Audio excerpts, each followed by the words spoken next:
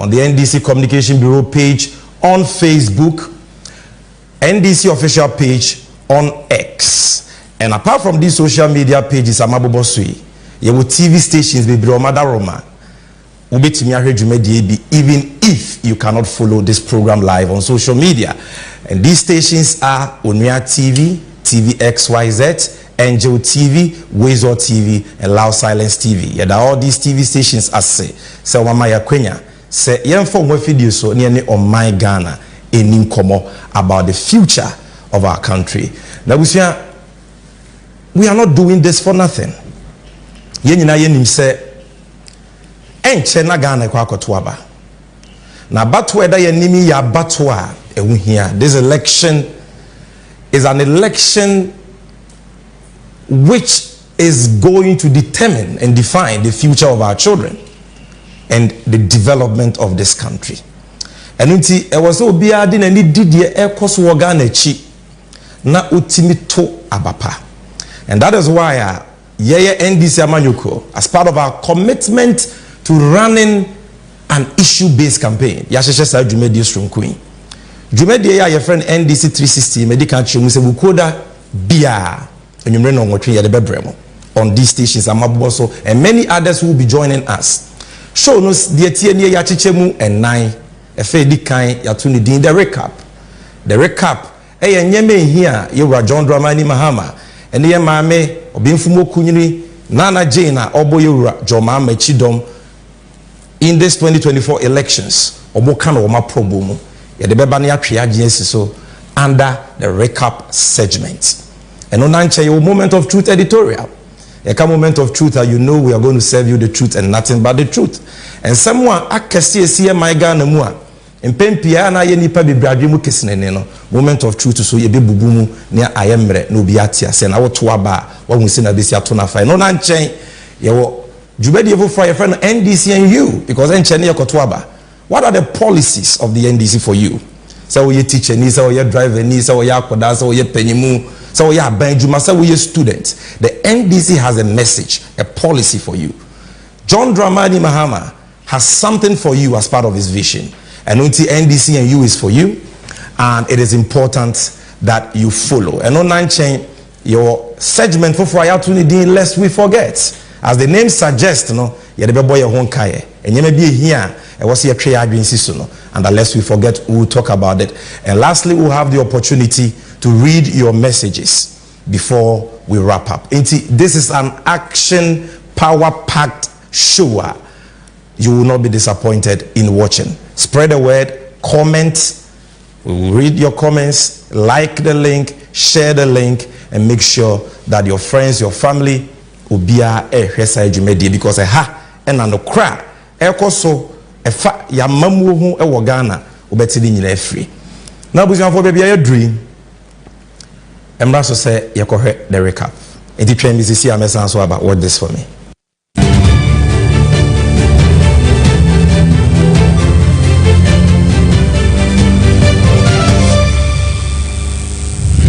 My brothers and sisters, we are not in ordinary times. This is not news. Some of us have been around for a while and have experienced the to and fro of politics in Ghana. But never have we experienced the levels of greed, unbridled arrogance, unrestrained impunity, sheer dishonesty, barefaced hypocrisy, incompassion, as displayed by this incumbent government over the past 6 years and more. The election ahead is not so much about Ghana making history, although that is important. It is not so much about returning a competent president back to power. It is not even about producing the first woman vice president.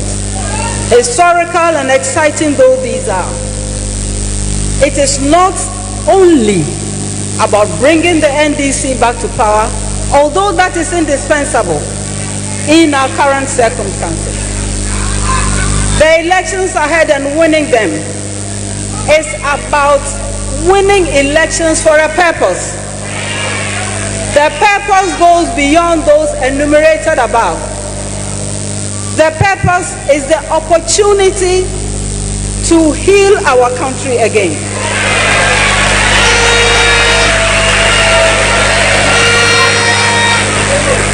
It is about the opportunity to pull Ghana back from the precipice of destruction, of normalizing corruption, of incomprehensive greed, from deep despair.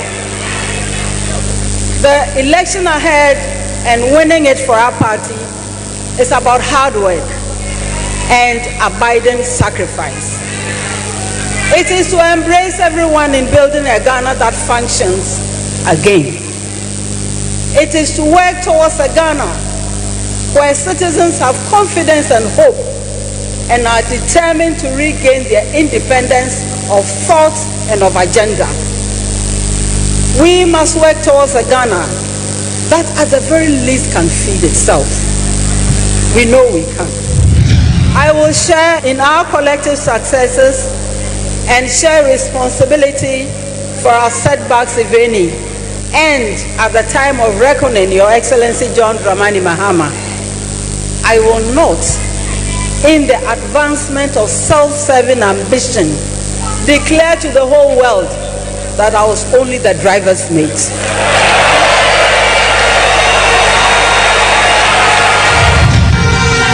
Ghana needs experience and not experiments.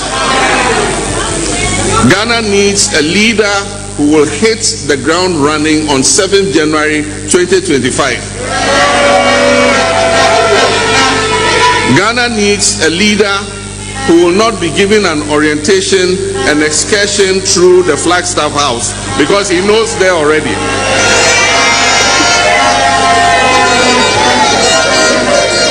Ghana used to be the shining light on the continent of Africa, and I'm of the strongest conviction that we can attain those heights again. I believe it, and we will lead by example.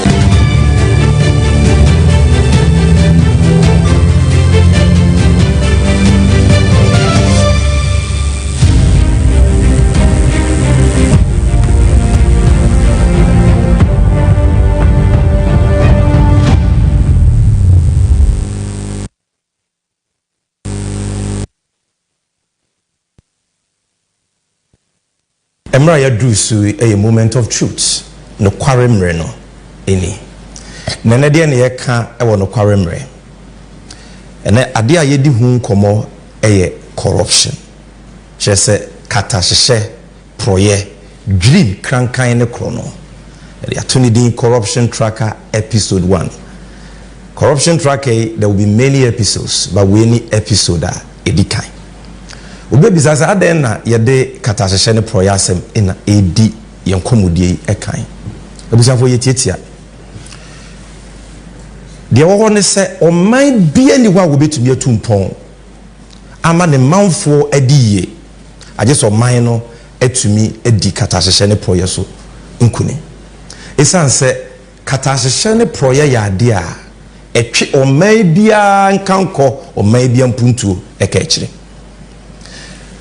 Omaya yewomi nipa yewomu nyina no nipa baako obi ye de obetumi obi ye adwuma obi sam na nimfifire obi etu ato ma aban onyame so ahirayen as oman wama ye gold wama ye bauxite wama ye oil sa nyeme nyina ma oman ni sika nanso sa sika no ye eyi etumi de ama nipa kakra bi se omonhwe so no monfa nya oman ni ye na ye nyina ye nya so mfaso and therefore ehu hia se as omanfo ye de ani di sade nechi ne make sure se ye taxes ye to aban di free ho no so aban no de ye de wo se wo de ye nya so mfaso ana nipa kakra bi abusua kakra bi nipa kakra omo di bre wa aban ni mu no mu wie sika de di nyafonyafo.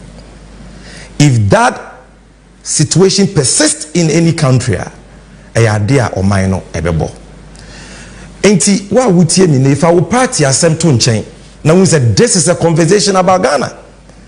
Se obi sika e wose ye de koye kwan sika e wose ye de kotu nsuo sika wo se ye de ye mpuntuo se opanyin bi a ye de tumi ana o man ya hye ne nsa e de fa kwati kwan so no no nko ane ne ma ne nabusuafo di a de o ye ne se okum nipa de o ye ne se o say o man no. And so where we have gotten to, it is not about NDC, MPP, CPP, PNC, it's about Ghana. You see, the entire I was when ni edi sa katashene proye enkomui e chipa kesene se abanya otia konwa soe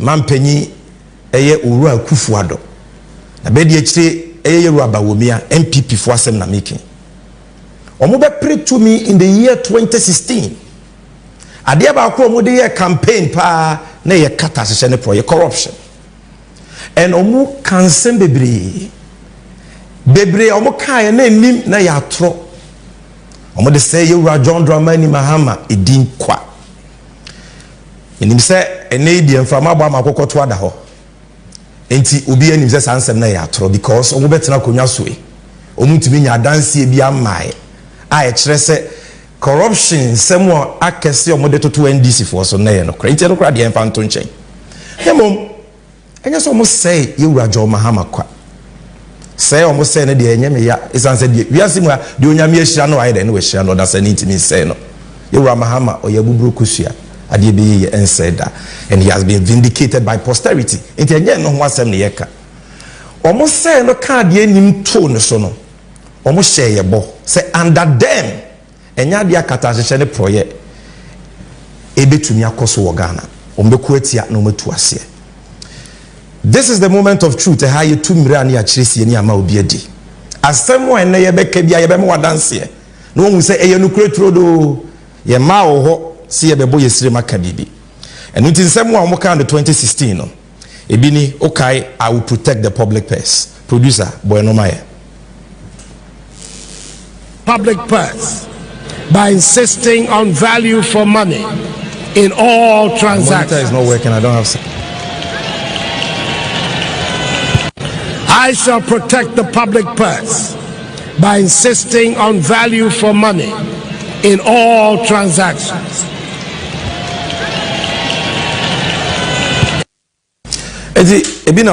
I shall protect the public purse. This is a Obana Ghana Sikawa Bebohubai. Or Kaya so Mohe Neyere Ghana Ba Penny, Rebecca Akufo-Addo born in same pra. The Baba so born in same pra. Abusabanyo nonko. And MPP for Frank for your mampenia be the Chira Laji Bawumia, and also cancer Makesia pa. Samobe Kaya or Kase Yewura Mahama Nabreso Katazene Proye Koso Nenuntina Hochira Bagana. A Yewura Bawumia and Maya who said, Sa Hochira or maybe more and Natchez a Katazene Proye Munti Wimame.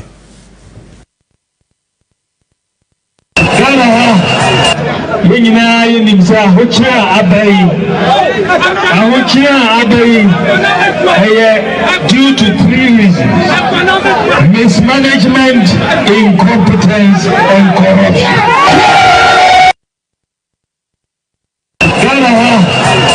Yenina yenimsa hochira abai due to 3 reasons: mismanagement, incompetence, and corruption.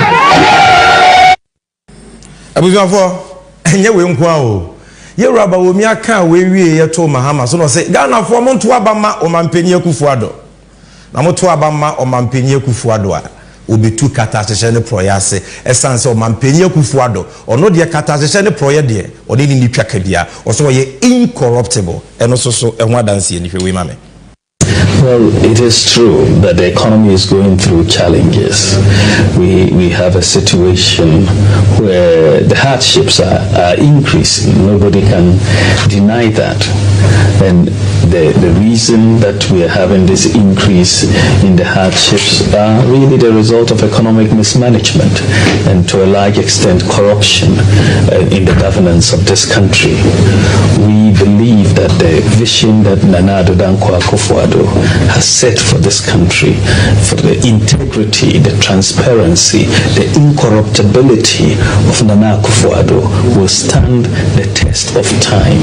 And the vision that he has for economic transformation is the reason why Ghanaians should give Nana Akufo-Addo the chance in the 2016 general election.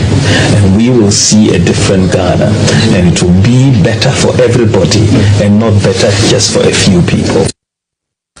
Ejabuzafo nwankasa matibi bebre wo ho yekoya nimi ye bebobi mu akiremo but mo ne bebe ya adwen se eye sansem de we adokodoko nsem we ensem wan se bi se bimpraduasa ukonwuram ko ka kira bua mu ti akra obidi wachi abafie MPP for led by Alhaji Bawumia ne Omampenyi Akufo-Addo ka kire Ghana for ena dodo na ade yesisi dua ekoto abama wo. Nti ena obroni si adani social contract between us and them. This is the social contract between the governed and the people. And therefore it is legitimate for the people to demand accountability. This is the reason why a corruption tracker.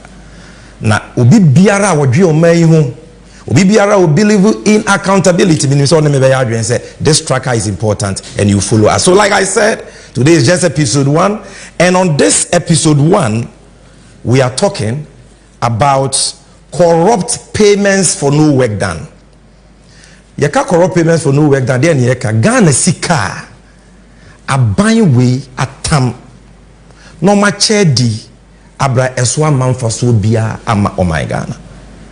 Latifia said no we are just part 1, and on this part 1 we are focusing on the fraudulent Pualugu multi-purpose dam and irrigation project. I'm going to tell you a story in the next few minutes, a story that will make you sad, a story that will make your heart bleed. Mere preparation for this program, anytime I went through the documentations, it shows you the kind of wicked leaders we have. And join me as I go to the screen to do this simple presentation. Now, corruption tracker now we are dealing with corrupt payments for no work done, a case of naked thievery, and the focus is on the Pualugu Dam. Now, on the 29th of November 2019, Jumedie Kesie bi koso e wo kura ye friend Pualugu e wo Talensi district in the Upper East region. Na ye Jumedie ben. E ye Jumedie a Omampenyi Akufo-Addo ene na bedi akire Alhaji Bawumia. Omodi aso akwa form se omu si dam e de ama akuafo ene nipa e wo esrim enyaso mfaso. Samu bekaya yet ye baby enka bi hye mu 2016 ena owura Bawumia ebe ka kire yen se ohia buburo e wo srema mentifi na ono de odwen sremfo ho pa eni ti se Ghana fo ya ne moa na ye to abama no sremfo ya ne moa no moto abama no a oba no ode nhyehyeye fufuro kwa eba e de yeyo ni puntu obeba srem no bia ho atono san hyehye ni mu baako was the no mo frɛ no one village one dam and obi anim say one village one dam no it was a mere slogan atonsuom na ye frakadam enye no ho asɛm ne ye ka but you see say ye na omo hye bo no mo ani so a enka enye ye ya sa bo hye omo hye ye nti omo ba ye na omo say 29th of November 2019 as part of this so-called frakadam one village one dam omo ko Pualugu omo kwa akoye dam ewo ho enti they did a big program na wo hwe Omampenyi Akufo-Addo a enye ono nkwa na koye na bedi akire Bawumia ne gina na chi no ohene pompa owo sampatam ho the Mamprugu area eye the Nayiri himself no ho na namsifo ewo ho na this area ye ka ho asem no eye owura Bawumia ne kurom prekope enti dwumadie Omampenyi Akufo-Addo e de share nsa ope se wo hu de meka no ho adanse a any graphic online or say President Akufo-Addo cast sword for $1 billion Pualugu multi-purpose dam. The date is November 30th 2019 and then there were no kind story now say President Nana Addo Dankwa Akufo-Addo yesterday, which means 29 November, like I said, cut the sword for the construction of the Pualugu multi-purpose dam in the Talensi district in the Upper East region. The $993 million project, which is being financed solely by the government, has been on the drawing board since the early 1960s. Into Adansi no. Now we say for sa project here you can semi. And yes, I buy way MPP aban buy and almost so ho dae and omo akofa buy you. To say the graphic story in the kan no. This is a project Ghana man penny odi kan or sergeant for Dr. Kwame Nkrumah so ho dae. Na ye fiti ase say ye ho kratasem eni hwehwemu afasa project na ho. But under the tenure of the visionary nation builder, His Excellency John Dramani Mahama, in the year 2013, ye to Obama President Mahama, and I said, ye check, ya ebe boy you no me wusre. Into your ma VRA for edwuma say omonye hwehwemu de friend feasibility studies for a period of 5 years, 2013 to 2018. Okope sika from Alliance Français Développement, AFDB, France for bank, World Bank for so boy your chidom, may they say you made the buy. Now, I want to show you evidence of that. O person who say you Ramahama Abreso and a project we who feasibility studies in a way. Just go to VRA.com. If producer can give us that story on the screen, you will see it. VRA.com. The story is there. Feasibility from 2013 to 2018. Project no ya chiche mu miensa ye wode ye dam say ye no on the white voter. Now give me the VRA story again. Give me the VRA story. Good. So this is the VRA story. You can see it here. Okomo website it is there. Just search for Pualugu Dam. It says VRA started work on the Pualugu Dam as far as the early 90s when it conducted feasibility studies on potential hydro sites in the White, Black, and Uti River basins. The current project activity started in 2013 when VRA, with financial support from Alliance Français Développement of France and technical support from the World Bank, initiated feasibility study as well as an environmental and social impact assessment for the construction of a multi-purpose dam and irrigation scheme. VRA completed the feasibility study in 2018 and has proceeded to the implementation phase of the project. President Mahama Abreso ne started here. Aban we buy near 2018 and 2019. Almost to a so no problem. Now let's go to the components. There is a dam. 165 meters near the Pualugu Bridge. Dam no so the FA woman say ebetimi asanso ama ye enyinama hoode in Kenya. Ama ye nuanom e wosrem. So there are two turbines omu nyina no generate 60 megawatts of power. And on answer what the irrigation scheme and also so a different part of the project intended say ebema akuafo e wosrem nsuo ama omo dia yo mukua no mo no baye etimi adoso. So it's a very, very important project. Now abusian for Emra MPP for the asoko ball form na yiriti akonwam mpenyufo ba wo mi okrom ahemfu nyina wo hobi muntie asemo wa mpenyi Akufo-Addo ekan muntie of the Pualugu multi-purpose dam and irrigation project, which upon completion will be the single largest investment ever made by any government in the northern sector of the country.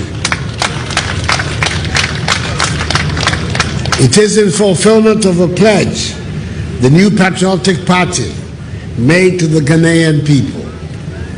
For us in the governing New Patriotic Party, we do not renege on our promises.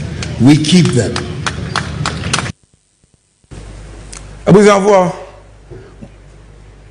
Mwankasa matibi wo masun nkontompofo project amobae na ewo ho Yewura Mahama ye ho hwehwemu nyina awie Omampenyi Akufo-Addo say your mu project na ekire say MPP for say omo di omo bohye so. This is what he said. Na the Omampenyi Akufo-Addo kan no kwa na enye ya. The backing vocalist nkontompo hene Alhaji Bawumia a dwumadie ni na esi ni na so no. Ono de okan ye mpo de bobo omuntie. in the northern part of our country where you come from, and Amono, can you beat your chest and say, yeah, this signature project in the north? I think, the most important project in the north since independence, Pualugu Dam project. Okay, is the biggest investment. Say we're drawing books since independence. Okay, government did buy say Pualugu Dam, but we're here as a signature project, and in Ebeda number one, so there's no doubt about that. Pualugu Dam, no, it's clear. Government, but for any government since independence, there's no investment ever seen Pualugu Dam, you know, and it's something that is for the country. It's something that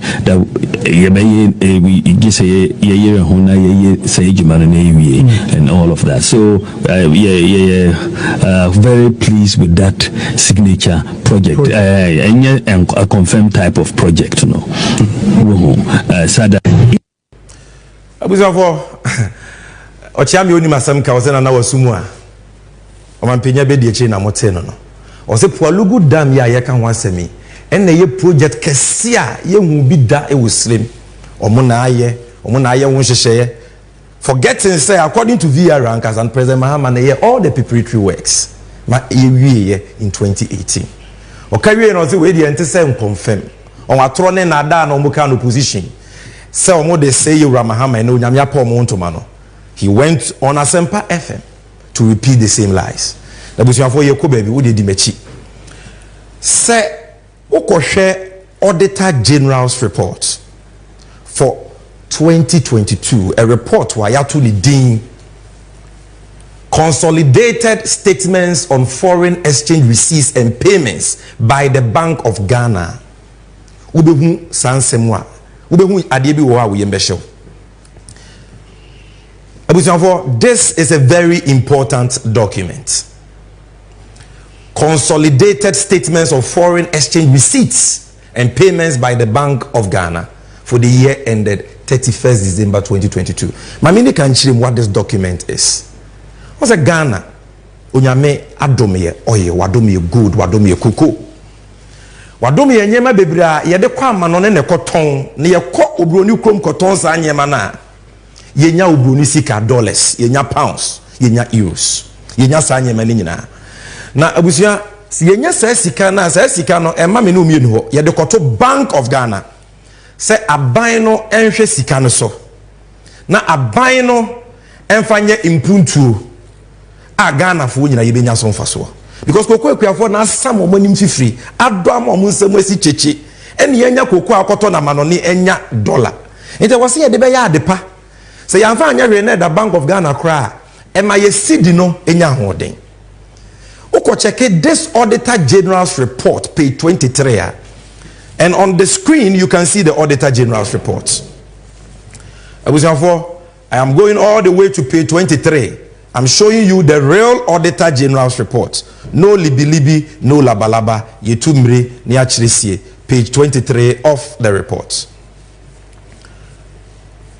You will see this table. Progress payments to contractors for 2022 and 2021. Table 11. Now, the last but one row of this table. They want to say, Bank of Ghana for say Ura Bawumia, our chairman of the economic management team. A directive or direction, directive, clear order. Muntuesika, and from company your friend of Power China International Group Limited. As I see, can almost say a final payment for the construction of the Pualugu irrigation project. Sikane do is saying $11,949,088.06. Next, Akaka Krebi not $12 million. This is the Auditor General's report. Sika Umetuya. Look at the purpose of the money. Final. We are mobilization. Final payment for the construction of the Pualugu irrigation project. Shane so say Jumedie Yeraba Wumia Nasu Nisi because I will feature penny krum prekope. Now let's go back to the PowerPoint slides. Let's go back to that. Good. So this is the amount of money which was paid. Na sika yaka 17 no makana kaka kasa ewo obronis kasemu. What the baga na sika mu ade na yaka ho asem. Obi so for $1 na kaka kra bi na 15 cedis. But when put the yama abai na to 4 bo, $1 is to 14 Ghana cedis. It is a converted $12 million no. Eba Ghana cedis you get 167 million Ghana cedis any echire. Titisikano 1.6 trillion. This is not chicken change. In this kaketwa. Uraba Wumiane na buying say omo di ama company from MS Power China Company Limited. Final payment for the construction of the Pualugu irrigation scheme. Omo say oma ye irrigation scheme na wie. And omo tua contractor ka. Which means say ene ye ko ba bia irrigation scheme ni wa. E wo se ye hu project a e ma akuafo nsuo. No mo de ye omo kua. Se na be ye omo no ba ye e be do so no mo so anya bibia di. Omo so atinya hwe omo ho ahwe omo ma. This is the money we are talking about here. 167 million cedis ebigu so. Titisikano 1.6 trillion. Na buzian for NDC Communications Bureau ya ye hwehwemu. Na minisa asem we nsɛmtwerɛfo bebree so ayɛ ho hwehwemu. De ya kwa akohu no yɛse afem. After making noise about this project, a project e bi sisiremu da, a project e de sika ebeba srem NPP for there. We don't renege on our promise. We nye Mahaman confirm projects and at the end and after paying according to them $12 million equivalent to 1.6 trillion. And rather, you call the sites of the project. As you may be aware, Unimu Amichirim project we shortcut your Mampenya Kufuado and the Pualugu and what talents in the Upper East region. But a project on the white voter with crisscrosses Upper East and Northeast regions. And the project ne fa kesiye pa no Northeast Oraba Womia ono anu krom ne wo. E wo kura 80% of the project e was Sariba. Project ni bi e wo Kurugu and e bi wo Pualugu. We have been to all the 3 sites and we are giving you videos taken as recent as yesterday. 1.6 trillion na ye mpanyimfo omudi omai so omudi aya irrigation project ewie so omode boa akuafo no mepamacho mo meyehwe the videos na etwagu on your screen no. This is the Sariba site where 80% of the project can be found. Utimu is a contractor no wabobo na pata waye ne board wo ho dama omampanyi abedi eche ba womi atua 1.6 trillion ono ani kromo enie dam nini 1.6 trillion dam mohwe almost the final payments. This is in the Auditor General's report for 2022. Areho asefem asasetam ne dawo hwini so me ba wacho mo menko Kurugu producer my Kurugu de no we Sariba my Kurugu also in the Northeast region Oraba wo mianu krompe eni Kurugu de no oh contractor no oye pillars bi wo form enti dam nini o 1.6 trillion dam enyame na me so mo tua 1.6 trillion. It is the Auditor General's report. I have shown you the report. This is Kurugu. Producer obetimi am ya Pualugu bebia o mampenya Kufuado odi asobo form one na yiri wo a na odua no Kurugu ni. This is the Kurugu site. Me say Kurugu Pualugu. This is the Pualugu site. This is the Pualugu site. Thank you very much, producer. We can come back to the studio. Thank you. Ejabusianfo eyarewosem asem we asem a odwen ho a wonte ase. These are the people who promise to protect the public purse. We mu no mode atro ne nada. Adokodoko nsem ebeji to me. Baako mampenya Kufuado say I'm too old to steal your money. Oraba womia osemonto abama me na memfa Quran enko presidency ko run the woman nie say wonye dam wa wotumi ka say why dam na wa fa Ghana sika titiri de 1.6 trillion mwacha ma mo ho adi say mo tuya ma contractor. The contractor has left site for many years only and some trouble for Mopa Monko Kurugu, Monko Sariba, Monko Pualugu, Monko, all the places are project we you will see nothing. And I told the Bini Kasa and Penisi Papa so upon woman so and then the num dintia name of the untia. And you say this for your num the Kaka and Yakasaqua. And you say, ya buying any so into the buying baby and you said no. And your die woman Ghana. Anybody who has a scintilla, a modicum of love for this country, you must be sad and worried about this. 1.6 trillion gone down the drain. We are talking about projector and Keba stop of flats in Soyiri Aitasi Ewosa Isrim and Patamuho. Projector Keba boy Kuafua and what Bawumia, New Chrome and Yesrimina. Projector and Kaibabe Boama Slim Fuenyan Kenya. Ebabe Boama Puntoni Yeyo Abaho. $993 million project, which was supposed to be completed in 4 years, 2 months. Just the latest by January 2024. The Enkomoye. Ome di 1.6 trillion kwa. Omo di chawomanum fine. And the Auditor General Achiomo. Nasaba Womian Enkontompo Hini. Waiting your dad and the chrome, he need the Nairi himself. What dad on one chrome I him for? What dad the queer for one chrome or no, and then obon to also a house to house. Obano be show also be your koyama no ajedi. Mpenyu for the quarter class of a mount to my TND. On one chrome fumpuni. One for the Nianto Nairi, or my disikana kwa. No projects. This is criminal. This is thievery. This is wickedness. Ebusiafo, yanko yanim. Na obi beka say o sameja mfi Auditor General atsem nko ana mo ka. Na bia Auditor General no oyemfonso. Medical mo say Auditor General wankasa kwa say Bank of Ghana na etua sika no. Na enam say NDC ye penu kurenti no ye kotie Bank of Ghana for so ma no ye. Munyina munim say ye wo abasoko bi e wo mrahye bedwem aye form Public Accounts Committee. Auditor General yen hwehwe mu wi a ho na ne report na yeden eko report yakoho Bank of Ghana penyimpa Dr. Adesian Bawumia na Akufuado de na akwa ho no ono ankasa na net adwam one ne auditors ene ebisa omo di nchiremu na ba 1.6 trillion no wo de mo hwe nchiremu omo de aba muntie. Last question from you. Okay. Thank you very much, Mr. Chair. Page 23. Page 23. Somewhere you will see final payment for construction of the Kwalago irrigation project. Yes.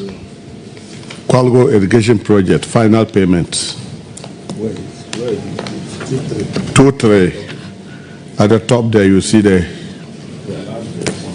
last but one. Final payment for the construction of the Kwalago irrigation project.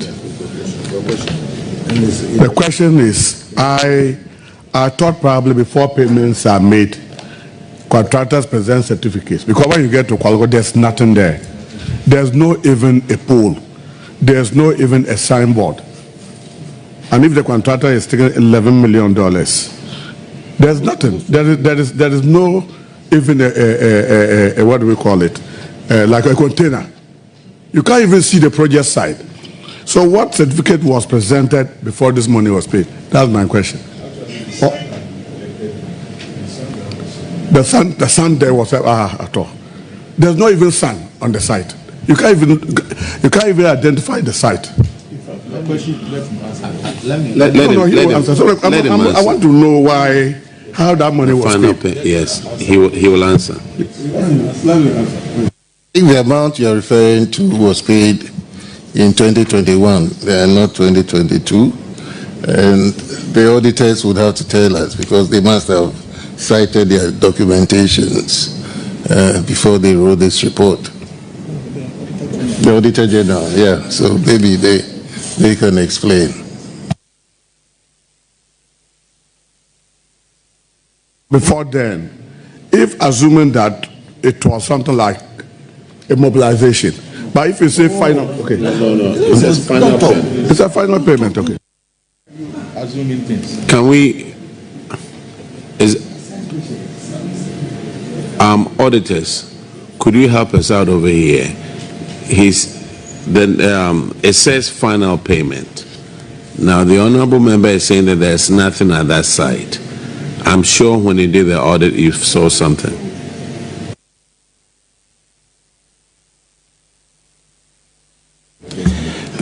Honorable Chair, Controller instructed them to pay, and they paid. We are not aware whether the project has been completed or there's nothing ongoing.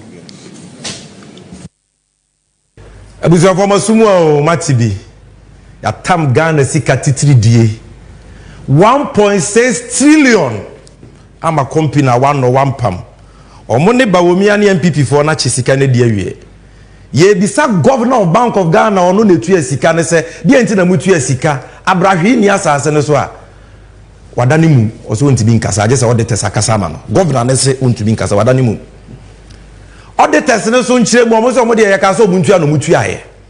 These are the people omo ye central bank. You see the poverty of leadership, the leadership paralysis confronting the nation. You see that for yourself. Just say yesi muntu ya now ye diskana mo much heady.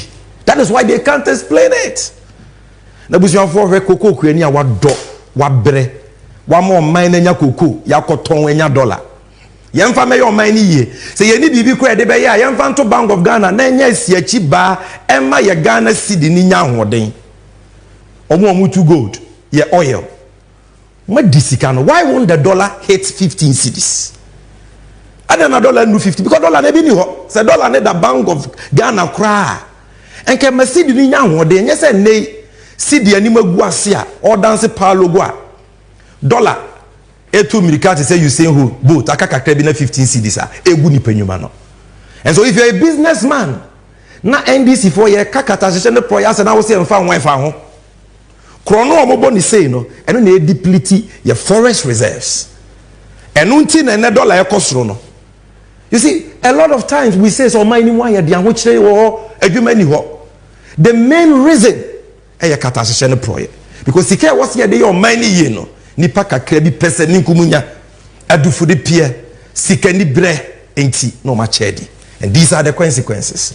Enti we've given you both sides and you can judge the truth for yourself. No baby says 1.6 trillion onima de crowd in betumi aye enche ya kra mote Ghana mankwa edunson and a shiro monkwa they died. Why? Because kolebu aswaye wo ho a obi wo kidney disease a okokoje ayarehwe no aban we di omoka 4 million cedis ama ye raba wo mi ase aban economy no hwe so no any 4 million cedis. For 6 months the renal unit was shut down. 17 Ghanaians died. Say sika we ye ka say ye de ya de palm on my Ghana e betinye si renal unit with many machines. E betinye ma kidney patients free medical care for more than 2 years. Ye dia say ne kwa. Say sika ye kan wan semi say ye tuama independent power producers enyuma yoku a na ma ye nyina ma hode a and na aban de oka na aban timi 20 dum so aba hairdresser fo adwuma egu cost of adwuma egu ne de keka ho a say sika ne de kotu aka ne bia nka dum so ba na wie ye abusuafo en adwuma ni ho and the T association, they say unemployed graduate nurses and midwives association. 75,000 of them. Oma we school e ko mfie 9. Aban sisi keni wonti yemfo mo adwuma mutifie. $12 million could have employed these 75,000 nurses and paid them for about 1 year. And so Raba Wumia Kufuado MPP for kakra bi o ma chesika no edi. Yebetumi dia ya kwan yebetumi dia yempuntuo. Ebi a wo hweme utie mi free sehwe. Utie mi free wo region wakwan nye unsuo nye o purchase compound unye bi o peduma unye bi sika wiki betimi ya ade a eso be ba mfaso e de amount. This is what we are talking about abusuafo. This is the kind of country we live in today. A country ampenyufo ewo mu no omode na ada abeju to me Almost the idea chrono ye mobi. And so we are confutachi am watching obia. And we have given you the evidence. Sika we are making one semi. See the Mayo John Dramani Mahama. And come be puntu. Come be dams papa. Come be apine papa. Come be suku papa. John Mahama Bresso, nothing like this happened. And it is what is Akufo-Addo and no kase. I can't hand over to John Mahama. I don't want to hand over to John Mahama. Then I'm the otisunti. Osro omuni zomokwa. They are going to jail. Once John Mahama comes, there will be accountability. And ye ma ye puppet, ye pudo, ba wo mi amra no mebo ye ho ban. The omu ye nyina eno no. That is the reason for that. Mame tro nyema ka John Mahama this can be. John Mahama esrem wa baby Dr. Bawumia. We disika we ase ne kwa no. Oye de mu hu no mafidie so say your friend the Tamale Dam. This Tamale Dam is in Garu Timpani in the Upper East region. Dam kesiye sikaka krebi no de ye mo hwe dam we da ho. Tamale Dam. This is just phase 1. Aban ba phase 2 and phase 3 o majaye. This is President Mahama for you. Show me some of the things President Mahama did, producer. The Tamale Dam is okay. Show me some of the things. But when we are to be see dam, President Mahama mo hwe the dam ho here. Mo hwe the hospital in Kraheya, University of Ghana Medical Center. Hospital we HN Hotel, 5-star hotel. We see am here. Next, try more. Producer, let's go. Let's go. University of Ghana Medical Center. This is what Mahama will use your taxes for. Because this is what Mahama used your taxes for when he had the opportunity to govern this country for 4 years between 2013 and 2016.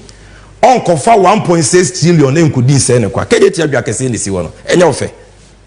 Mumisa bayi we wama betena kunwa so for 8 years. Where is their kejeti? Where is their University of Ghana Medical Center? Omo Tamale Dam ewe. Producer Yanko KJT no. Yanko. That is KJT for you in Kumasi. Projects in the This is the Rage Hospital, Greater Accra Hospital, 420 bed.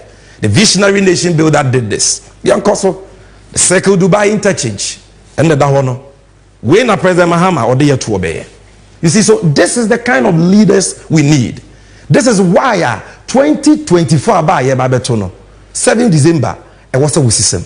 MPP in Qatar when him say medium MPP near we meet no. Sir, politics no a chem. Let us vote for change. Send a bias uncle for you on bebu akonta. We will hold them accountable near the onwase. And it's a position for maybe I did you made the basin. Now, I may a moment of truth editorial on this Pualugu Dam. EBOBT, Mr. Nadim Yanekesine, Auditor General's report now conventional. Public Accounts Committee, Bank of Ghana, New Year now conventional. Videos and pictures now conventional. And it's all there. My main more MPP penny pa na semwa waka about this government and trade on the obejinedi. Because it will be MPP ni amenya to say your MPP ni bi chen Kennedy akompre kwa Japan. With the muntie the onwaka wakasa afa aban we ho. MPP is looting this country as if there's no tomorrow so much.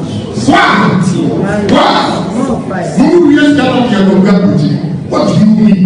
The youth of this country are not working. Now we're intimidating and forceful.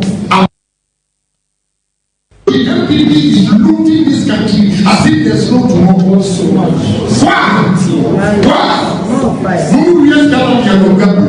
What do you mean? The youth of this country are not working. Now we're intimidating and forceful. Ezi bomochichi efisu ase ebe ka tro so denche me we ni na chinye obu a wo hwem ya wo MPP ni a obu ofu a wo didi matem unya MPP ni nche Kennedy Japan.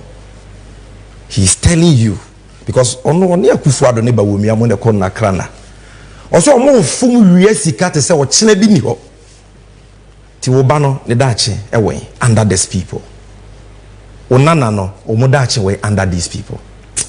The producer, one time, never many friend.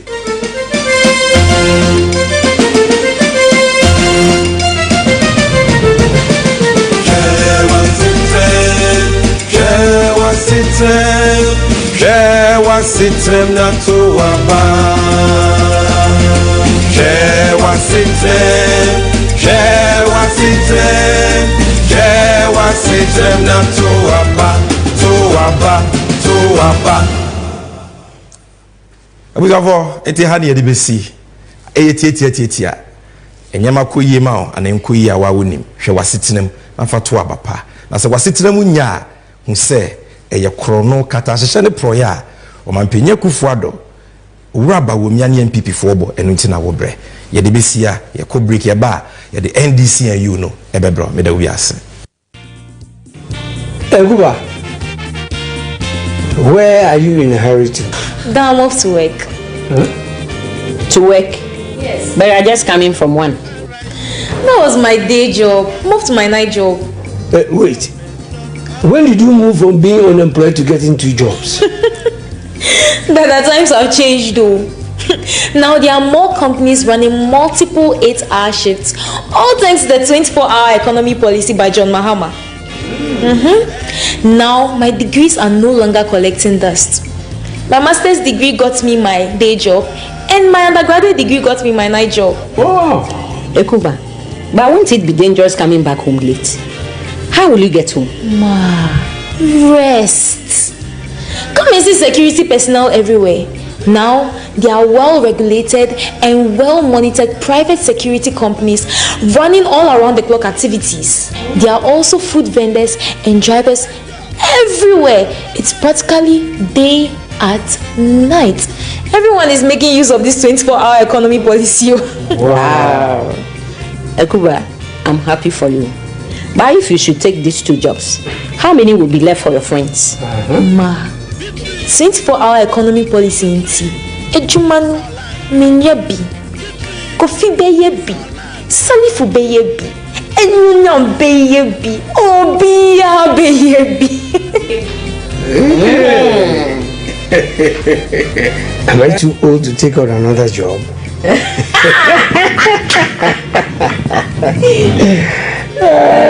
Vote for John Mahama, the nation builder, and the NDC for a 24-hour economy. Ejuma Pankwa. Eguba, where are you inheriting? Now I'm off to work. Huh? To work? Yes. But I just coming from one. That was my day job. Moved to my night job. Wait. When did you move from being unemployed to getting 2 jobs? The times have changed though. Now there are more companies running multiple 8-hour shifts, all thanks to the 24-hour economy policy by John Mahama. Now my degrees are no longer collecting dust. My master's degree got me my day job, and my undergraduate degree got me my night job. Oh, Ekuba, but won't it be dangerous coming back home late? How will you get home? Ma, rest. Come and see security personnel everywhere.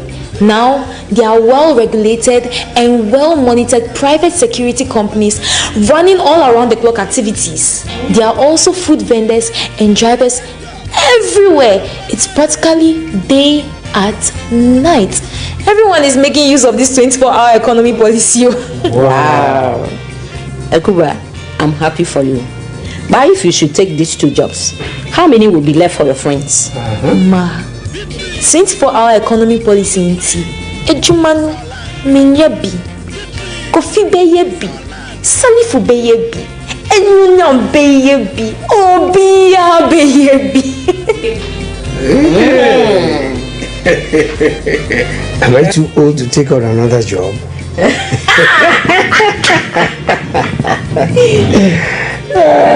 Vote for John Mahama, the nation builder, and the NDC for a 24-hour economy. Ejuma Pankwa. Abusavo, efa ya drusui, eye NDC and you segment. Eha, ena sheshe ya pa, NDC amanyoko ya woma wo, ya woma gane nibia, ya fane mako ni achichi. Ene, bitia ye pa.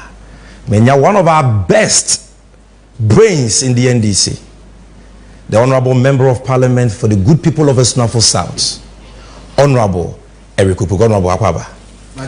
You're welcome to NDC 360 and to this NDC and you segment. Nene dia na woma e.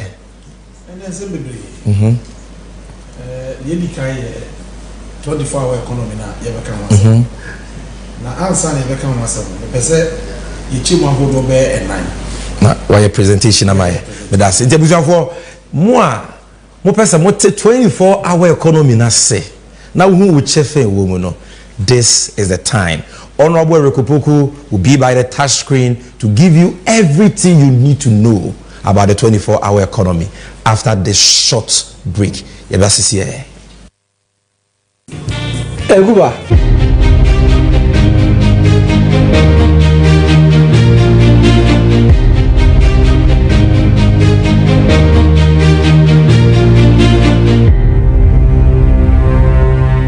I was for your mama Kwabena about NDC 360 show, so offer your do see is the NDC and you segment. Honorable Rekopoku is ready. Honorable Ghana for you so tell us about the 24-hour economy policy. You say me dey make nyina say Yewura John Dramani Mahama na probo a wo bo Ghana nyina wo dey sire no say nyame ye na don na Ghana for to abama no a wo dey she bi ba ye fe no 24-hour economy na 24-hour economy policy kese a wo dey be ma oman sikasem agina na enei meda wase so mama kwanya memfa wa fidie so na Ghana ne wiase nyina menchechirem na obia ante the 24-hour economy no ye pese ye kire ase na Ansah na mechire mu no policy bia aban pese wo ye ana pese wo di bu oman no ewo nyina so sign no man si kasem si tie kakra bi anu nti awase policy we ene ye de ba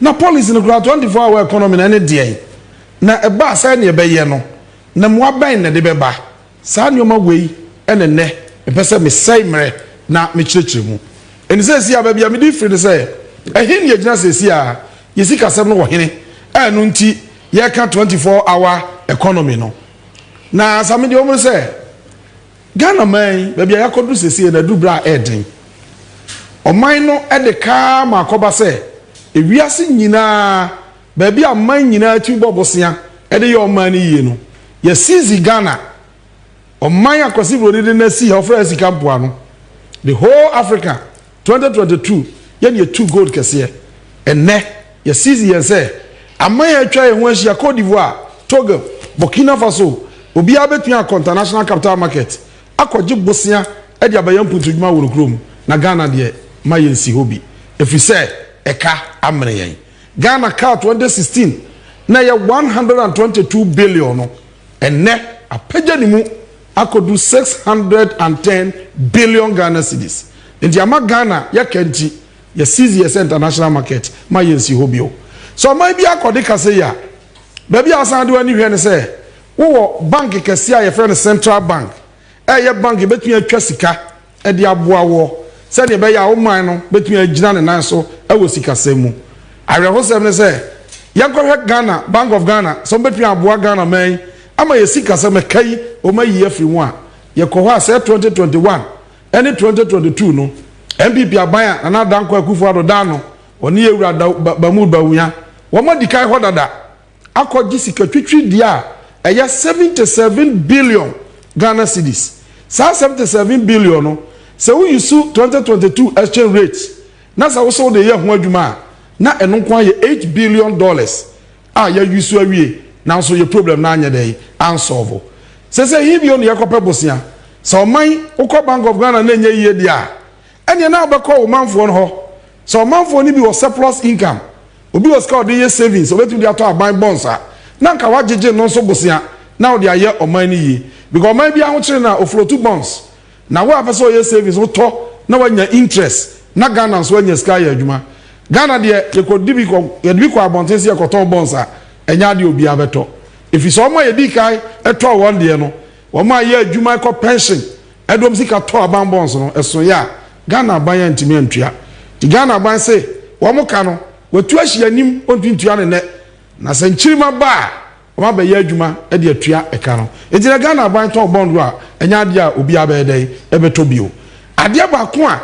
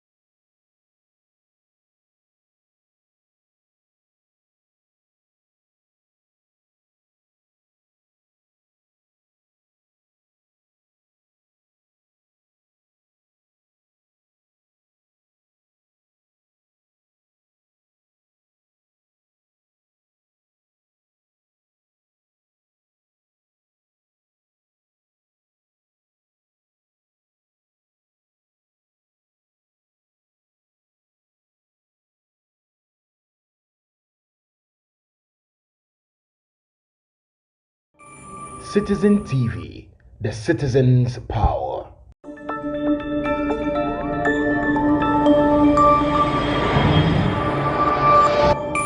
Citizen TV, the citizen's power.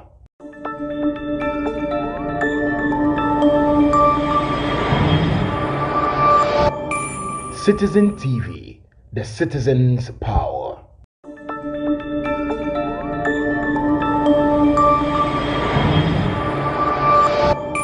Citizen TV, the citizen's power.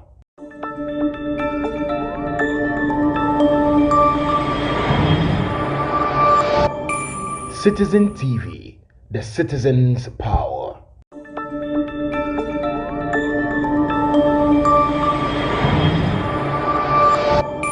Citizen TV, the citizen's power.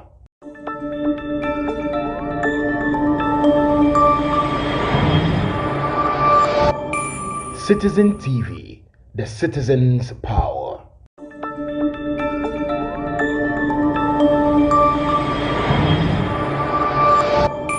Citizen TV, the citizen's power.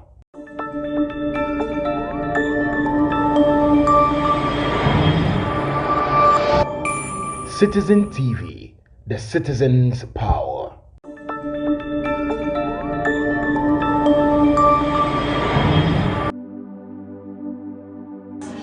Aha, I Nakado Ghana Limited. Your workers were just up hospital. You might be in Sassimo, you money. Yes, I see dying. Yes, also yes, surveying.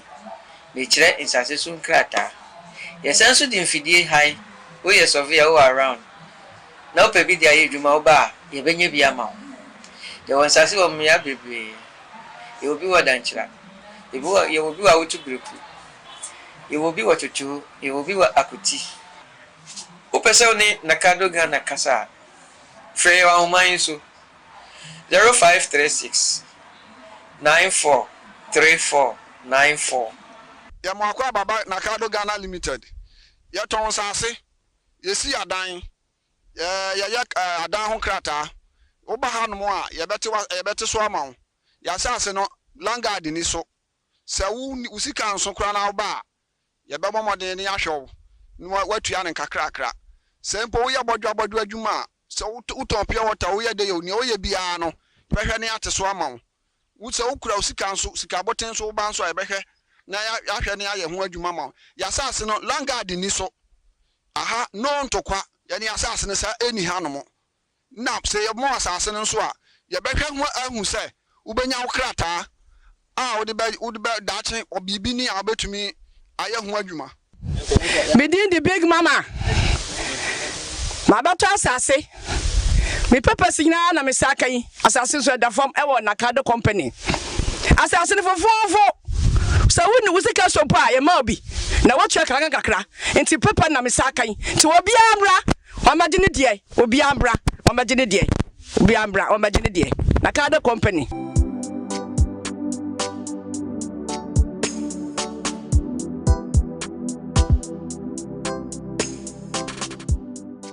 Tax 10% no betting tax no enya nhyase betting tax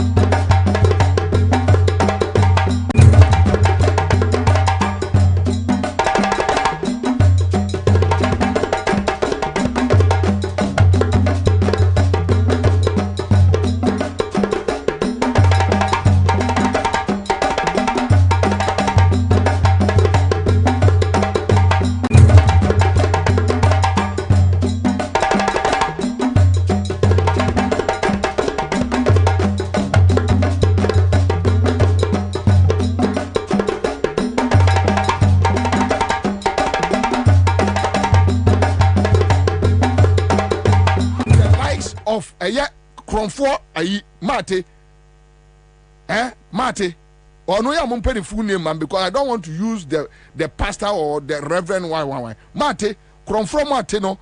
In the face of the current stealing, the man is so quiet. So it's possible. Yes, it's possible. It's possible. It's possible. Looking at Akufo-Addo, looking at somebody like Bawumia economist, baby, your current economy ne adru, ene nkwasi asema Bawumia di, ense huna wakeka, entra wadie. Then you have people like Kofi Bentel, yes, Ghana, kiya think tank ni, mimi tu kwa adru baby ni ebo imani diya. Then I know, say, we have people, we have watchdogs, people who are watching over the system. Now you have somebody like idiot like Kofi Bentel. Kofi Bentel. Kofi Bentel. Because here me mix a din too. No. Kofi Bentel na what imani no. You have such people telling us Bawumia any president. Kadia or your vice president, Kadia, why you can tell us. For Kofi Bentel, your Bema on your street, on picket board. Say Bawumia achievement as vice president in ye. John Mahama achievement as vice president. Go and check under John Mahama or your vice president. Now, your friends say inflation figures. Go check it. Or no one your economist or your communications aspect. But go and check the figures. The 4 years he was the vice president. Now check about me 4 years as vice president. Inflation record. Check. Your friend said dollar rate to CD. Check pounds to CD. Check under John Mahama as 4 years. Where simple. You don't need to go to Harvard. Yam found colleague on baby. Where Jimmy, Unim Ansah. Sanyama we no. So because school. Any just go and Google. The figures are there. Internet no lie. Pick the figures. Check one menu. Under John Mahama vice presidency. And our boy ne papa Tamils. Emma Omusi Atuabu gas today. Atuabu gas. Asante bedi atuone neba boy no. Omo fuma fa Jansa Energy Company. Omo fa eye Atuabu gas. Omo gudo. Omo destroy Atuabu gas. A company that can in a month give Ghana almost $300 million. Omo gudo. Omo gu Atuabu gas. Using Jansa. The owner ni a Ghanaian non-MPP man. I will show you his picture. Mubehuno. They are using Jansa to destroy Ghanaian asset. At say your friend say Ghana gas. The way Oma yato. The way Oma asset no. And they want to destroy everything and sell it to themselves. So they will come and tell us it's not viable. And they know it is possible to do it. And that is why Oma Peke sa moto no is possible. It's possible. And you're possible, say. It's possible. It's possible. Yes, it is. Very possible. So, Ushia MPP niya. It's possible. No nyane papa mu. Or catch you say it's possible. Say dollar bet me drew 90 cedis by November. Yeah. Or catch you say it's possible. Anybody I don't go say or don't go 40. It's possible. It's possible that dollar bet hit it. It's possible. Say and check. You better your friend say. Fuel. You better fuel 20 cedis, 25 cedis per liter. It is possible. It is possible. Bibia it's possible. It's possible. Said they will add more taxes. But the taxes be home. You need to know it's possible. It's possible. Even in the face of companies folding up. Among for journey companies journey from Ghana because of the taxes.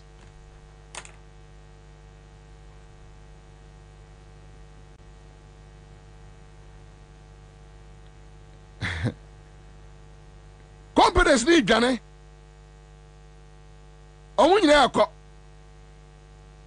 Then you have some criminal voices telling us, Bobie ebe it is possible. It's possible. It's possible to have a criminal as a president. It's possible. Oh, ja. Oya Ghana ni na wutie mi awie ya. Onipa na o ka che say it's possible. No, look at the achievements. And when Abel say it is possible.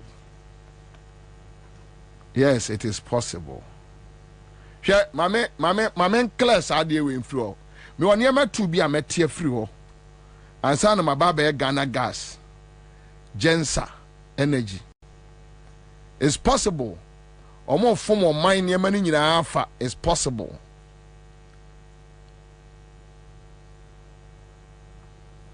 It's possible, very possible. Yes.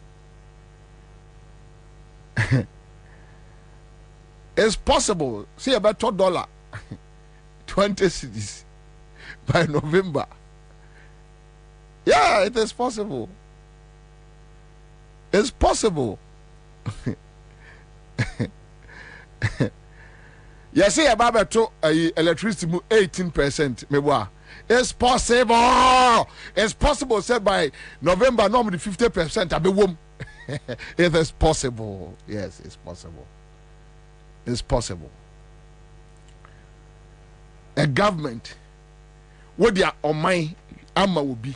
Ghana niya will team me. Moya amasi Bobie pekasa. Would you MPP ni kura no abodamo a would you assume ne ti asem we bi mame. Would yi wasum. Would you wear Jimmy wu kura de yi wasum. Ya de oman ama will be. Oso obetimi abu man no. Na sa nipa no ahyase e complaini e de kire yen tio wano complaini e de kire yen Felix Yeboah we are gam. It is possible they can buy SG Ghana Bank.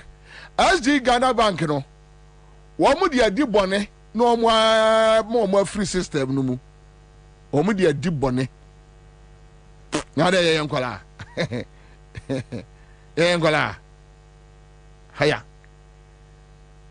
on what the of mine as obinsa then Kwame, the person start complaining to you, the citizen no awonam kromu no wano no complaining enema bonia koso or no complaining. But young question a friend say me am of Kandapa, National Security Minister. Young question Kandapa on chieftaincy and land guards, right? Me mama example. But internally, there are also a number of threats that have the potential to undermine our peace and stability. And these include land and chieftaincy disputes. A case in point, of course, is the protracted Boku conflict, the farmer-herder conflicts, electoral violence, and cybercrime.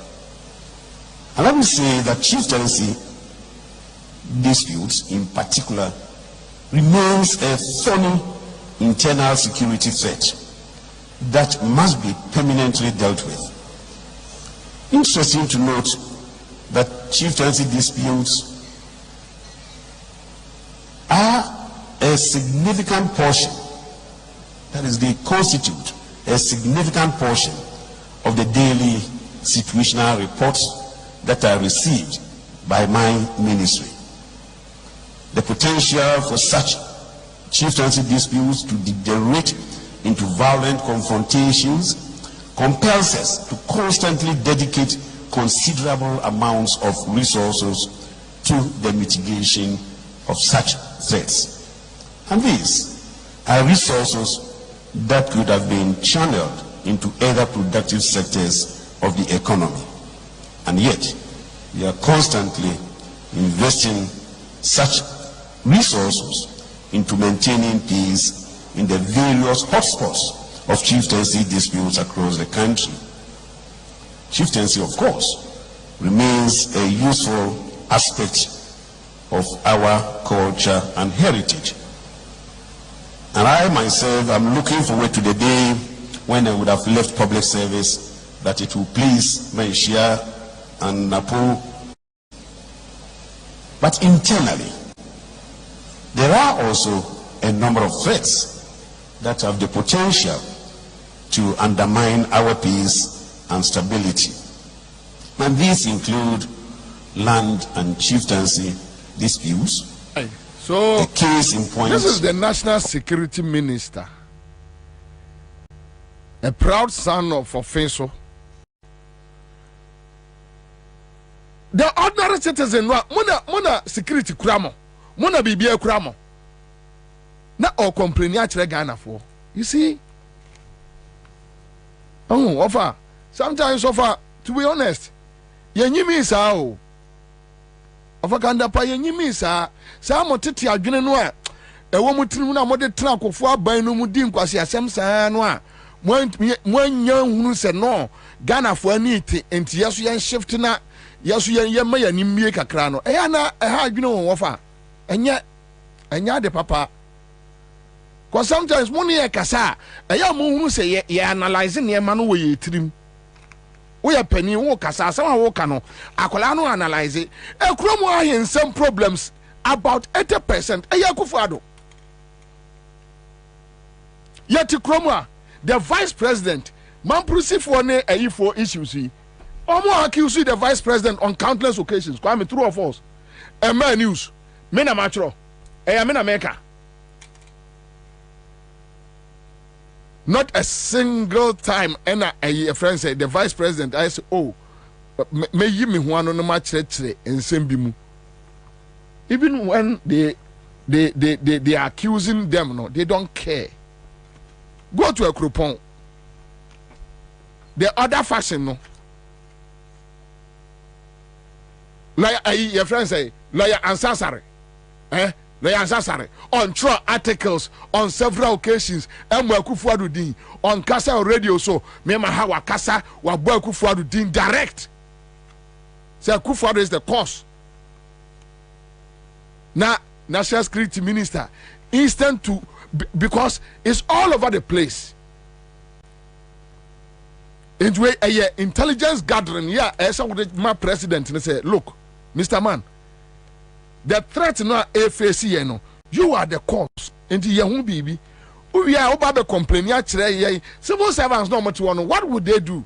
And listen to the National Security Minister talking about a friend say, Langards.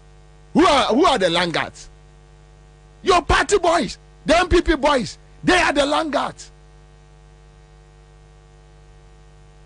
Ben Lord, why name Ben Lord our national security? Ben Lord ni ayi na nenam, ayi di omu yi na di no, nanapon. Ben Lord, any nanapon na nenam. Akwatia a friend say Etiwa Forest Galamsey Ben Lord Nanaponum, they were in there and Amujai Omo. Why name him say Ghana Ben Lord the Okum Sojanino? Why name him say a national security? Why name him? No my issue statement. We don't know him. At the end. Why name him? Who are you deceiving? Oh, over can. Mama, hey, when you pay dimu ya papa. Because and trolling Bonnie Amudi Bua Mino, and ye fair. You are talking about Langards. The National Security Minister complaining about Langards. Gavin was here. Can of rata fieni. A nipa baba to petrol bomb, Ewa Cry FM. Befim there, the National Security Minister, and any problem. IGP, and any problem. Yeah, and no problem. Say Yankoton or Man FM, Yankoton or Untumi FM, Yankoton or Casbin FM, Yankoton or Peace FM. Meboa. Aha. See a Totono or Honwa. And Kayandianka, they have a cause to talk. Casamre Koma issue statement. Yabatuno Akra FM and so what? Wenum Nani Susawa Santimemua. Na omone SK Buaf no nam say they believe in rule of law. And who dream someone woman kwasi asem wo maka ho na be beto to de na omo ye no a na wo bie wa no a na wa hwe yi a na so kan kwasi asem pa kire wo mo.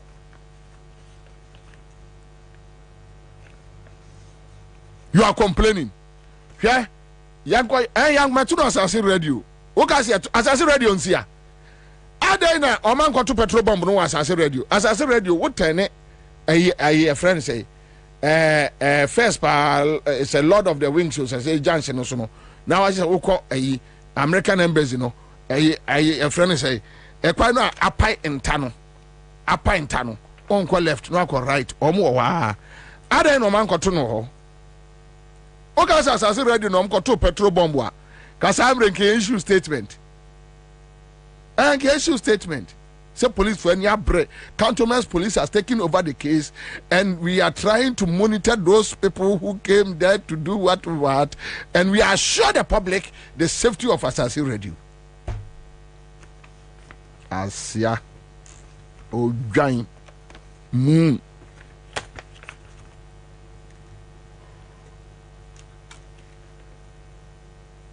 You go to yourself, Mafu. Unemployment, no Asafmafu air complaining Ghana for you go to Asafmafu.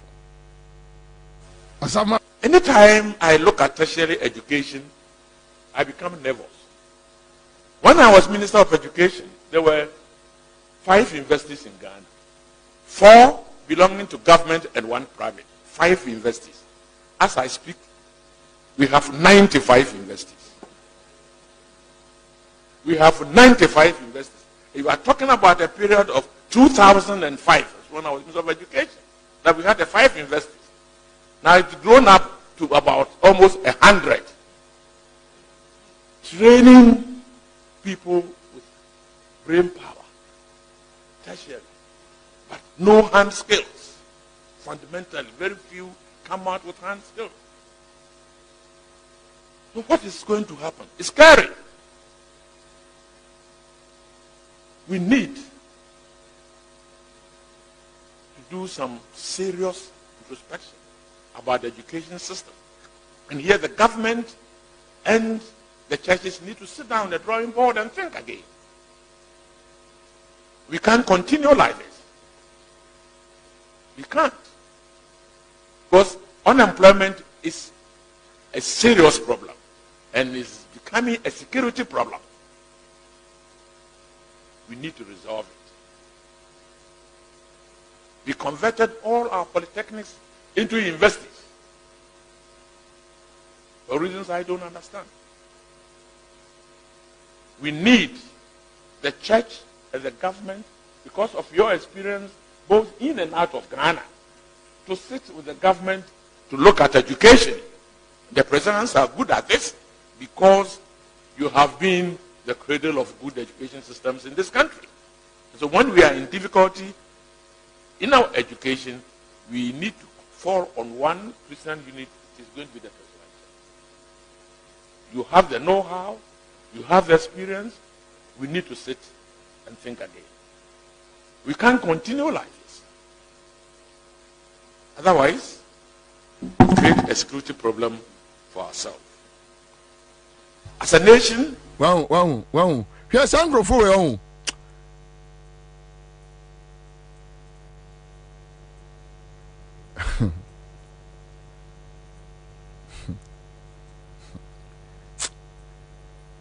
It's okay.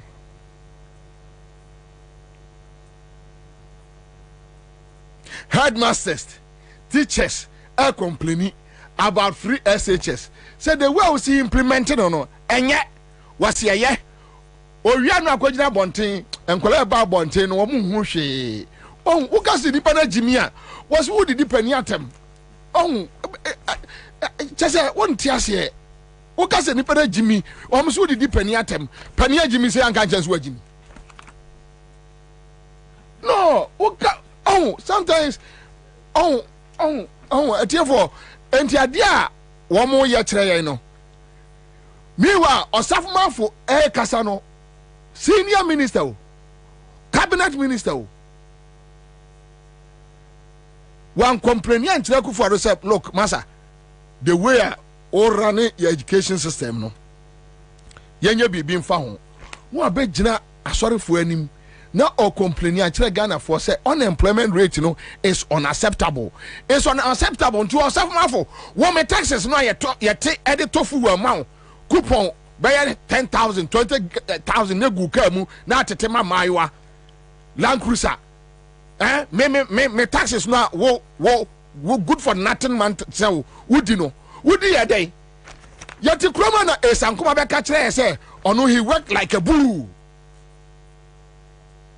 inti won krofo say omo dwene ni abaje esankoma so esankoma say enye won na eba be dwene e dia ma aban no. Today you have these stupid people standing in open air telling us, complaining to us omo kan minor problems e dey akire ye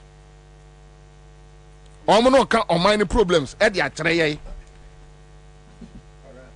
eja o kasano unse you had a break and mekai say say in literature you are be a friend of posiopesis. Okay. It's a break in like speech. Okay. Because assembly male. And yet assembly I say repeatedly no. You can discuss it on and on and on and on, and I may want why you fatigued about it. And say you had a very long break. No. But problem. You know why he did that? Why? When he said he had gone to say the church is corrupt and about 72% of so he needed to go to a church to redeem his image and to redeem, because the church had now become like, okay, Osafuma Funuma afraid you almost see any for. What is it? When you are in free home, intino or pebaby, I'm an to say discussions are all ye. What I say? I don't know if you get it. No, I mean follow straight. So, or discussion, man, for a portray the church as being the most corrupt in the country, you know. The church now decided to also backlash them in a rebuttal manner, no. And also okay, and I mean, ko jina na many asofo ne congregation in Kasa. So he's on a troubleshooting pattern. Meanwhile, Kwabena, what are his discussions? That is where sometimes the church overly silent M1. Yeah. Because they are part of society. And some now Osafuma Fubejina or Broso no, they are the problems. Who are they today? Are they not supposed to be in charge of the problem solution? That is it. And so why are they still complaining to the church? Wafakandapa. Oko programmer now complaining say chieftaincy issues a threat to your security. Langas MPP for boys. Aside from even say MPP for boys, no. If you go in details, Kwabena, who is the IGP? Who is the chief landguard in this country? And who can dapa? Any more boys now? You are fighting over lands, and you have people that are guarding the lands. Yes. And you turn back to come and look at some of us who have no penny to go and buy a Trasaco land, or buy a cantonment land, buy a land that has litigation like the Kaswa. Your friend is a Millennium City. A Millennium City, eh? Sasike, who has those money? And an ordinary Ghanaian no civil servant not one. Owie pension no kofia yaman 3,800. Ne snake sikano obi edi enti kanava muna mo wosika mo omo yi na different snake no unim say oye adwuma no oye adwuma ba omi office. Oh really? Oye ba omi na second in the course office o as snake boss recent ye oye ne 10 crime no ya adwuma about me office na unim we confess anti be dey atu enu ana no ho no unse no wedi 60 years yeah Lorette yeah wedi 60 years na ono said there be tenkran me kwati me age so makoya affidavit di aba enti me dia koma welfare for your friend say human resource for afedie tenkran say there be wedi 60 kofie. Oh, okay, so I want to say if I want to so asenti be dey atuo na letter man or love letter say se me nuan kofie dia wozu kofie. Why? Look at how they are messing us up, running the whole country. Say Ghana. And asante be dey atuo nua no. Na I was say oda unse oye deputy MD. Yeah. Your board that because oye deputy MD no wo so. We free board ni so. Say we dey na ko ba bi wo GRA. Ba bia na oba na oni certificate e wo no. Na o ma ko ni GRA boss no. Yeah. E ho no me dey na akọ akoto. De ne ko ho a board na no owo snit oda so no. Oda so da board ne so. And me point ni say identity ya omo ye we na they come back to the public to complain say omo person omo kire say omo BT ya na say dictionary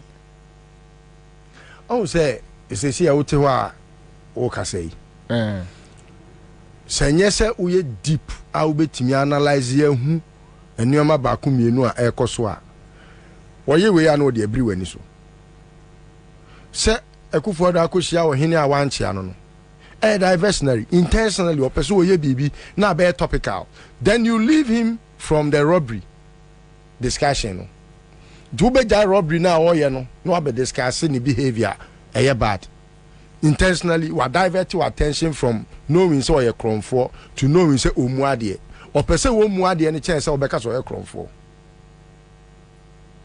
It's intentional. Okay, said they know every bit of it. Because except that they are not wise enough to know their tomorrow. They are not. Because Langards. Then pare the message who doesn't have a neighbor? Who doesn't have a brother? Who doesn't know who lives in an island?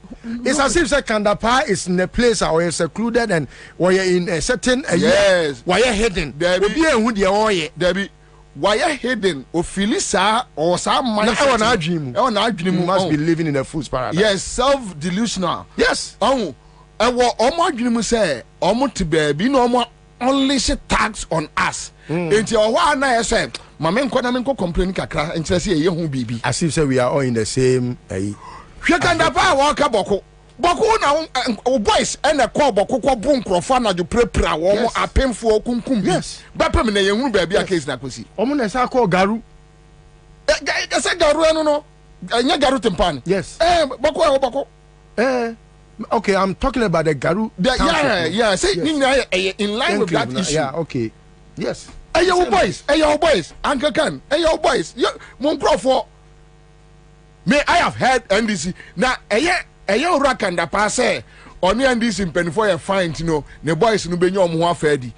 And you see me young what I foresee and it be a bagana no say a man for who say after Kandapanum exit and Crophobia say Johnum bring you one a fit to the fire of accountability. Yes. A man for a conqueror for few. But that time no Kandapa uni obia on frere ayi so be frere wan you be frere wan you. On be do na de be see anyasi. Yes. But you see the fact of the matter is that mo nya bibi na mo nya me complaining unemployment. Who complaining unemployment actually me say me Bobie unemployment ne. Who complaining langas asase. And okay no asase no obi ote kotubabi mamobi kotokraba your friends tadi obi ote asante mampon ono o ska o de ba beto asase abetwe manso eyamo ana mo wi aban sase trasako areas ne santono mu wi asase na mu use mu boys use langas samia okunum nyina all those boys they are using langas across the country. and this anti papa we person catch say if they want to fight national security minister a whole Ghana army ain't been fighting Langas is a complainant. Ghana armed forces memory like we are Ghana armed forces combined with police can't fight Langas. Our Ghana, but Jesus Christ. You see, I didn't. For example, a course so some Millennium City or no. Say I share more police for soldier for I heard the senior soldier ni no mkuno no. Say soldier for no kwara media dey mate no many nya. Yaw. Ben Lord no your makola from the Jubilee House. Obi Ghana one more MPP, one more candidate for I think said Tamale side what baby. I got try UTV. Sir, I'm the one. Oh yeah. I'm the one and you know so I security aspect. Yeah, I got try UTV. Yeah, all chire mu baby a boy ni free. Yeah. The security training I'm the man no. I can the pan boy. Yeah, on boy. I lo come boy. Boy see bebre. Yet kromwa of a kanda pa obeka kire say arms caches be 16 ayira from Osu Castle. Bepemene. I don't know what boys in some. More set up gangs. And I was you see, and therefore, who office? What and near my no, so wouldn't be a cabin do want more. Because I didn't know more training and some complete. That you create you create an artificial problem. No one Johnny Abba victims of that problem no are creating no. Now what go to a crouton. Tense ya what I in some says anya gufuado. Anya ima. Yeah no. Ima no dia won ani. Dia won ani. Go. Ba odibem. No, go to a friend say a crouton. A crouton in some aya Ofa. Ye nyimi sa o. Yesramo. Ye nyimi sa more creative problems. Ansah could the boys in some. As we speak now, arms, illegal arms, a war on my way mu, 60-70% ye MPP boys. Yeah, na. Oh, there na esi no. Mostly no. Esi because, for example, Kandapa only much knowledge when it's about security. What I say? Until you go far a square peg, echo share around home. You don't expect say, Sandy Pano, obetimi. Aye juma ama enso abanfa so omonti ase wo security mu ne se yemfa akenti na wafo omonim se baby a security adru no intelligence nyansa mu nimde sebio when unibia nyankopon afa no wa because na national security the best in the world come me me bubefu akotontokwa Mamia, men go contopa. But I come to me, say here me, me go yadia a day national security no, a better national security. What must say? And instead of so we two or man penny for say, a coup for the giant was some now would you know. Neko in Tatia, Yansani, Jomama ho, Neko Siana, Quine Hunu Yansano. On count, Yankos are boys, or Moya Yamomo. As if said they have monopoly over Yankobono. But the point is, those are the things that leading to say, beyond that, they are creating it because Langas, Obienu or Langas chain Kandapano. Oh yes, Obienu or Langas a chain woman. Jeto Clemens. Hey, Kandapapa so catch up say Jeto Clemens and your money no Nekoba. Is it MCS since Asnasa? Debbie or the war back when he and Omaji say in a free in some. And they are moving. Omaji autonomy in a free in some. Or no Nessa. On the only media for being near in the chair. Jato. What you say? Look on, you can Langas. If Ayana Ayami Yase, as some way I can you know. A sofa chroma, pennyfo chroma, Oman said, dear Bobie, no more cano. No crack. say eya ban no oteso no na ofuele saa niema we ahensem ne saa niema basa o baba be kan sebe herdsmen fulani ne nkrofo asem hey yetim koma ekoso yetim koma ekoso you know the problem, you know why anybody be taking entrenched position, destroying people's farms. Go to a farm place with impunity. We know. They don't care. Oh, but and we know those who back them. What do I say? Who we are? I don't know why we should be hiding behind a mask. For example, Edientina Samira betimi akwakosia Fulani fobi no akacha me say Fulani for say na echo. Yeah, you see, and she will be left without being rebuked. The reason why, as if say, the reason why, yes, but that is why you have to let it be known. So, no, this kind of discussions, left to me alone. Menka say, we are wrong. Yes, left to me alone. Okay, this kind of discussion as a country, you need to be careful. So why do you need to be careful when you are discussing Baumi and Wako discussing say? Or no, you're Muslim tea and you Abamano. Why should you be discussing that? But won't you find any reason to discuss why you should tell Samira not to go on that tangent? Samira, your friends, Baumia can have video seen so. A beer, watch a video of Samira, I don't know. But I've heard the voice.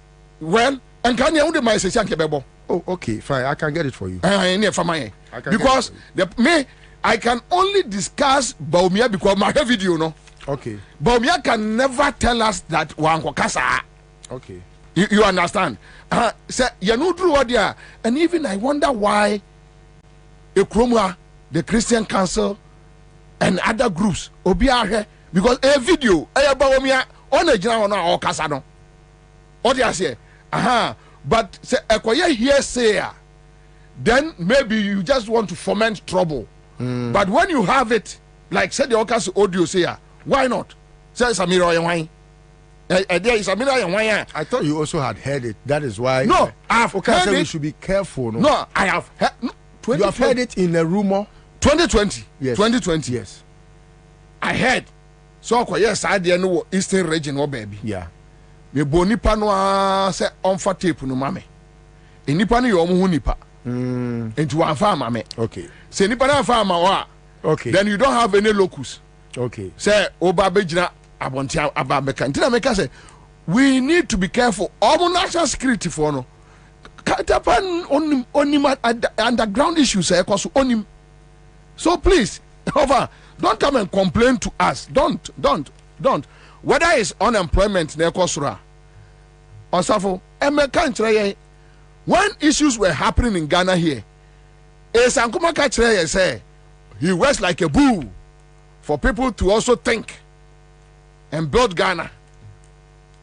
Odi o sorry now ba be Kachreye. O ba be Kachreye. Na me fan toje. Yeah, me share adwuma bi ase this week. But me bo eyo rest you nketia ade bi dia akyeremo. But before that no say me the Ansah see you na is send you. Debi anya letters no me say Ansah see you. Anya letters two different issues. Okay, so me it's likely say my farmer. This week me baba be adwuma bi. And wahu enema ekoso Ghana gas no. Wa omwa amienye bibia omu good Ghana gas to make sure that their private companies will work, and they are going to use those private companies to hold the NDC government into ransom. Kajo media sendo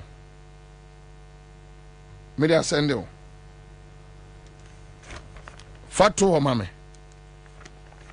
They just want to make sure they capture everywhere on the Omaya Tono. Ufriwa. One the Omoya, your friend say Ghana gas. Ghana gas phase 2. At the end of free, Ghana gas. Now shifty you call GMPC. Yeah. For whatever reason, and I'm saying push it back to Ghana Gas. Then they form a consortium because I'm forming local company. Local company is not subject to parliamentary, scrutiny. Yes. And I'm akofa Trinidad and Tobago companies be abeshas here as subcontractors. and the company, no a local company, no, it's led by Asante Bedi Etoba. It's led by Asante Bedi Etoba. Boy, no.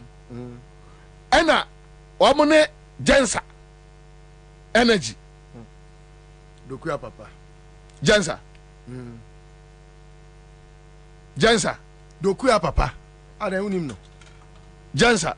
I don't know. Fatwa. Now the Dokuya nyaminyaba. Fatwa. And the discussion is that Omonfama Ansah, okay, say, Jomama time, one of the energy companies decided say on supply, I think it was crude or something. Jomama time. Me pese me kai story no. Pacho mama monya mami.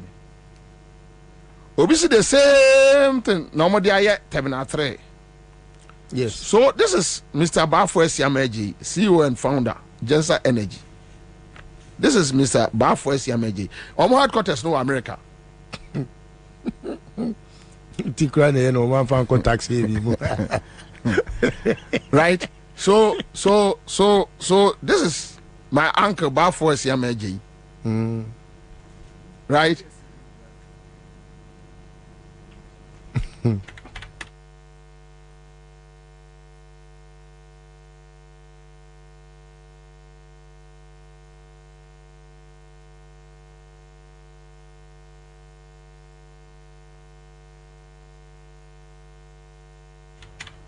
Okay, so this is the CEO, Bafo Esiameji. Now, Ghana for in the days coming, no, ye baby and ye may be the achiremo. Say, Omu gu a Ghana Gas. I spoke to one of their workers today. Or catch them and say,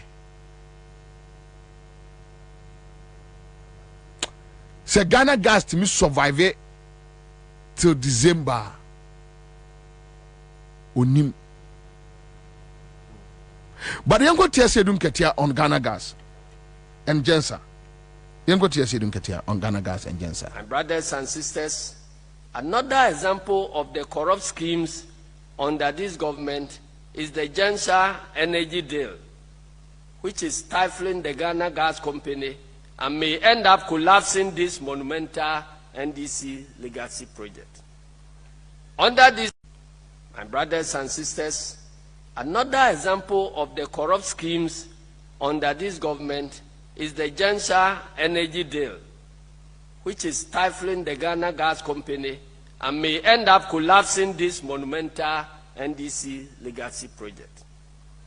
Under this corrupt deal, the government has decided to allow persons known to be affiliated to the MPP to build a private gas plant so GMPC can sell natural gas from our oil fields to them at 1/3 the price at which they sell to Ghana Gas, which is Bro, na Ghana Gas egu led by Asante Bedi Etoba Eba Penny Okwa ECG transformers supply nyina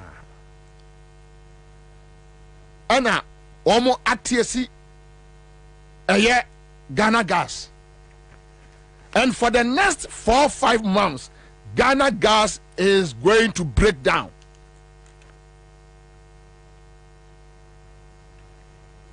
Omo nsibi omo nyebi obi aye no so a wo say no se be ya wo no private company or privatize a public asset. public property. And it's a most mama men privatize Ghana gas there. Meje ne contractor free a Ghana gas in some. Na me dia a private firm. Yes, private firm. Momo executive. And ukoshe the money, the amount involved on the GMPC edge Ghana gas edge Ghana. Now go share the amount of money. Eko sa enkwala we nsemu a asenti bedi atuoba no ene MX Phonics for ohwe sika eko wo mo nsemu a. It's so sad. It's sad, eh? But the kind of but there's also one more story about Ghana gas that you focus on. Kwabena my dear friend NAFTA. As in NAF. The NAFTA that is a byproduct of processing of gas. NAF. NAFTA. Is it A or ER? NAFTA is NAF. Okay. And also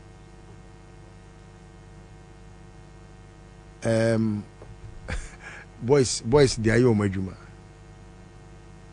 Boys they are your majuma pa Kwabena. And no na senko forecast. I see.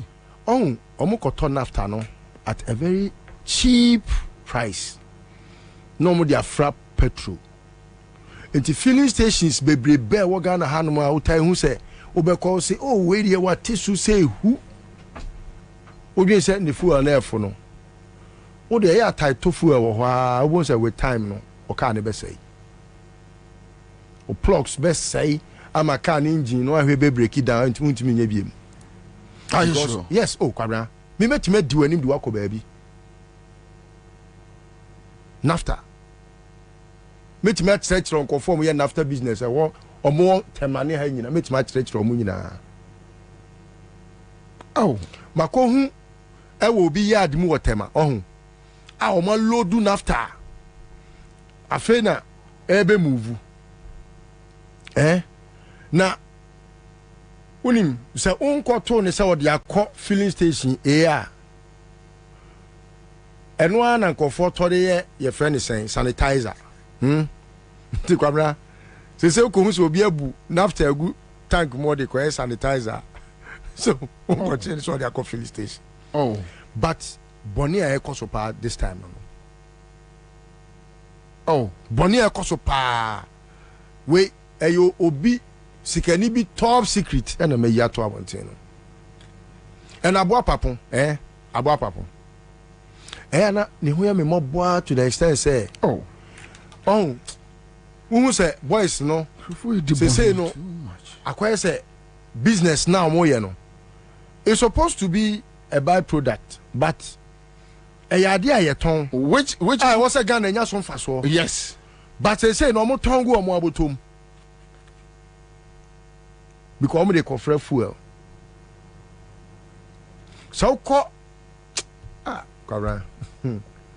No, but yeah, we yard be wa nkofo bi o tank farms ukona ye hwe NAFTA agum twen say bi a petrol beba na bi a de bi a petrol bi a your friend is saying tankers be 5 on be hwe NAFTA be 3 e dia fra as a bu petrol 8 tankers e dia ko obi filling station hu ayembe show ma what you say baby o wa me to fuel. Yeah.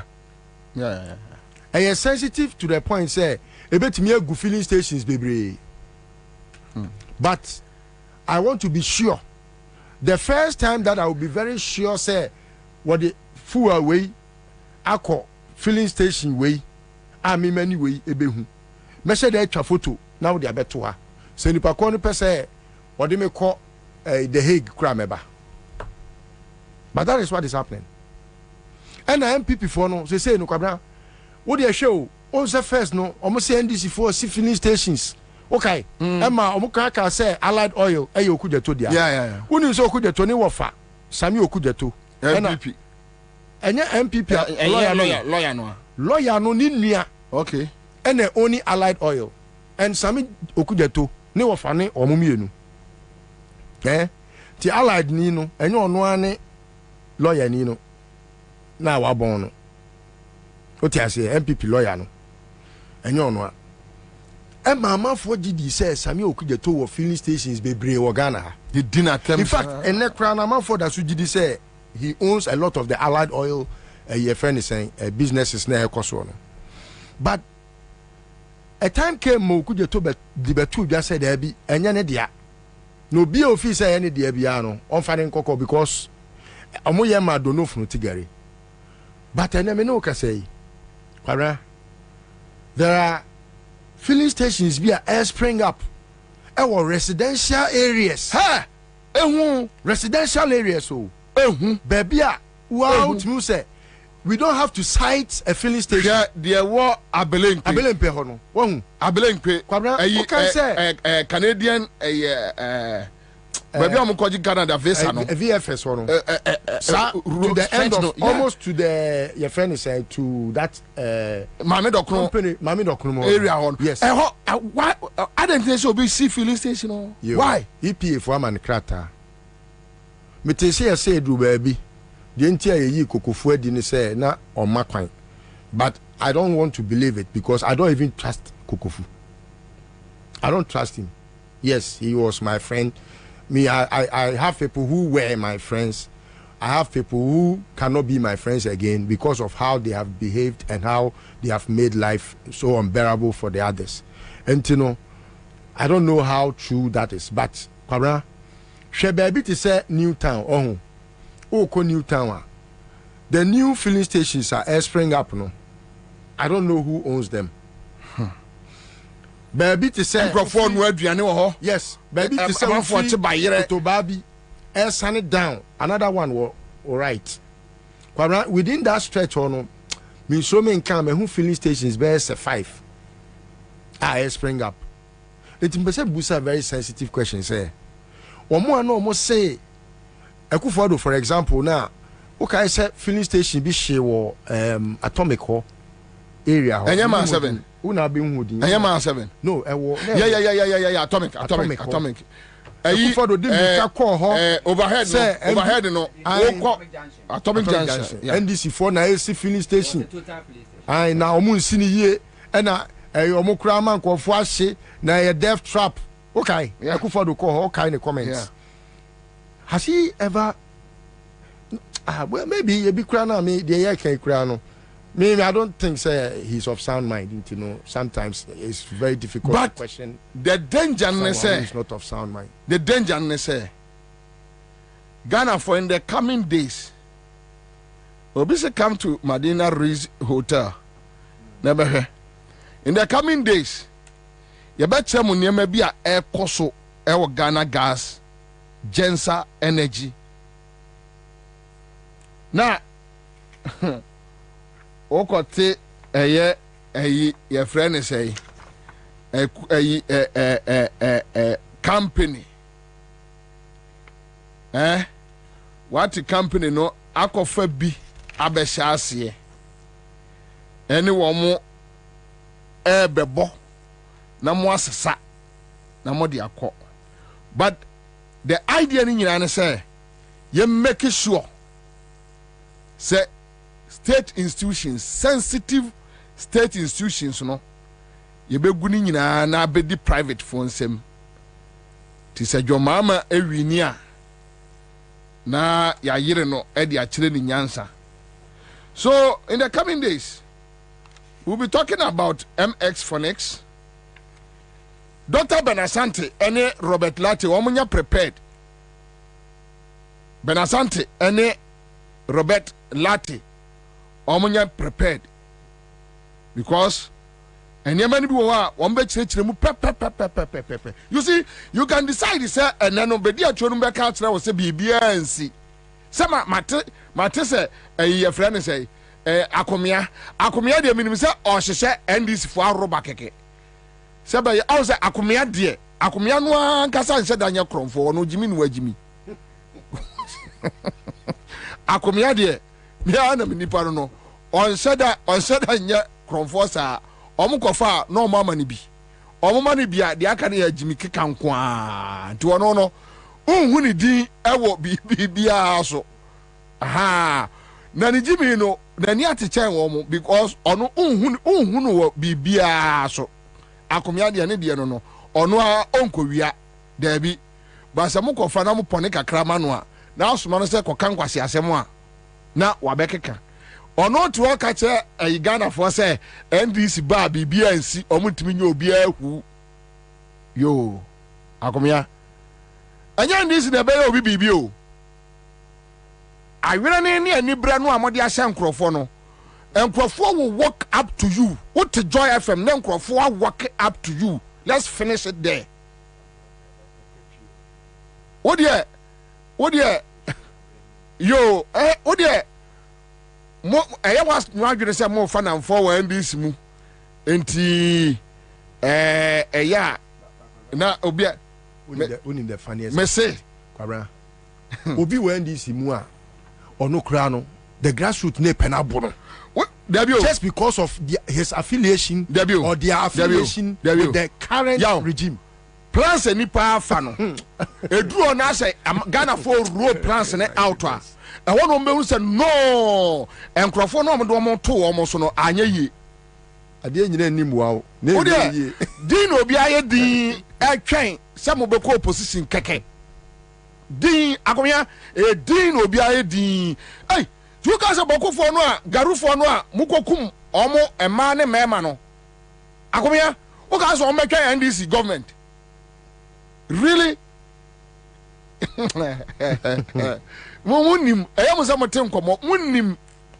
have no clue. And your money mo na Ghana mun kura musa 200 years. Ya me muchew. Udi mun ko de fie 2 days kura. Mu bon de Ghana for no mo beye. Titrawo na edwa wanum de biansi. Obi antimi nyo obi ahwe. Obi antimi nyo obi ahwe. But you see, the youth, Ghana for Mebunu, Beshiamo. I don't know. I just had a text from one of the big wigs from Tema. Energy phone, oil phone. Yeah. Or said NAFTA is spelled NAPHTHA. Okay. And it is the ish of the wicked men in society. Meka ba ko pro say no ase na nyame atuaka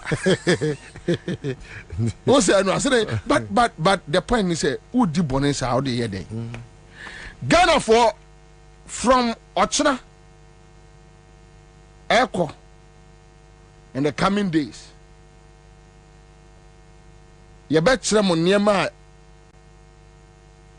Ansah energy for aye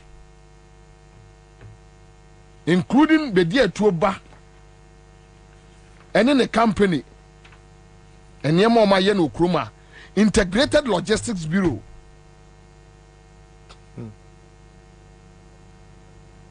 Ghana gas is gone.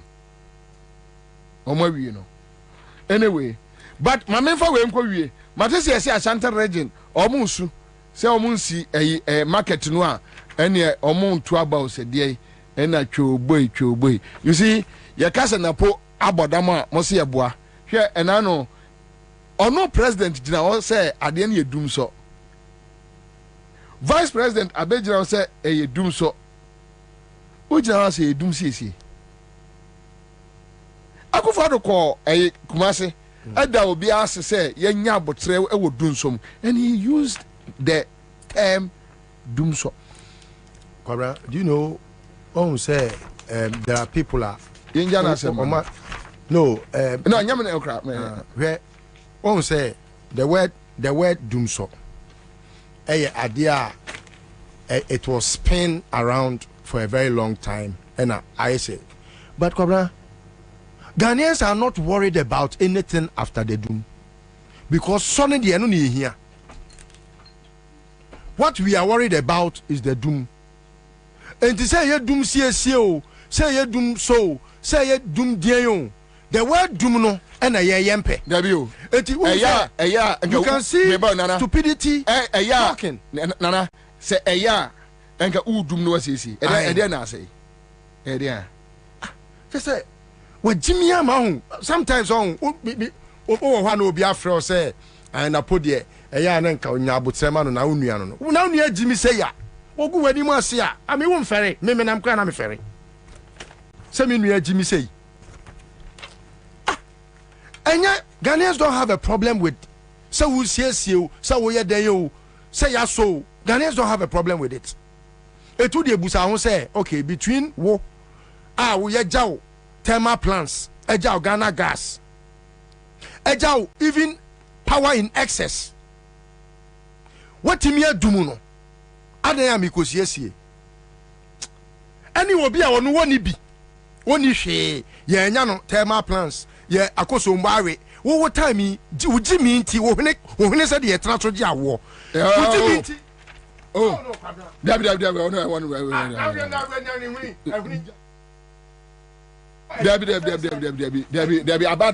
inti, Debbie, about inti, about inti, apim 40, Debbie, apim 40, okay, with all apologies to apim 40, oh, what time? I call some word to me yiri afenipa. Joma time I call some barry. Oh, me say in the abundance of water, the food. It will obviously. Who said Jimmy, pa bois, crash one fast war. And Obaka, the black as I him said, then now the found him, so the petrol railroad him said, and Obaka say, Meba, and Rasan and Sanane. Or say, Sir Obika, a ye doomswa, doomso ni obio. Na do see comparing the previous incident. Meanwhile, unim say Sierra say Ashanti region for be enjoy light here. John Mahama ne effort. Onipa na wudi na chino one fa even on far 1% effort be anka ho except using the John Mahama ayekra de boy chrono. You move this thing from here to Kumasi. What's it $34 million? $39 million. Yo. So when you do all this, ayakayaka de we nyina awie na unni any sense say adia Ghana for komi enye and mamenka abotoyemo ensemo nkyere wo mo. And even their own people on Facebook last week, they were insulting Akufo-Addo. Sapaning can go see Samsa. Ubia Wanwaka said there is no doomsday, no doomsday has come to an end, you know. Now Mumford lights a doom heat and all that. And Omunimiansa say, Obu Okrano or Pesa or Tuaba Edemawa, the kind of dishonesty shown to the Ghanaian citizen. It's like you don't respect anybody. TISA, we say, say running mate. Now they ofu running mate. They say ofu ya no befa no. Ofu running mate. Na come family. Onto akwaba. Family Johnson na pomie. Boko. Mekwa asiaba. Mamenka man for say star 413 hash. Star 413 hash. Star 413 hash. And enema boye dian kasa. Aduane boye dion. Aduane boye din pa. Aduane boye din. Baby ade na keka krono. Ehu.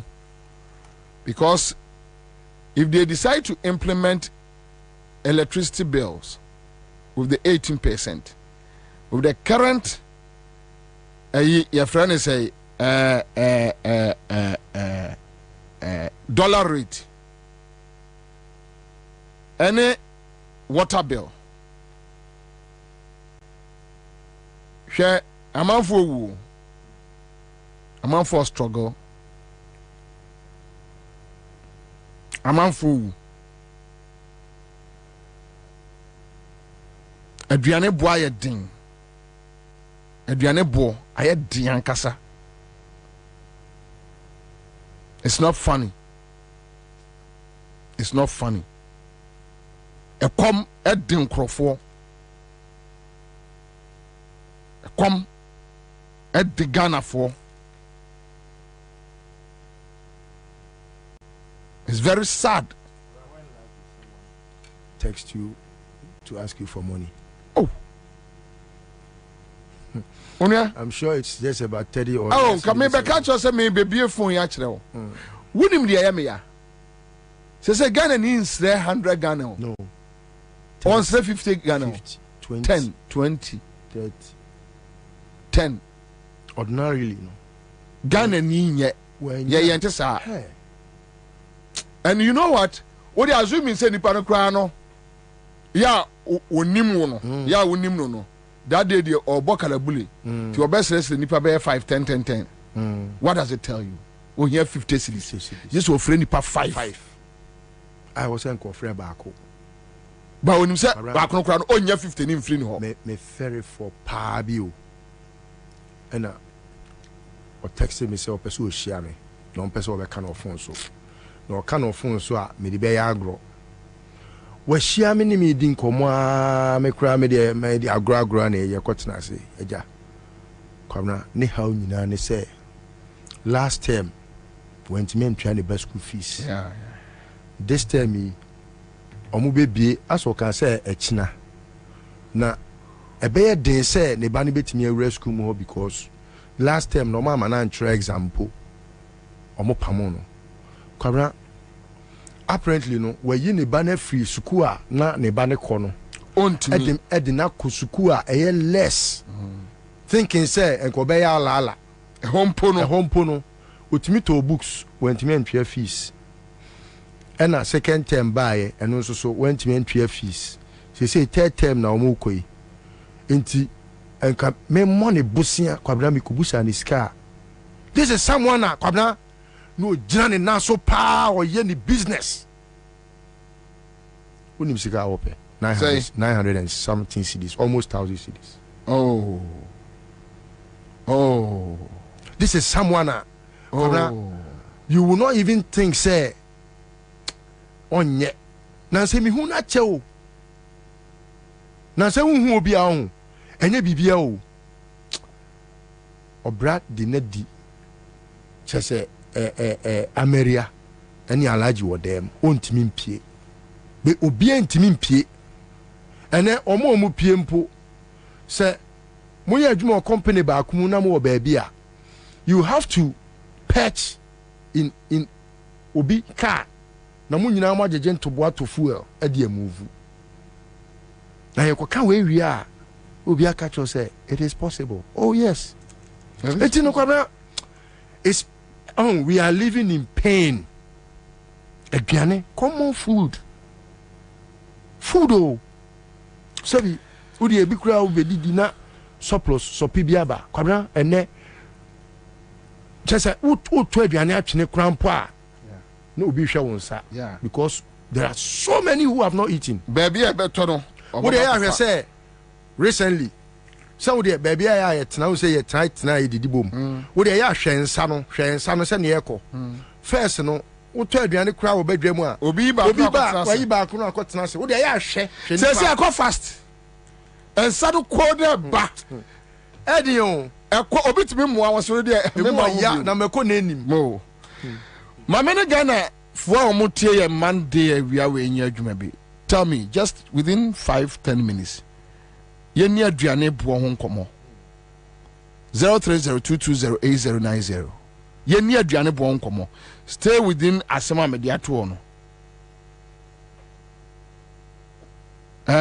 stay within yeni aduane ho nkomo. Hello Kwabena Bobie Ansah. Yes sir.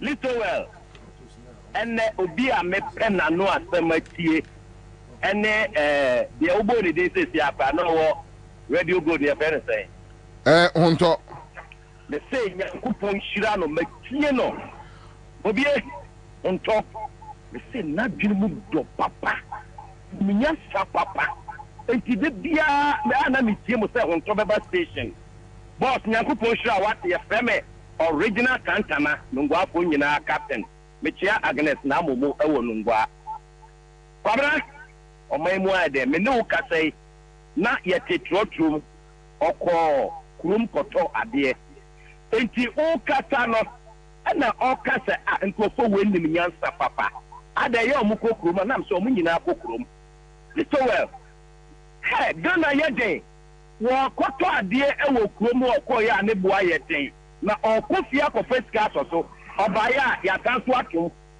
obi esisi adeɛ Ghana deɛ kyerɛ Ghana yɛ too much tough sɛ yɛtumi tene ɔma nkurɔfoɔ wei atumi anya 8 years adan ɛna Ghana yɛ soft saa woka sɛ one of the countries no mu yɛ den ama president no koraa ɔmo tɔmo ne fie nyinaa ne polling ɛka sɛ na yɛ bibia obi ɔmo kɔ 5 money Ghana yɛ too much na MPP foɔ esisi yɛn de bia napo ɔwɔ education no asɛ hɔ ɔbɛn sexuality education ɛna wasan bɛn ne di no ayɛ ɔpatapata Ghana. All right, I think young Kwankofo another caller. Let's stay within Enyema Aduane. Hello. Commander of the Airways. Yes, I'm Pacho Yanko. Kunya be ma ebe mo biti Kwabena and then you made out in English.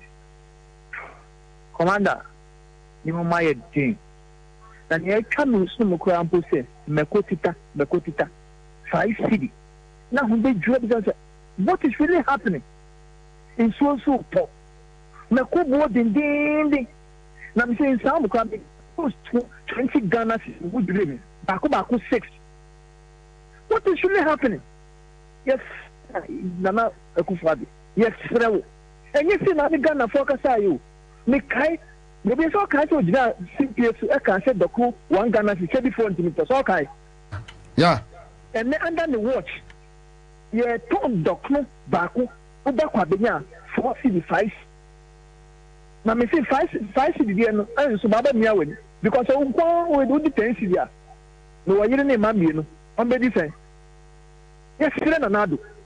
Platform and Intiminto, and a litter, who called Bella. I go ahead and say I bind there,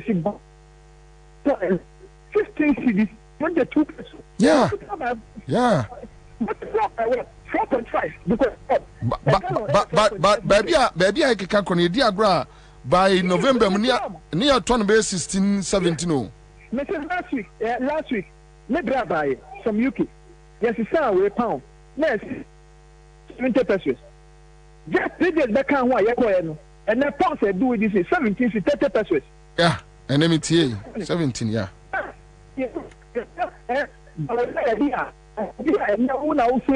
The whiskey when it comes to economy. And not now for digital. Digital network became also. Yes, Senado, or common dear. And yes, Doctor Trey. And the essence yeah, Benedict, the other 2 years, you didn't present. It make your best offer. No, my sugar could be because the economical time is me. It's me cabin. Yes, all right, okay, thank you. Another caller, quick one. Hello? Okay, Maluzuno. Hello? Hello? Yes, sir. Yeah, maybe it's ya. Maybe just for list where and now the Mr. Mr. Cotti to you.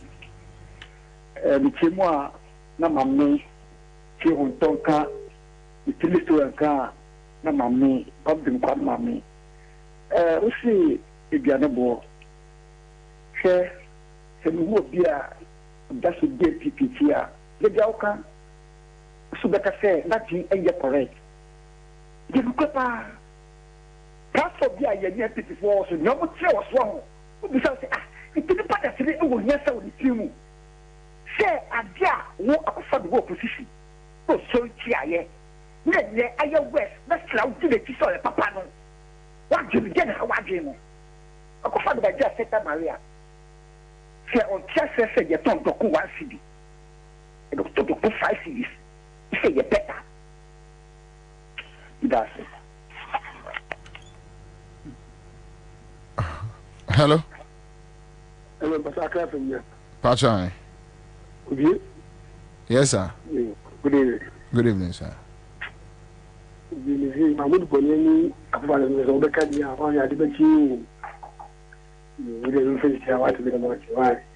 Okay, all right. I'm found another caller. Hello. Hello. Hello. Yes. Pacho. Frano pa mi didio. Adenti. Minisika. Ni amidi be dipo me nidi. Eti afre na makwanya banki. Na me be wadi. Papa ye ble. Nyame. Baba.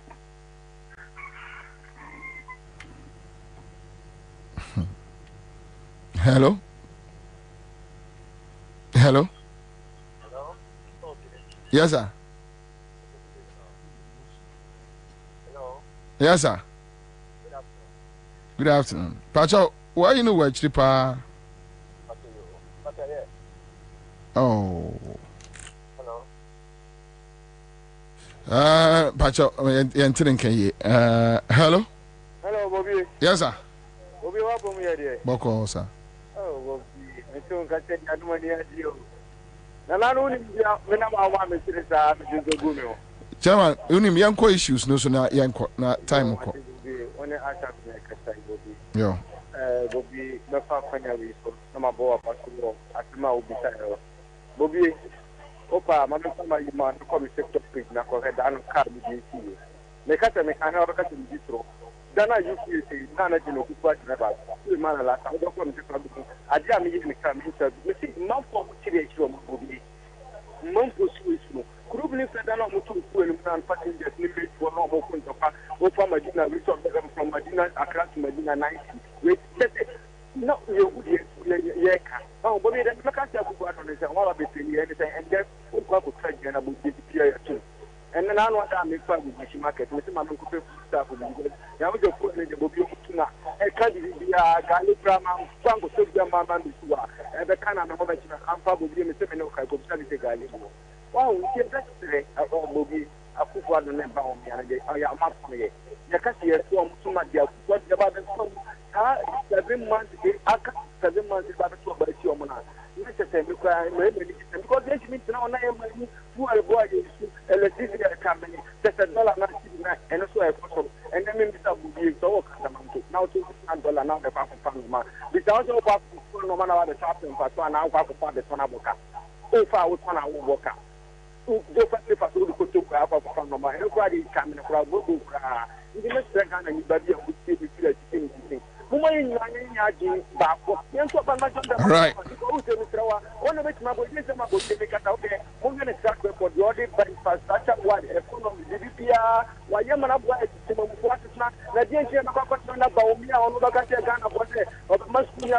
Ansah,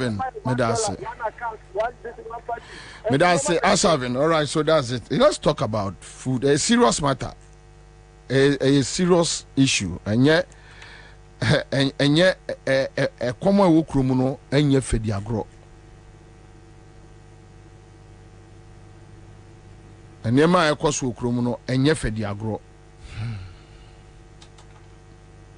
Especially youth no struggle and casa very much. Yeah, and no Saturday no. Ye nyina na ne nam ne hu ade bi. Unim se ma dwere ho a bepem samre. That se owo oman to say Ghana. Now wo emabunu over beye 800,000. Na omo kosie obi. No mo timi tisi krom from a friend say Accra Central Post Office area ho. Omudi nipa no I am so omudi ne ba osu cemetery. I think so. And they are smoking weed on the street afternoon. Shatawale's godfather. They are smoking weed on the street openly. Drugs be beer koso. Any braba. It tells you that and you unim omunam street nimu from Supreme Court lay mu ono enyina na Tamas Road ono. There were police men around. Yeah. Yeah, they were just watching them. You could not do anything. And kolana adru apeto oma I hadn't.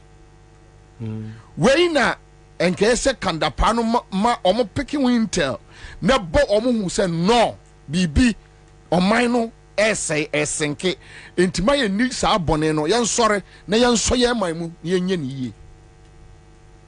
But the more they see that, the more they get the appetite to damage the country. And they are damaging the country heavily. Anyway, that's it. Maybe I start for 3-1 hash. Start for 1-3 hash. Start for 1-3 hash. And then me check say 500 and 1,000. Come here, just say. And then just say. Okay. So another 5 million beko fee. Ubedi di peche. There be ready on bedi di peche. No bedi di peche. Getting obi enye bi na. So ekroma show. Yeah, sika che de we bua be bua nkrofo no. Hey. Last week okay say una we interview lady bia. Or sister Kenya size can na the Bada hospital. I wept. Today are not me encouraging nkrofo say what they are to the fashion half. Ne fashion half. To na also Bobie, good afternoon, Bobie. Are you aware that 2 years ago 20 Ghana cedis can give you 4 GB data on Tigo? Today 20 Ghana cedis, same 20 Ghana cedis will give you 2 GB. This is a 50% reduction in the value of 20 Ghana cedis. And say services boy dene Ghana papa too much. Correct. Yadi aduane light bill data. Any sa ne ma to nchen a. Ene ma ekoso no. Light here won so. Bill in so akosro. E se be kosro. Na kwabra ma ko dru fie Saturday. Na yadum light am say okay, ene ma men ko ha. Me ko lady won so afon. E ho na me ko pe mattress na me de to car ne so na me da so. Sentuntum mu marry me na mukra mo we na mache. Dem baby amoye. Meda prison there. My prison break. Asem. Mamemfa ayemi winner. Hello. Abomu ama. Kai. Aila woyo.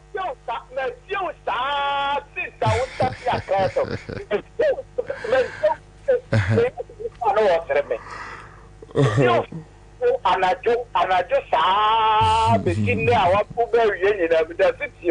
And then you sign about phone also.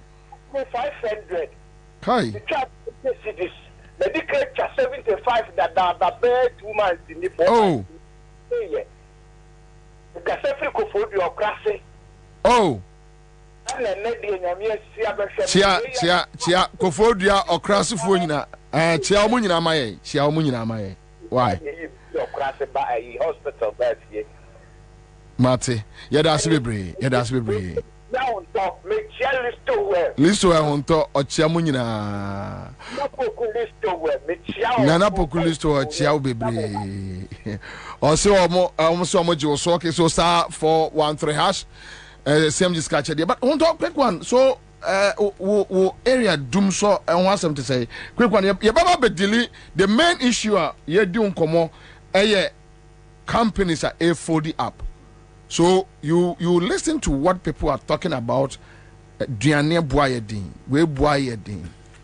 Ni nyina ne say economy ne ginsem. Then companies are A40 up. Ni titru any local industries, some your beverages, and they keep on counting many.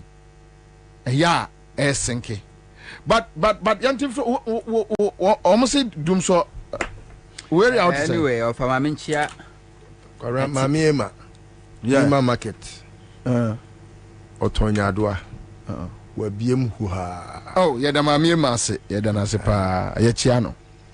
So can say a common criminal no status also. Oh, anyway. Enyezo.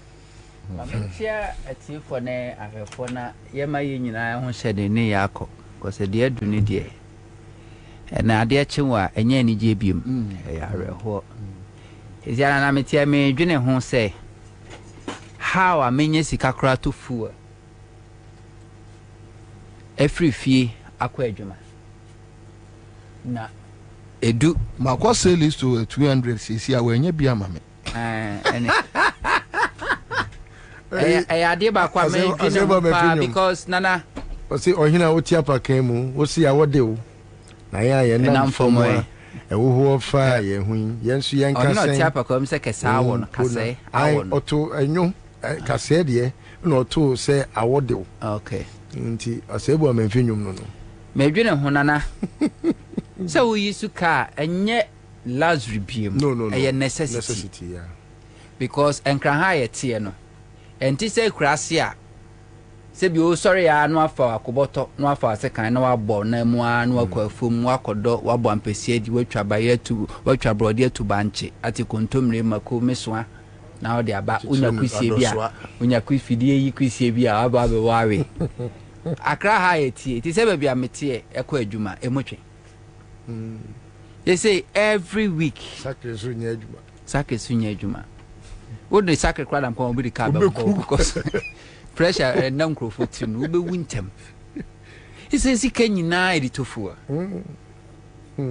asemo sika nyina editofua ade chi ade sesutoa na yetumu na when you talk about dumso nyame anim no kranie democracy enye mma nipa tuntumo nipa bibini democracy enye mma yen democracy enye mma yen na napodie ne meka nyina ne se onka hyenkodu ne moma esum entun kwam se bra ye bre nyina chibusume so a ansa kra na wo nsa beka waketua ne ate income tax ebi na editua na poka napo kasabia as a minister nipa na adwe ne se wa address omo ye NDC supporters and NDC as a party no address omo wonim se eye Ghana fo nyina no address omo to ne de anytime bia no o na adwe ne se ye NDC for no address omo to o ka asem a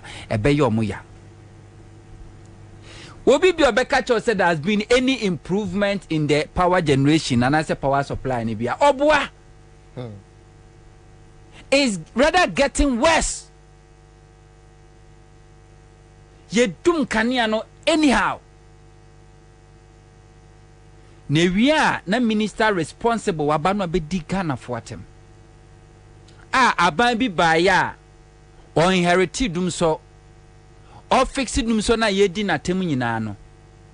When you be at a minister responsible ema timely do so went him no de adwuma to oboko eno koye obuoni ni die ana omde serve Ghana for okofa akufuado kwa me patro de ya pese we nya mekọ me archives mega tisa bite ni dem akufuado 2060 omo last rally omo ye no ye la general la trade center o say samotu aba na eba sebio ye meme ma ya ho so ye me ya kaka bensem yo ma ene mema sebi omunim de ombe adwuma kufuado anu asem no and from akufuado so ebesi the last person obi obegina simpiesu bia make sure say obi provoke Ghana for now if it's not because of democracy do you think say Ghana for benya abotratwe de sebi ati sansan kwase asem ni oh ade wako kan me post this is democracy.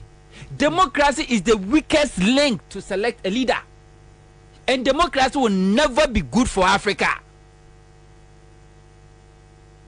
Opa yanko Africa ya history mu ni anhwe amampeni a omo bae omutimi cause change in their government. We refer to them as dictators, but yet omo na cause positive change in the lives of their people. Bragana ha, ko Libya, ko Rwanda, ko Uganda, ko all these countries. You refer to them as dictators. But ube komo no omo na be positive e diaboa omanfo. Now if it's any democracy, we benya san for this crop of people. O tu fo take okoswa ono asante makra ya ne dia. otimi mans ahemfo ebebu kotodwe epachew onu kra kasa odi obuo ni die ma ne manfo. Now I don't blame Napo ni baya ba akope osakra anya normal enti se nkora ebia se bi odana se ye doom light na heat di no a na waso daddy the room is too hot. Napo ba want heat because se bi wonya normal enti obeba be kan kwase asem bia woni legacy bia woja wonim se no owu no kwa woni bab nyansafo bi obedi na de enti one na brabo anu obo no di no kan kwase asem sa no afa no ho di no ko na mmom omonka hu se brewe ni nkaso na meka de si asem a eye na nakomia eka se NDC for ba mahama ba omontumi nya hwe ebe surprising crofo na makana mesa aka biom hwe aboa kirebene ani premre omunyina omoya awowo de waji din pa ye premre because premre no woni me bikitwa bi no amane ti so person chese me na me guy but de ni hu eye kirebene kawa yemfa onru fie ena de wi na hu susitie no hu be kwa kotietia no so kura hu no chibiri hu si pemre mahama ne akufo do akwesa abo aginamoa ene kraman yesia ade a kraman hu obepo wo agirama hu a bebu na nichi na se woni mo wu a penisi ahwe na hwe mahama wonu ankasa na point is mahama uncompromise on no personal integrity and principle to cover any of his appointees. Never like the Kufuad ya Kufuad na so dania say konkontani mgu ase nkruma be fere ka onanti ana ka otunti na ne me makwa krama yem prosecute investigating appointee bi anti ba quick one no ma ba clear na say menya corrupt no mahama will not do that. Ye revise free ankra 2012 election ejuma be na wanye wojina baby a mahama begina platform bia mahama begina so bia no yera evise free ankra ene bebie kwa mu ansa na president mahama abegina ho ena Ghana for the tuni din toboy ene di tuni din we are very close to President Mahama. Professor Ahmed personally evise free ankra no a deputy minister local government Omampeni Mahama ba enamo sumpa no wasomo no ye lawyer no respect former President Mahama ntino Mahama mananye deputy minister omane be ye minister ankasa the question was South Africa. It was just allegation. Brazil question it was just allegation says wa kotokube $100 $50 obia quote amount Mahama didn't clear evise free ankra. Not at all. Because when himself is a free ankra nya corrupt ntino. O me set up a commission. Evise free ankra kwotena ho. Ekoyi ni ho ano. Sebi yatwa asama ato no so no yi ni ho ano a. Sebi oye emotion ani siogu no no. Can afford the strain. President Mahama me make sure say yen telecast yen fanto TV so no bia fanto oni emisa wo sem na yin hu ano wo yin hu ano bia wo say sebio eye entwato so hunu ene de bo no eno fan hu di ye enten MPP ba mu no omo accuse evise free ankra in opposition say Brazil wa wi Ghana ska no omo entimi anfa evise free ankra be sinne ankwa kugina court se bo no kwadu because na nukre bia nim Mahama Jifa ativo ekan krofo a voter region ye ka se mpuna na epunu omo na puli vote e wo voter region omo na supported the grassroots e wo voter region the late Jifa ativo obwani papa into kom voter region no crowd to a enkrofo di na chie sa what touch no a what touch enkrofo bebre voter region ye NDC ye stronghold bad branding wansem ba ye President Mahama one omomu refund isikano through the former chief of staff Honorable Julius Debra omu refund isikano back to the state coffers. Yes, some minister no resign here in the Juma to ho. Ufisa no the lady fativo no na. Omo di na Juma eto ho. Oko National Service Scheme. President Mahama no na man national security for kwaya investigation ano mo uncover say corruption koso omo de nsamadin ewra national service num na bosome so a omo gi hu sika edie. President Mahama make sure say ya prosecute omo ya sika no mo wi ne ya omo je omo japade omo to ya omo ya confiscate ye. Ono ankasa na point is Abuga Pele. Okay, Sylvester Mensah. Yeba. Abuga Pele. Chese oni Mahama chenua. Sada Jida ehun sensem. Omia prosecute Abuga Pele. Akufo-Addo ba na chese ya ye de be bia wie ane epia ne hyemu. Eno ko serve ye. Wodi ano to nchen. Roland Agambiri. Project Ben Obeya now invite Mahama as a president. Hope City and also cost $10 billion project. And then President Mahama na kwakate so. Because it was a Ghanaian indigenous company. Washa asia sambo laptops, computers, ha. Sell or the contract and bakwa koma abrochire for said the Akufo-Addo ye kofa abrochire for na ye the local contract near the amount money their collapse local business. Mahama didn't do that. Until we are Gambiri ye the sa contract emano. Now no sebi ona Jimmy abona kuma huntino. Ohun government contract no sika kese sa island free say sika nyina ya ne dia. No ODBD. Now ofre ma oba tell me your price. Range Rover no order monkonko famla timi talkers no dey akwa kogina eye Mervyn Peak Hotel na wa line up no friend and girlfriends no aba no friends and for mo mehwe me be check us also wafa virgin da Adena Roland who you were hisa actually be this ankomo talkers no akwa stand line e Mervyn Peak Hotel no invite wa friend and girlfriends now I invite media momra me check us no or check us ma eye the girlfriends na ni refi say sika na yaban sika Mahama me say charge no masika ekodi ni nsam wo odi anfanya adwuma no yemani tua sika no. This is Mahama in government.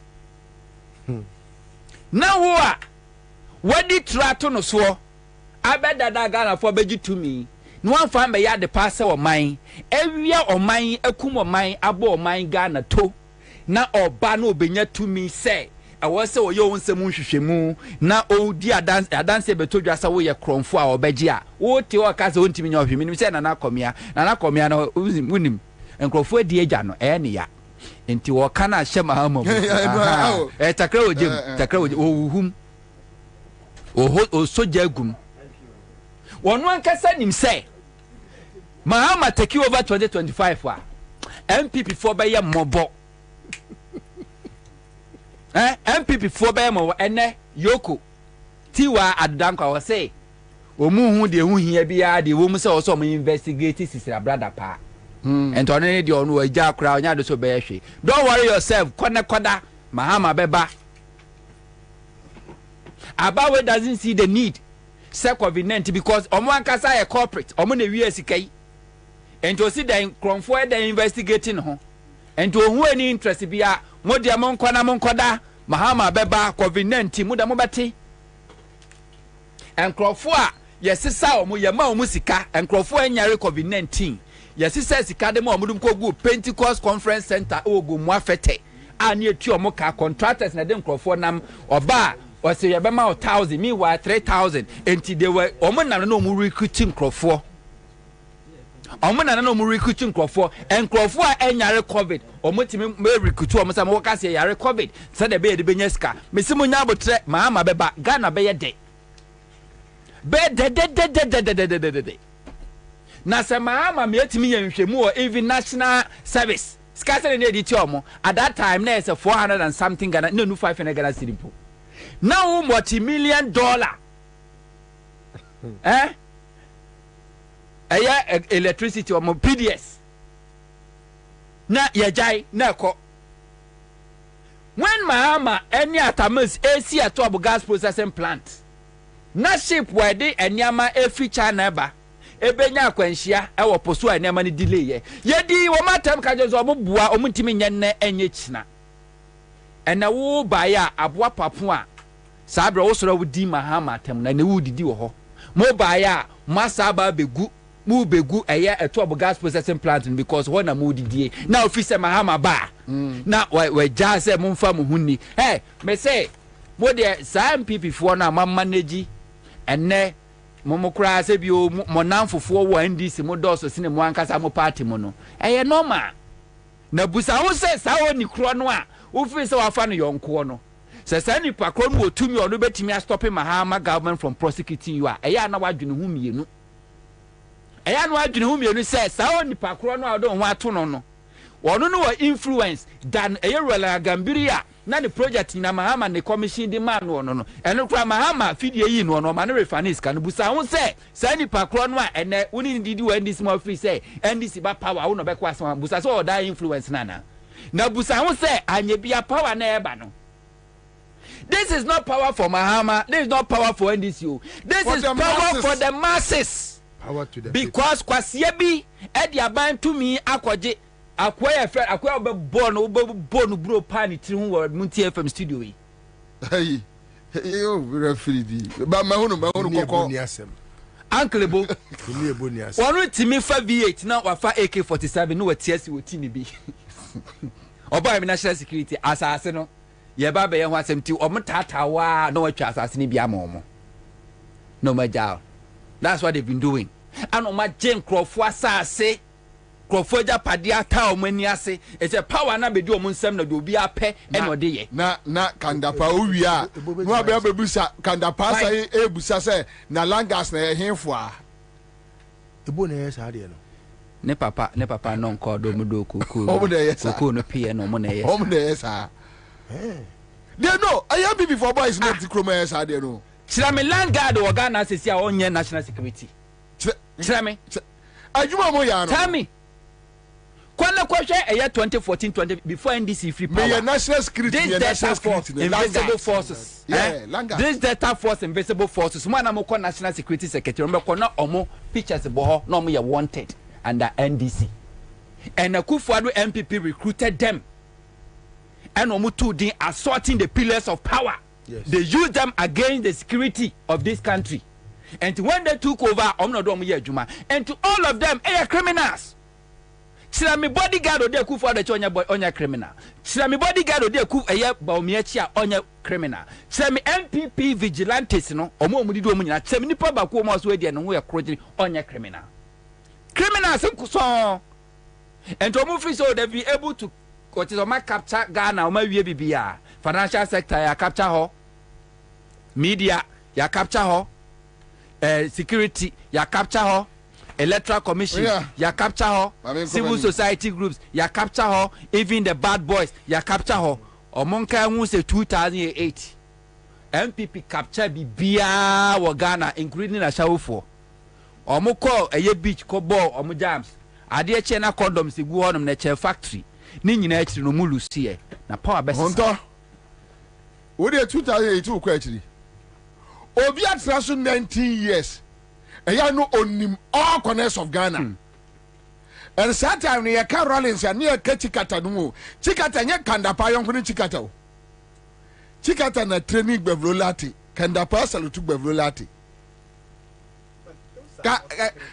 Kandapa nya no yonko, enye ne fe. Na busu yam kura no oni obi a na dwirimu aya city se Chikata. Chikata no mu mpokura no 19 years no munim so much Ghana bia Ghana for giga say you go we 64 battalion ni nyina Rollins mu be kofie fese o mu kofie na mo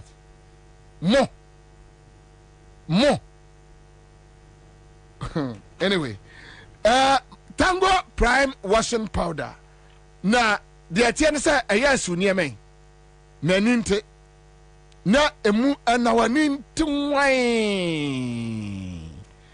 Tango Prime washing powder Tango Prime washing powder wadi aba oso de si ade a on search entwitwa empopo ai ena ema tare so mu ye hwam ne sent ne kemu a oh washing powder esu bikra ema da eye Delta paper mill na dia ba from 0243 033033 Greenfield Scientific Herbal Clinic omna de bright soldier capsules bright garlic plus capsules aba ya ebuo ni pedua sie ni pedua mani pedua esipisita afei wose mu nso mwe wode eye enitahini efrafra eye enura hodo de sayare amena no kra no ana no 2018 sei ni amomo we best herbal clinic omaje enam yade wo sa stroke nwo yade wo sa oba ntimi frafro eye edompe de ba na to afre ho wanum bon wose bra no sa yade ai afei eye top choco ai top choco so am de eye choco chocolate spread aba de fabrodomo na no so na de papa ena woman side 3-in-1 chocolate drink aba na 3-in-1 de osi de ohia ne so hie oh la la edem nyeni top choco ai enkoda ne besu wo mo pese na akoda ne num bisa na okosku a na ne tri da ne ko ho na on e kro from 0243 033 wonsa beka wo mo yeni Haruna Mahama odwane jaye Muhammad yebre Harun odwane jaye afa nu aba so yeni ba bi odwane ko ye commander jaye some crap wa na minu yi na oski ayefa de that's oski ayefa oski ayefa hey no what you nianga why Hopsi atu nianga what's your hosa so hope what you hope atu nianga okay and I know me na me baby na omare wa de me koto oti asi oh me koto nsuo ewo ayi ye friend say Jansi so ena me na me to nsuo packs egu me kam di akofie okay na me so omare wa de anim ni ono omare humi a na hopes what to say na me se ne honye mi a wo be wisa se hopes what to say no me na me obasa me nka de hope na minianum yenwura mo straight to a year companies are almost fold up with the current economic situations. A come wukrumu ankasa. It's understated. And poverty, you can see poverty on our streets. But quick one, mame enchao me producer mo amekaka na onfa ento quick if me free had na so na mawura listo en ma sia ba be si back ma sia fa so ba ko na ye ko no me ne bia send me message. Okay, good one. Companies live in Ghana. Wait, okay, so this message from a friend says JDM was in power and MPP was recruiting their own to the electoral. So let me pick it from here. Bobie, the problem of NDC is their inability to fix the technocrats into state parastatals whenever they come to power.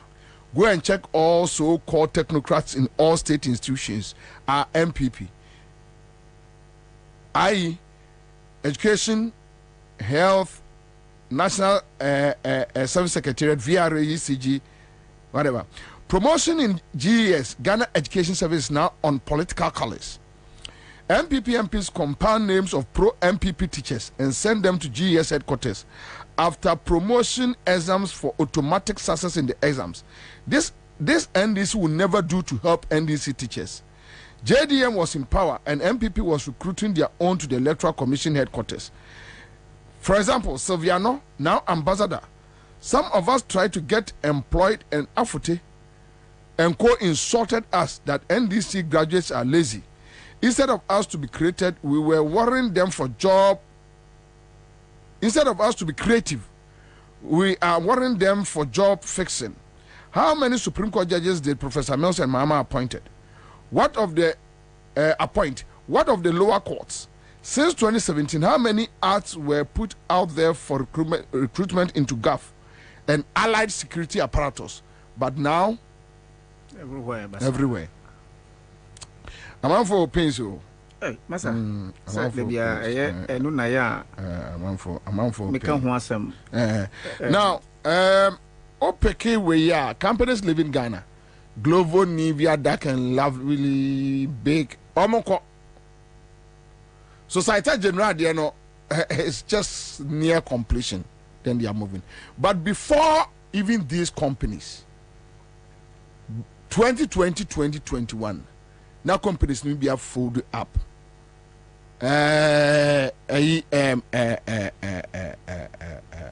Shop right now, company be inside. Oh, me read finishing very familiar. Oma fold up, no more. And but how do you the hardship facing Ghanaians? Yanko. Chairman, Michia Etiefo, Michia Hunto, game, yeah. Yes, I check. Yeah, Michia Achepa. Companies, Nebusu, Nivea, yeah, Bet 365, almost a cop, Lepton, a cop, Jumia Food, a cop, Big Pen, cop. Almost a cop. See, na mami so enchia etiefu na minyantie se emse metu kwan no minyantie se ya mami ka baby, yeah, right, yeah. me ni busiafo yako Kwabena kachre me. I really didn't know about it. Yes, sorry about that. Yes. So, na companies folding up in this country. Let me say, this is not the first time. History will tell you why companies, including international companies, now the interest from foreign countries in this country, in the past, say, you cast your mind back in 2012. You will agree with me, say, man, na Dumso that we were facing led to a lot of companies folded up in that particular year. Now, coming from 2009 to 2000 and to 2012, the dollar differentials at that time was not up to 5 cedis, but we saw what really happened in terms of global crisis, that we did not, or that included Ghana. Now, these are two major reasons. One will tell you, and as a business person, will tell you why if a company should file a liquidation or folds up, there are good reasons for that. Now, major crisis that would compel a company to fold could only be these two issues. That is the dollar differentials and power issues. What is the current situation today in respect of these two major factors? What is the year facing in this country? Let's not look at it as if it is only affecting businesses. It affects every individual. So whether you are doing business or you are just an employee or you are a manufacturer, because if you look at the circular flow of income, it affects everybody. The circular flow of income, from manufacturer, the supplier, the consumer, the laborer, and you understand that is how it goes. So if the factories are folding up, what does it mean? It has an implication on the consumer. It has implication on the worker. It has implication on government. Therefore, it is not only affecting the country, but it's affecting many. What do you say? So for me, why this particular situation is hitting us, and there's nobody who can tell to the face of government that you are failing. Meanwhile, Honto Eka Assembly, and I really want to listen to the people who feel when the time comes, the money that maybe I'm buying the hungry NDC people. Therefore, no, you bet him for which reason no, Minko jail. It's true. I know individuals within NPP, within NDC, na omojiska every abayin na yewemu. For a fact, sir, they are making you pay what's due you back when the time comes. Umpo. So for anybody to say, sir, this country is conducive for businesses. For me, I would only tell you, and I would only know where you belong if you tell me it is conducive for me, which is that you are either an armed robber associated with this robbery gang, or you are an international fraudster bringing money from outside to tell me that you are doing business in this country. I'm a businessman, and as we speak, I'm not a happy man. I don't have an iota of happiness within me. Me moja nyina yeshi. Insuo na ewo mo no kra no edane moja. Me junsu moja. Me da as I cry. Simple because the little money I me benya no, the dollar differentials no ajiko. Now I'm running here and there to find a way of topping it up so that metima tuya me creditors. How on earth can you tell me, say, Ndeno, Ghana is conducive, for which reason it could attract foreign investors or businesses? Abra yenim say you can count more than 10 companies as we speak folding up or have folded up to leave. And the implication, no say, the companies, let's even take it, say, each company is taking 200. Let's not go far. Each company is taking 200. So you can say, over thousands of me sisters, my brothers, me offer, they are coming back home to be burdens on them little resources that I have. Therefore, no, this country, governed by these criminals, robbery gang called NPP, and led by my good brother, Bawumia, you understand, Dr. Doolittle, it is of no use for this country having to tout themselves, say, we belong. Look, who free Ghana, and then you are outside Ghana, and then they call you or you hold a passport, and they ask you, say, who free him? Your mouth is even shaking to say, I'm a Ghanaian, because internationally, the name Ghana is dragged in the mud, to the extent that if somebody could say, Ghana, is it credible enough to come to Ghana to do business? What are the prospects and all that? You don't even know what to say as a Ghanaian.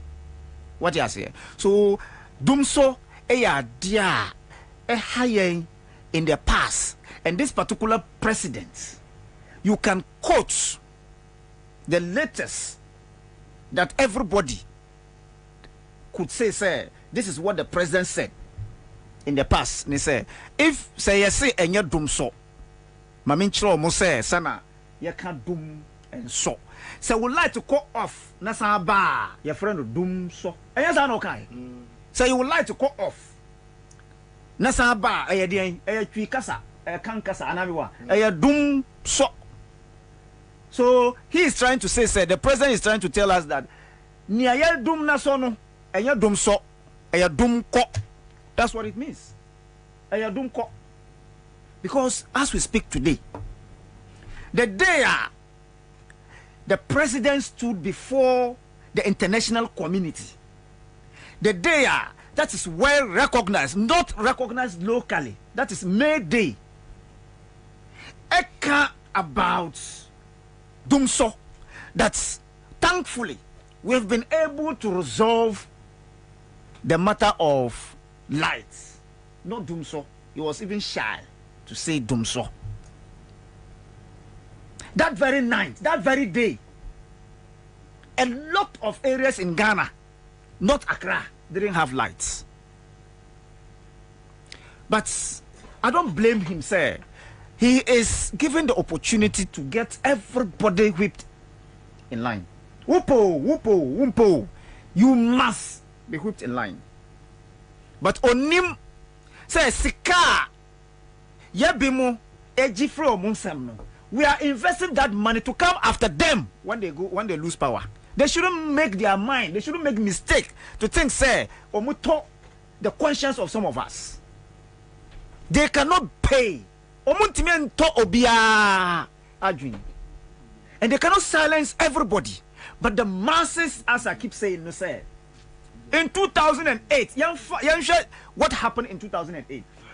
Using 2 regions, only 2 regions to compete with 9.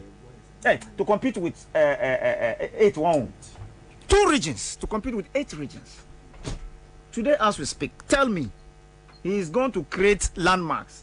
He's going to create names without adding landmarks, thinking that he has expanded the scope of this country. That's a joke. Therefore, he can use those tactics to win.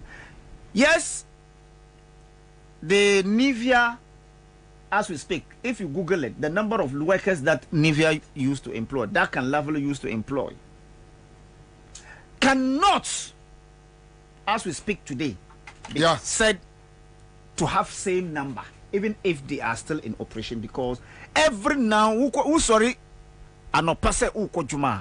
your heart beats because you don't know what you are going to meet, whether they will give you a letter to go home or not. The local companies, these are international companies, the local companies have been folded. But what they fear is to come out and say, I am not more in action. Just go to Metalex. Go to Metalex and see whether they are in operation. I'm mentioning the name. I'm in the same industry.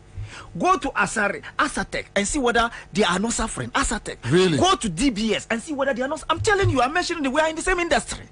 I'm telling you this. Go to them and see whether they are not suffering. I'm saying Metalex, DBS, Asatec. I'm mentioning these names. They are in the roofing industry. Go to them and see whether they are not folding up. But they can't come out to say it. Why? Because they know where they belong. I'm telling you this. I'm mentioning names because I am in the same industry with them. Now, when you give the technocrats the opportunity to manage the traditional preneurs, this is what happens. Because one, the micropreneur, and then Yafanwa, what he managed is somebody's risk. He doesn't take risk. He has never taken risk before. What do you say? So that is what is happening in this country, where the people who have no ideas are being given the opportunity to manage this country. And that is what we have been witnessing. Sure. When you look at the issue of import and export, and you to try to reconcile, say the laws that is given to Minu as an industry or local manufacturer. Nakado Ghana Limited. You work as well, just up hospital. You might be in Sassy when you money. Yes, I see dying. Yes, also yes, surveying. Nature in Sassy soon crater. Yes, also the infidel high. We are surveyor around. Now, baby, there you do bar. You bring you be a mount. You want Sassy or me, baby. You will be what dancer. You will be out to group. You will be what you do. You will be what akuti. Opesoni Nakado Ghana Casa. Frey our mind so 0536 943494. Yamakwa Baba Nakado Ghana Limited. Yaton Sase. Yesi Adan. Adan Krata. Obahan Moa, Yabeti Swamon. Yasase no Langard in Iso. Sawu Usikan Sokrana Ba. Yabama de Niasho. What you and Kakrakra. Sempo Yabodwa Juma. So utopia water we de you biano, Behani at Swamon. Would so Krausikan Sikabotin so banso I behe, Naya Yashania Waju Mama. Yasasino Langard in Niso. Aha, non to qua, any assassin any animal. Nap say more assassin and swa. Yabeka who say, Ubenya Krata. Would the Dutching or Bibini, I'll bet to me, I am Wajuma. Within the big mama. My daughter Ansah, my papa signa na me sakai assassin so da from Nakado company. Assassin for 4 So when we say so pa ye ma obi na what check kakra nti paper na me sakan nti obi ambra o ma gene die obi ambra o ma gene die obi ambra o ma gene die na Nakado company.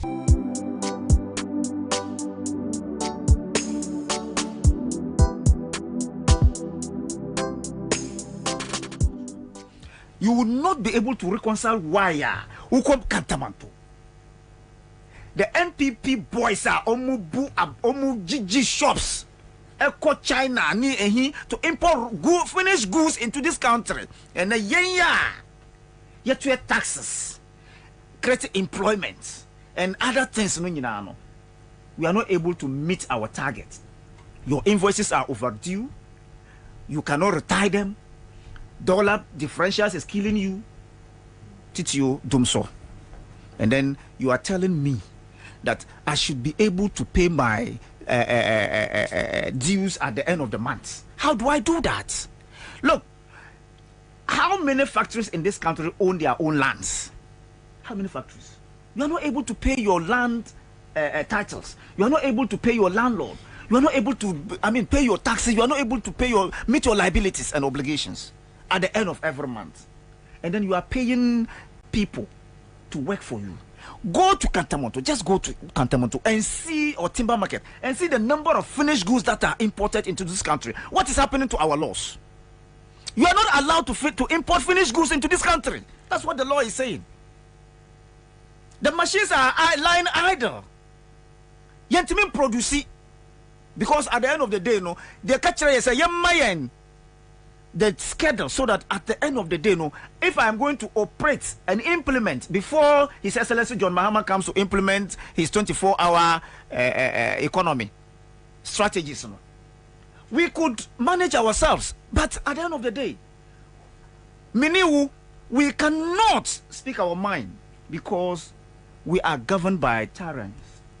You cannot open your mind because the wolves and the lions are after you if you are able to express yourself. That is what is happening. So the dollar is a major factor contributing to the causes and losses of factories folding up. Secondly, Dumso, as we speak now, last night I didn't have lights. Me fear very early in the morning. If you saw me yesterday, nema we na mishe. At the end of the day, mantima ayono mi nema. I have to put on the same attire to come out. So if you see me walking in this this afternoon, and you saw me yesterday, you will tell me I didn't go home. That's what you will tell me. Yeah, you conclude I'm in coffee. What do you say? So what is happening in this country is a result of we are from senior citizens that have sold their conscience and minds for money to these criminals.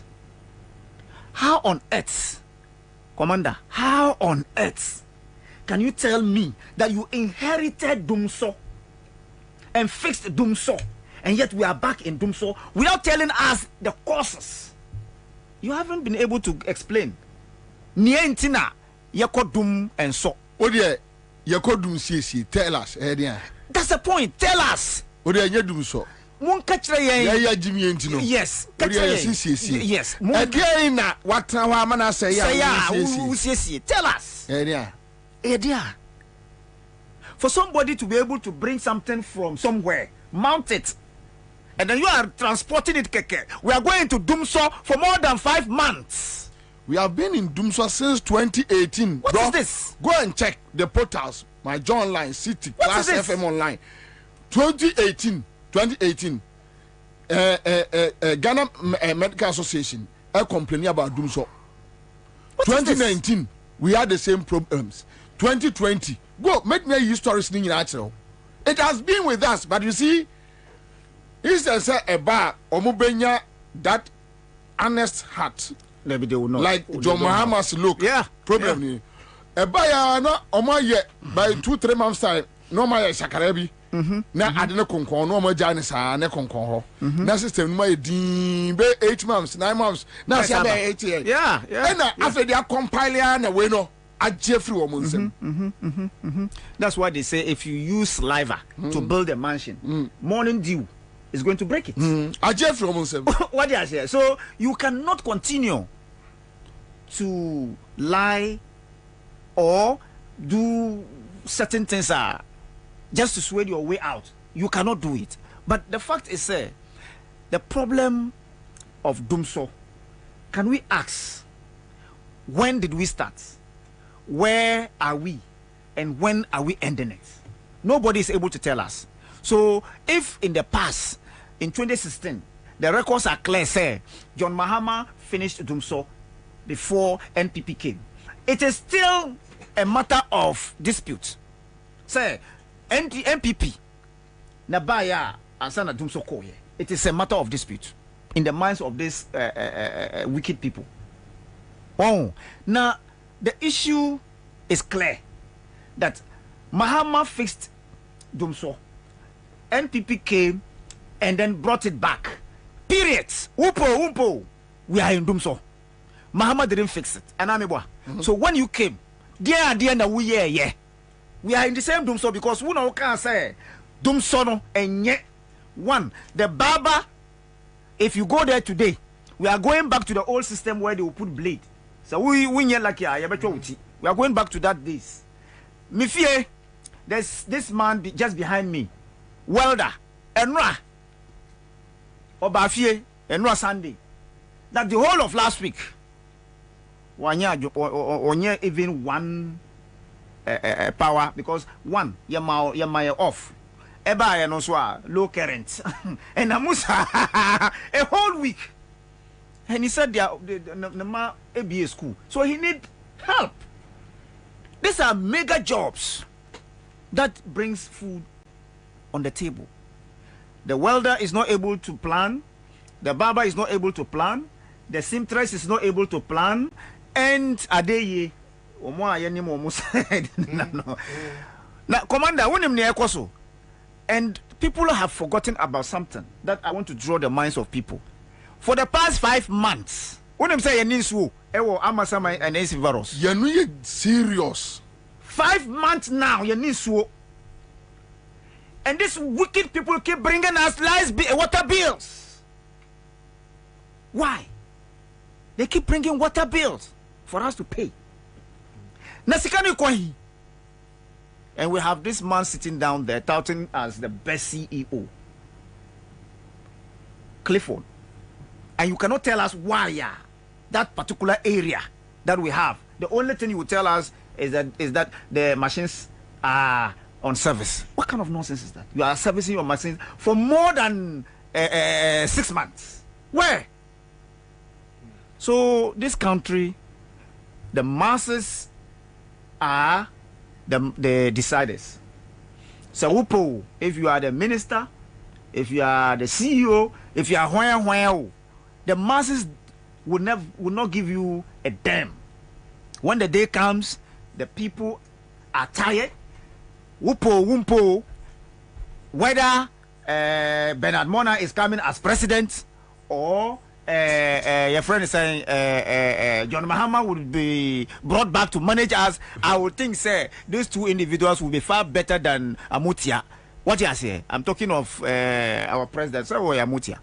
If so, Amutia Junior, I'm not sure. Say you. Amutia, you're Mukromuhino.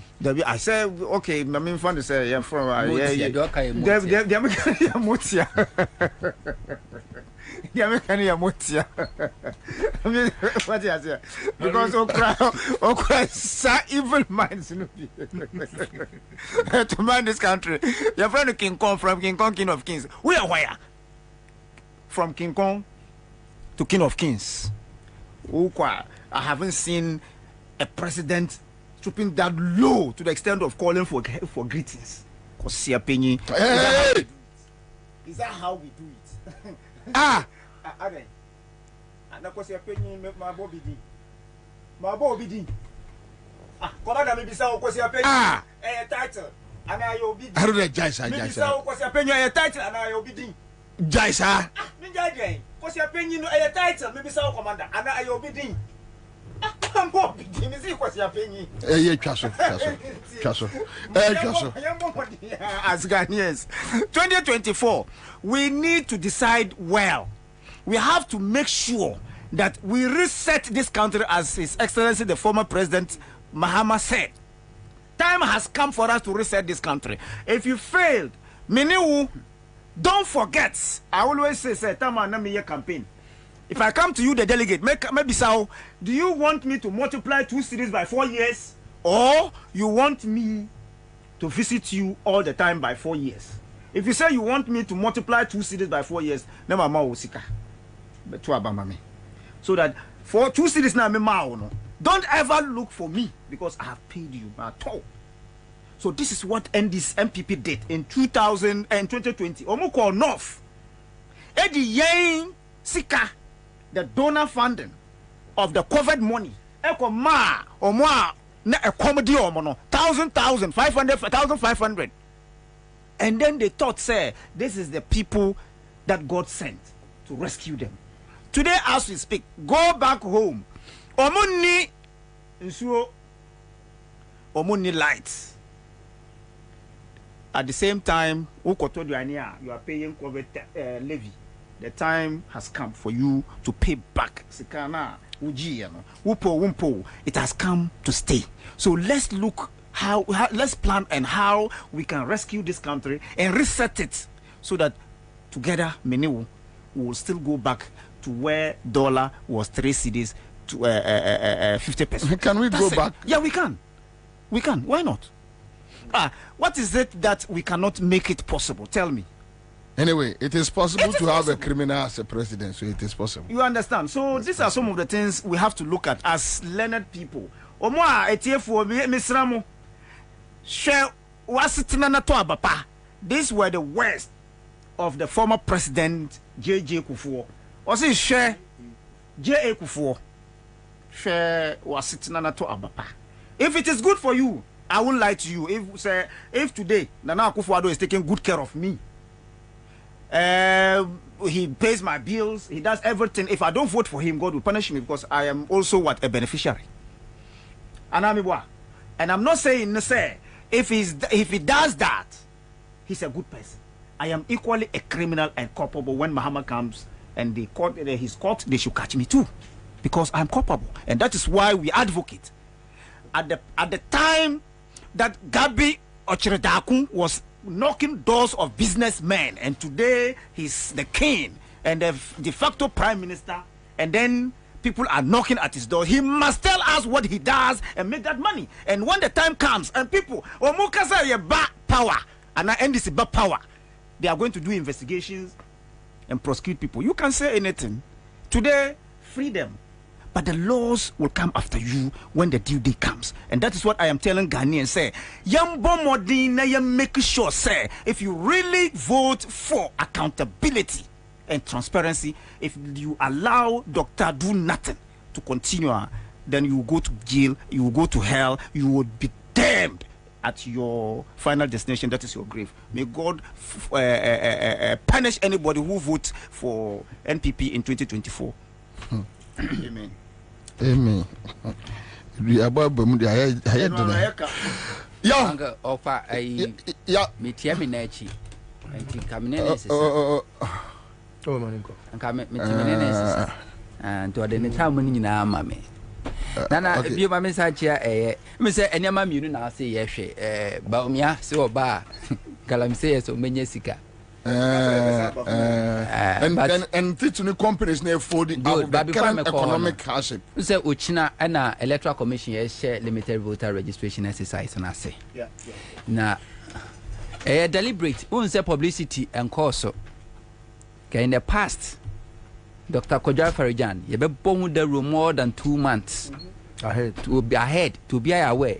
Charlotte said the same thing, but we no more yet because behind the scene they know how to convey their people to come and register. Under Dr. Kojo Farijan, not limited voter registration like this. Near yen between March, because March and Sabrina ensuring young gugu ye, and to more to say a mea. Ensure to a ejiri no esan say ensure to anything no omo nyina team register strategically what the ababa she eye May ensure na shall say eto the so-called voter region from prince in those places now ye genisa area na enso no ba be yira nkrofo ntimi ntwa nsuo e mama register just to suppress votes. So a calculated and deliberate attempt. A Kwabena say ya pressure kwa koto NDC MPs. So samokujo tabra kwa no mom kauna mo mudue. You have to spend huge sum of money to get in Crawford to register. But instead NDC for say 2024 election no decide no esha asie ochina. Election a process a event. Say and Crawford ebekwa representing NDC or registration centers no. So omo compromise. I forget the Crawford don't beko a year December 7th. Because omo succeed compromise omo. Na so omo manipulate registration a year process no. Any abo no omo ye no. The same people na don't beko akoto aba a year December 7th. And the way NDC any abremin NDC a lot at training a lot of agents. 2024 December aba but process no the most important the eye no china no ehu hia esne de ebekwa akoye no eye December 7 ati se wasi ofie na wusi edan fefe ba epuna da no nye papa kromfo no nya kwa no owura mu wie se pa eyo ne mienu wo sa gido ano kro bekun obewia wasa kun sa na kwa akoye ti esre party no say omu make sure say omu agent titru last election Ashanti region there were several registration centers NDC ni agent ho several registration centers and several registration centers kwa no omu agent no na omu sa MPP for any compromise omu no me NDC no omu represent NDC enti enya wie mu wie na wie yesremo President Mahama aka say I was see a reset Ghana back. Na process ne shasi o china obia make sure timamufo mu nya sa akun ma NDC ne political parties because ahoche na buy ne NDC fo nkwa no mo kire wo mo ye make sure say registration center ho no obia won sem fata ye mani register obia wonya 18 years ye mani register omo be register so minim se mu dada nya ne ye be kire mo before me share registration no mo hwe say register no nipa dodo say na wo so a day no mo calculate hu nipa dodo e register ye enti mu wie ni nyina mo hu nipa dodo e register because some machines no electoral commission say ayira no enyina ye omo de be registration o ba bi na the end of the day mo be pin o magum tempacho mo mani na ho se aboa wowo se agent fee na muntu ya me pacho ukwa NDC branch bia ye wo nipa 9 ye branch executives sa branch executives mo de man timi kra no so bia timi contribute 50 Ghana cedis this registration no mo betimi de tua agent ka I make sure munya bibia so nse agent ne Ansah who watches the watchman very important enti agent ne kwa amuri na kogina no say mumpo obi a obe watch no I make sure say bi ono nko amfa na do frupen konkoji sika ema party ne moka yes ro monim say almost 20 days to do this but nana back to companies are FODA. One of the NPP's ideology ni say property owning democracy. To make sure say government has no business in doing business. Enye abanya adwuma ne so obeye adwuma edemfa so beba. To mo de ne so create enabling environment for private sector to flourish. But property owning democracy na MPP kano. It's not about national interest. Say no bana o Ghana ni bia nye ye na onye sika senke ne nkensa hwe. That property owning democracy is limited to MPP for pay. Because NPP has never had anything called national interest in their blood, in their DNA.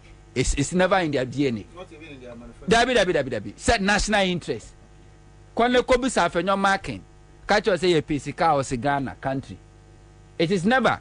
Enti nana rade MPP buy ye and Crawford ma be billionaires overnight. Chiremobia one de beka say we dey politically onye known, onye politically connected to NPP. Chireme one. But look at under NDC John Dramani Mahama Professor Mess Rollins. All those billionaires are near Ghana no. 90% of them were still MPP financiers that they were making money. Papa Kwasindum, Kofi Amwabeng, Makenyinaku, Mensa Utabel, mention them. Tobinkos, pharmaceuticals, all of them. One name said nominal MP before. But they were making money because at the end of the day, they will create the jobs. Ghana for Benya Jumaye and Tiomonfa bed in Kotoa Baso Ghana first. But tell me 1 billionaire. Our pager, our Kufuada Mamu Wemwa, on your MPP financier, and that's one MPP. Tell me one. Never saw billionaire, sir. Akufuado buy what collapse one for the past 6-7 years, go 8 years, and what collapse one. Sure, or baby, I'm say free. Papa Quasindum Shasie. Uko find the business will be now or registering now the NDC. And they grow, yeah. Show Okofa Obiti said Dr. Kwabena before registering businesses under NDC. Akufuado NDB man within a year. Kofo Obiti Sama Kenyinaku. Mensa Wotabemo, all of them. Oko kofia omu business when they establish their business, their banks. Who track it, tracy qua, Bonse Chasse and the NDC. NDC didn't collapse them, including a can say bank, data bank. Because you know, say omu but the Kufuado what happened. What collapses our business in now. And then you were billionaires in this country. We don't even know what they do. Yes, you don't know what they do. People are building mansions. It's legal on the cast and chemu. But we don't even know the business they owe. Like Papa Kwasindum. So auto private jet to crown the NDC. Obianim sa Papa Kwasindum in the business ni. Before Obianim. Ninaku Obianim. Mensa Wotabe Obianim. But then Akufuado creating artificial billionaires. Just say we don't know where baby omuye juma. But omuye billionaires. And all of them are connected to Akufuado government and MPP cry as a whole. Omoye connected to Akufuado and in inner cycle Kofoka Krebi. So when you are connected to the family in Kwandia, you are good to go. That's what they are doing. Yeah. And they don't care. Share all these companies are yabubudi. Nana ye kase ye ka jobs or market this global ye ka hwasem. Una mosu ahun krofo bi kra boto a bicycle. Na the backbone choko deliver diane within a year increase one more a create jobs. All of them every Ghana. Why? One, taxes. A buyer or caso baby move the economy from taxation to production. And then according to Radom level, was it from taxation to armed robbery? And they rob big companies. And to mun survive it. What they are not to chance wa. Yes, sir.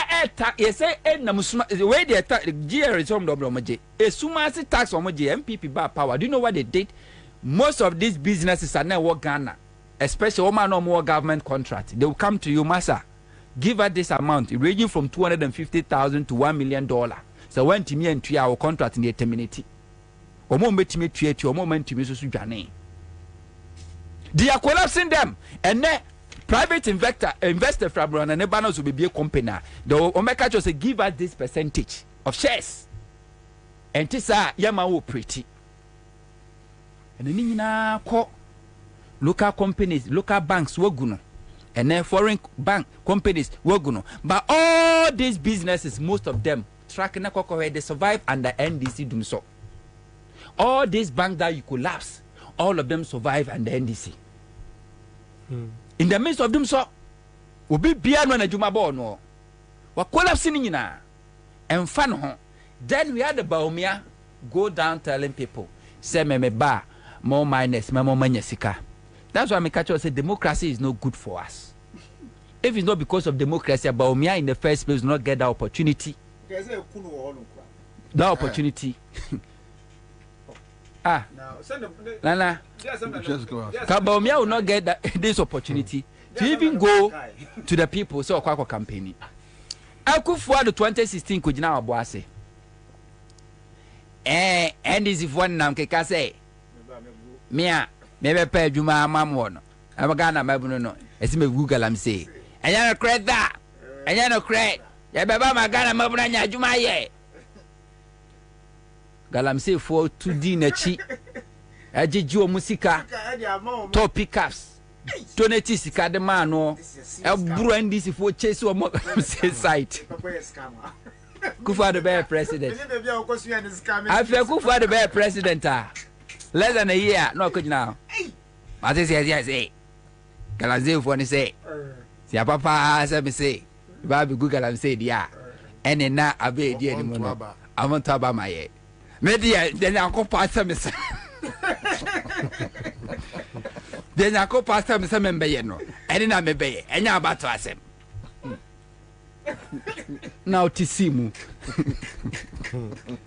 wo chi Ghana for mabuno mutu galamse kogu afiase omo obeku omo ku omo abedi omo dem di omo dem omo a obehye omo excavators wo hye omo excavators nkofonya heart attacks ewuye omo abeje omo concession wo je na de nyina man MPP4 wo che foreigners de anu agya omo yakoka ya asafo mafo se na asha wan ejeli na mfaso be ni ebenya enne okwa nkrofo a eye even illegal miners ade ese ye illegal eye garam say eye illegal no kwa wonya MPP ni you no be allowed to mine illegally tinkrofo ye garam say illegal mining nyina ye MPP fo nko a saba umia kwa wo site yeah ba umia wo site then ba umia goes to them say me ba memo nya sika pa ba umia kwa no ka chom say Togo me ba me be o mampani a me make sure say eye duty na wo Ghana na wo soro pa enti either say de ne be lower than Togo and I say any Togo de ne be pepepe ba umia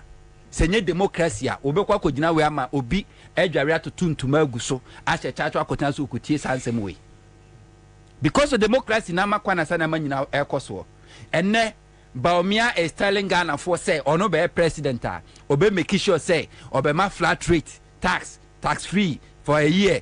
Just say amnesty obi a niamfa revive it. When you know say today ye ka say businesses are folding up, companies are collapsing, Ghanaians elusu omadwuma obi a join free Ghana tax bien one more abambe sorry so the tax ba without cabinet approval, without economic management team mona mo be transfer the tax na de ba no everything is done by Baumia o head enne wona mo a onka achievement as a head of economic management team onka wasem enne okwa akwahye bo ebo a uni ekufu ado share 4 years ago 8 years ago amantimi anya no o say boss bium aboso ba na meja paye because oni say Ghana for bibire ho mo refi no but would you ask one boy no sukura bi wan kanya yawo wajaye no ato no wakeka nkwase asem na no omso Mahama se Ghana ye den Mahama enamo or the convoy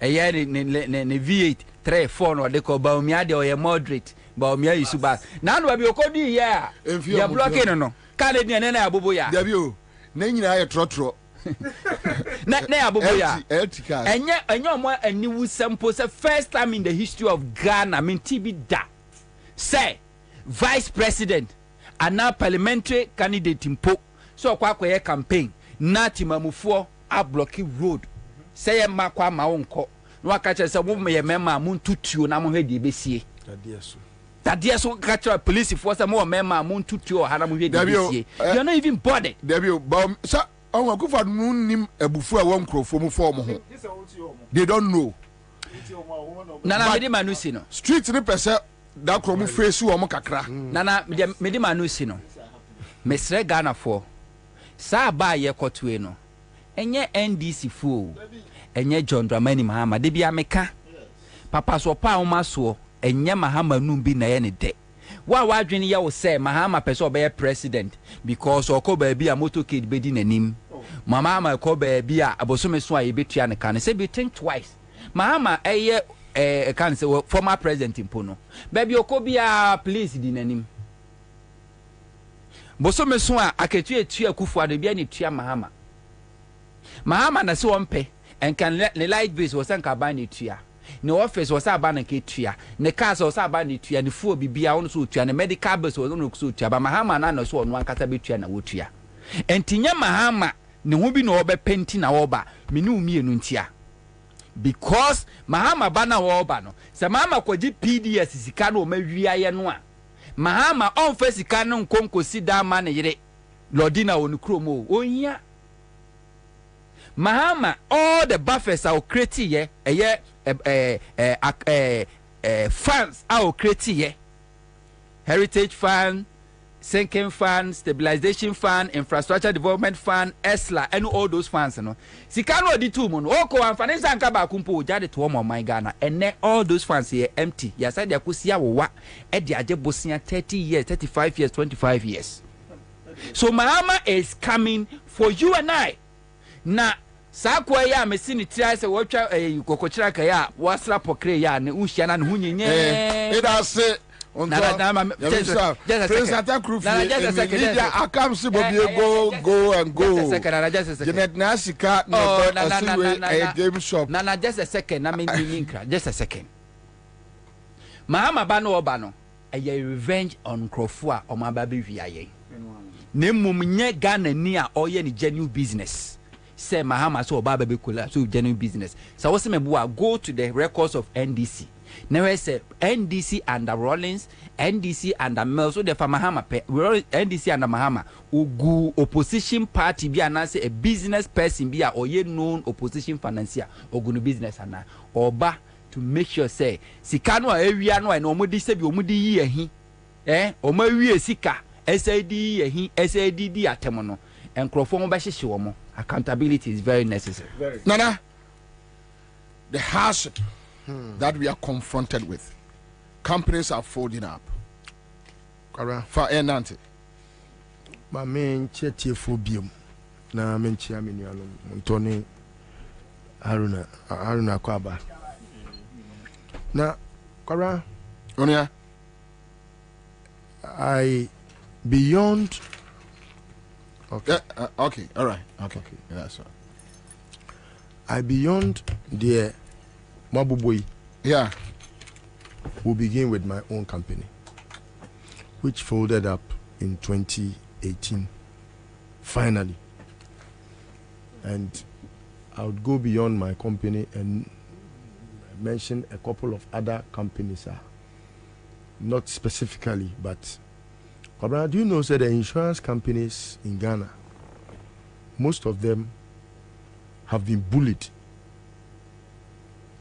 to the point say enterprise alone and a year Juma Ghana. To the extent say insurance sector. Yes, state insurance company. Omegunu. SIC. Omegunu. SIC. Omegunu. The famous now SIC. SIC is just on the paper. If you see anything SIC, is because they just have to also show their existence. But in reality, a new man I was a SIC na legitimate businesses are SIC legal businesses are even compulsory say I was a call SIC or this family the Oforipenyi fie ebusue for family no Amamboy for family no they have collapsed it. Kwabena if you say Ekufodo ba bemu baby a oman we yakwa kodru no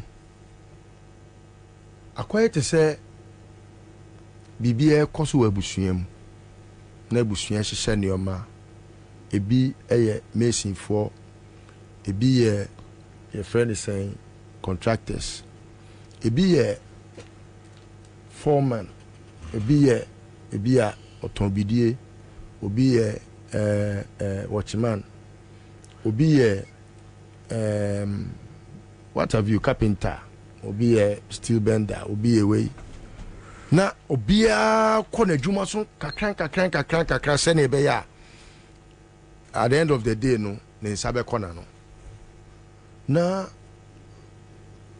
abusuapani bi aba sɛ ɔno no so yɛ carpenter ni a wadwuma no ɛwɔ sɛ o regularize wadwuma no ɛwɔ ɔno ne ba adwuma mu na wakɔbie carpentry shop say if you ne kure say nya ono abusuapani ne small click na omowa ahemfie na say omowa abusuafie kakra bi ni mu a eni kwan say obia oye busuani edidie ene Ghana on my way adehye omo nam fam na nkwa omo ye dua bi humre nene omo tete aponko so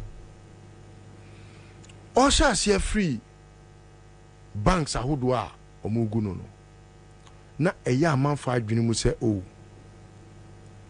after all yefa so born nkobo mahama na it is just that easy say ye politicize no ne mane hu se mahama mom na wanti mi amobrapa enu nti banks na ye gu no no ye nkrofo bi ni mahama negligence ye eno omugu na maami bi tifie sisi ai mi no ka say o text me o si de bia obeti me ne na efa adwumaguo ho no na ode me boa mame esan say Kwabena, I remember say sa bra me ne maame ne di nkita ho no na ne haw nyina ne say makotena muntie akase Akufo-Addo eyewudini oni me nya adwen oyam pipi ni ma papa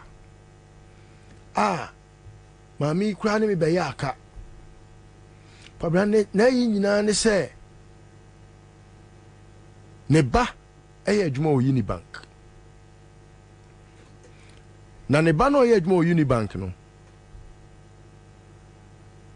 onna na eye me ne relationship manager chenam ne ba ne so ena o can say my mommy wants see you. She talk say you go talk something for somewhere where she see where she won't talk to you. Till one day e konifie na me ma me ni ko shia nti ma me ne me din komo Akufo-Addo ye ni papa na se ma me unim no e see hey o text me unim apart from say ne bana oye adwuma o Unibank ye yi na die no ne ba no ne yire no oye adwuma o Beige both of them climbed to the managerial levels in banking. Ene maame no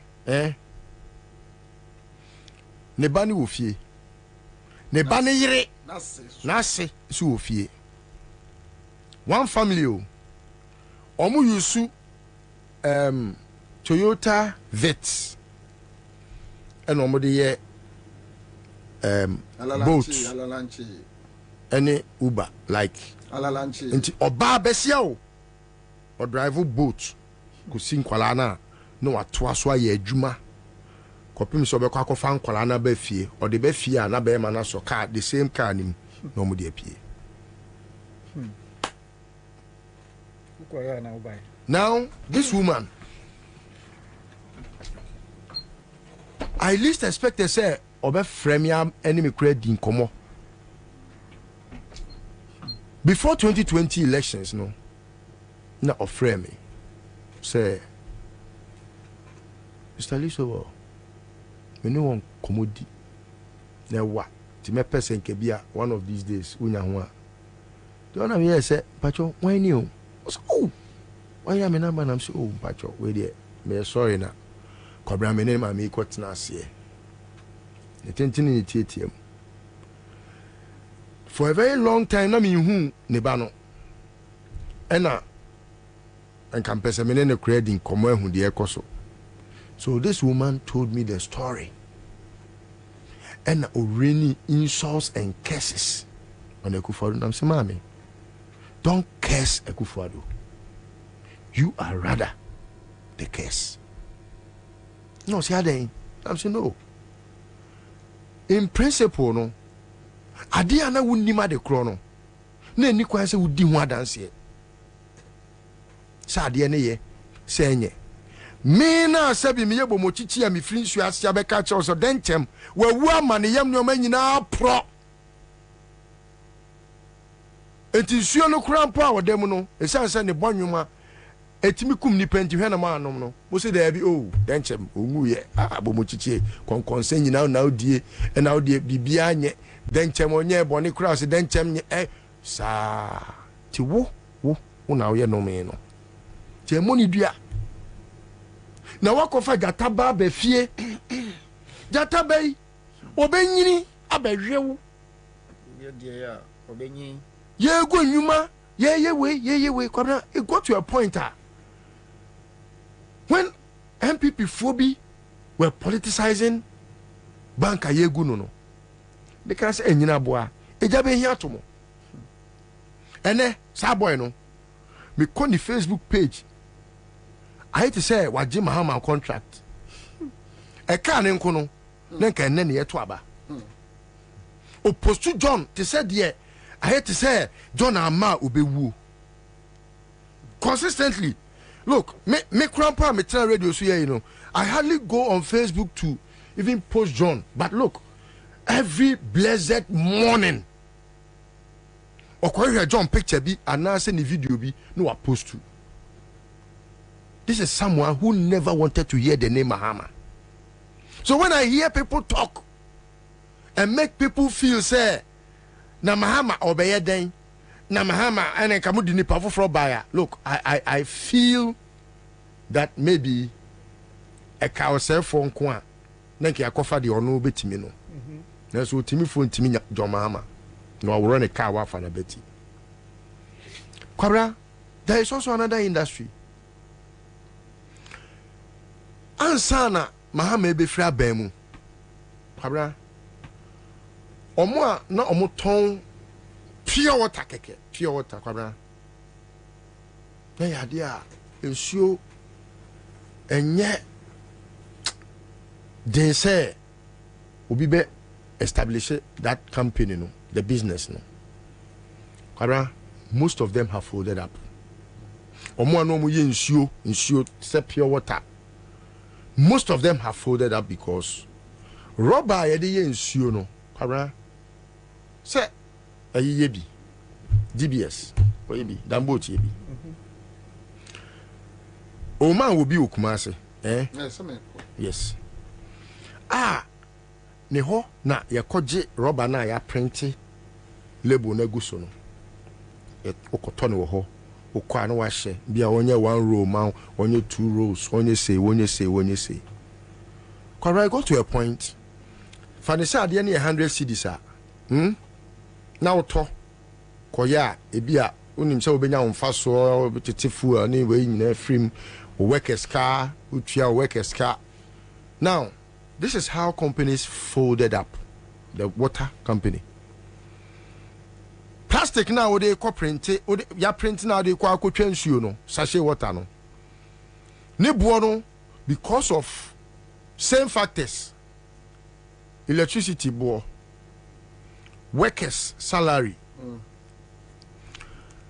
rubber no say ye rubber no kra wo Ghana ha machines now they yes annual no okra inti no the cost of dollar na e cost no inti ema afi rubber ne bo be ye den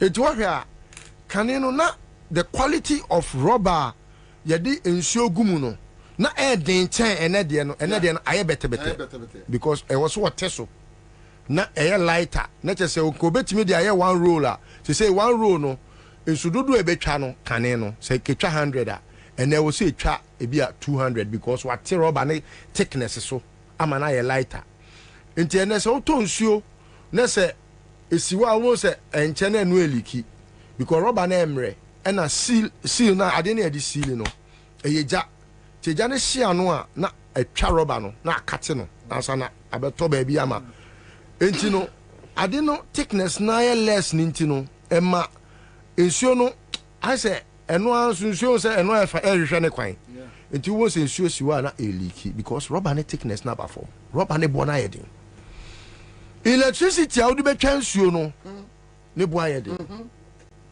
se kura de dum so asa kan mo ebio workers are be form wan kan so nu a ensuo na wo bu agumu no kura de se wo de fa ne se ebi e borehole ebi e wei na no crampo no ne reverse osmosis a wo di betreat ensuo no ansa ne ensuo na ye krogen a onim se betimi anom no reverse osmosis se okobusa ne bo ontimi nto eno so eframo no ne na eba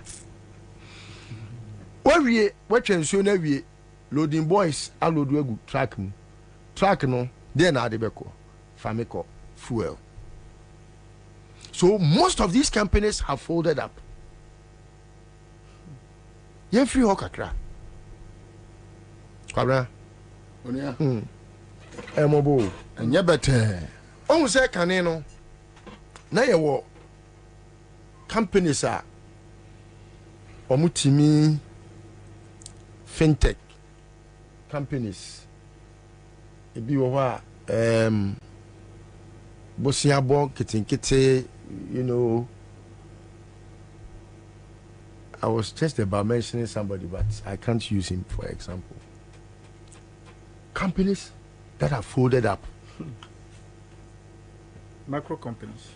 Just say, and it's all aimed at only one thing. Correct?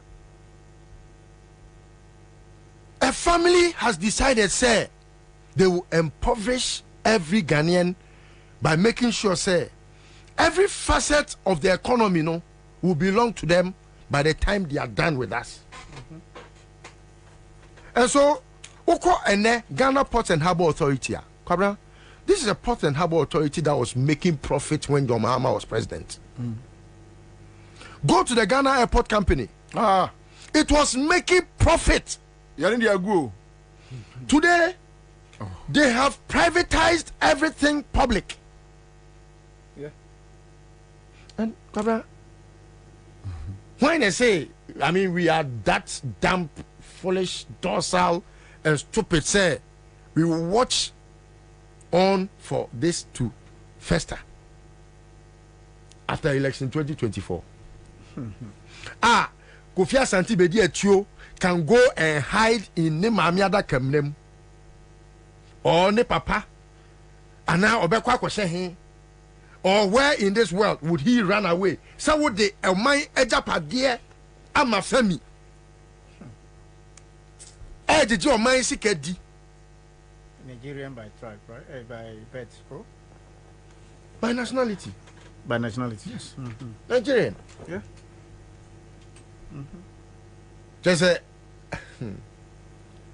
Okoka, Obisian, no wari Nigerian in the Yoya. Ade, Nansen or wari Ghana ni. That's not near in Nana. That's why Jano, Oko wari Nigeria ni kama. On the name. Chrono companies now, Afanioma Bobomo. And now Ghana Post and Harbour Authority. Just say, Oma Seho Passam, Kwabena, what on and say? Ship for Mo. The taxes are too much. And why you hey? When last, Kwabena, ask Udioko Ukofia Busa Otima say, when last did she have any container here in Ghana? Kwabena, Busa say, and when they go Dubai, Kwanso. Why now caught Italy? What do Vietnam and quite and quite Turkey here? When they go, Obianco. Why not China? For them. China businessmen and women. Kwabena, Chinese now have decided to even come down by themselves because Obianco bio. But that's what I was telling you, say. And you know, look, baby, o my na kodruno, si a bo company o ma fold up near bo near limiting to about ensia and so watch edu dumienu even eduonu. We are just not discussing the issues. We're understating. It's an understatement. Yeah. Say Obi multinational company be to say game. Egu. Me, I don't have any game plan. Say me, I make also game, so say game egu. Me already do me egu. Those times she was doing 24 containers annually. And so Tia about 12. She couldn't do more. And so Tia must say no, one container crampono, she can do that within 2 years. Do you know how it folded up? I'll use my own example. She said, dollar na age na saying, time I know lady coconut so no, not dollar 4 cedis. Or 4 cedis and or they cut $1. Me boy. And the dollar no, a 14 cedis. So she needs 14 cedis only $1. Ni dwetira na ekura no fa say na ye $400,000. First no timi dey talk $100,000. So say how much do you need to get $100,000? You need 1.4 million Ghana cedis. 1.4 million Ghana cedis for $100,000. So how would a business thrive? Yeah, ajregaje, mama ya pole ajregaje. Yeah, ajregaje, mama ya pole ajregaje. Open it to us. Oh, so we don't have to. I hate to say, we are not much of inward-looking people when it comes to business. Look at how we are fast to want to say a multinational company has folded up and it's news. Why don't we do the introspection, the inward looking? When did you check whether the BDA rano na juma na ekoswana? Kwabena, ene ema na kane omukeka omomore so. How often do you see that come? Busomo se ne boy saying. Wanzam nina o tretre boreso na ne boy is saying and any boy is saying. How much was kenke? And then kenke seller no was it one ton mekona na juma no ontimi kra ntwaso nya adwuma. How many people can go and buy kenke no watimi asa to meko? How does her business thrive? So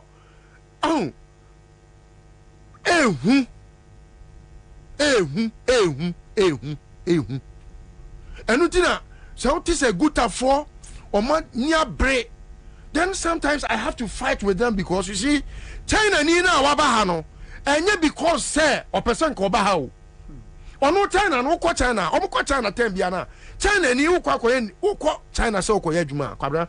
The Chinese has an agent ultimate cross out your Ghana ni makora company ho directly akotonioma e dia bagana. You can't do that in China.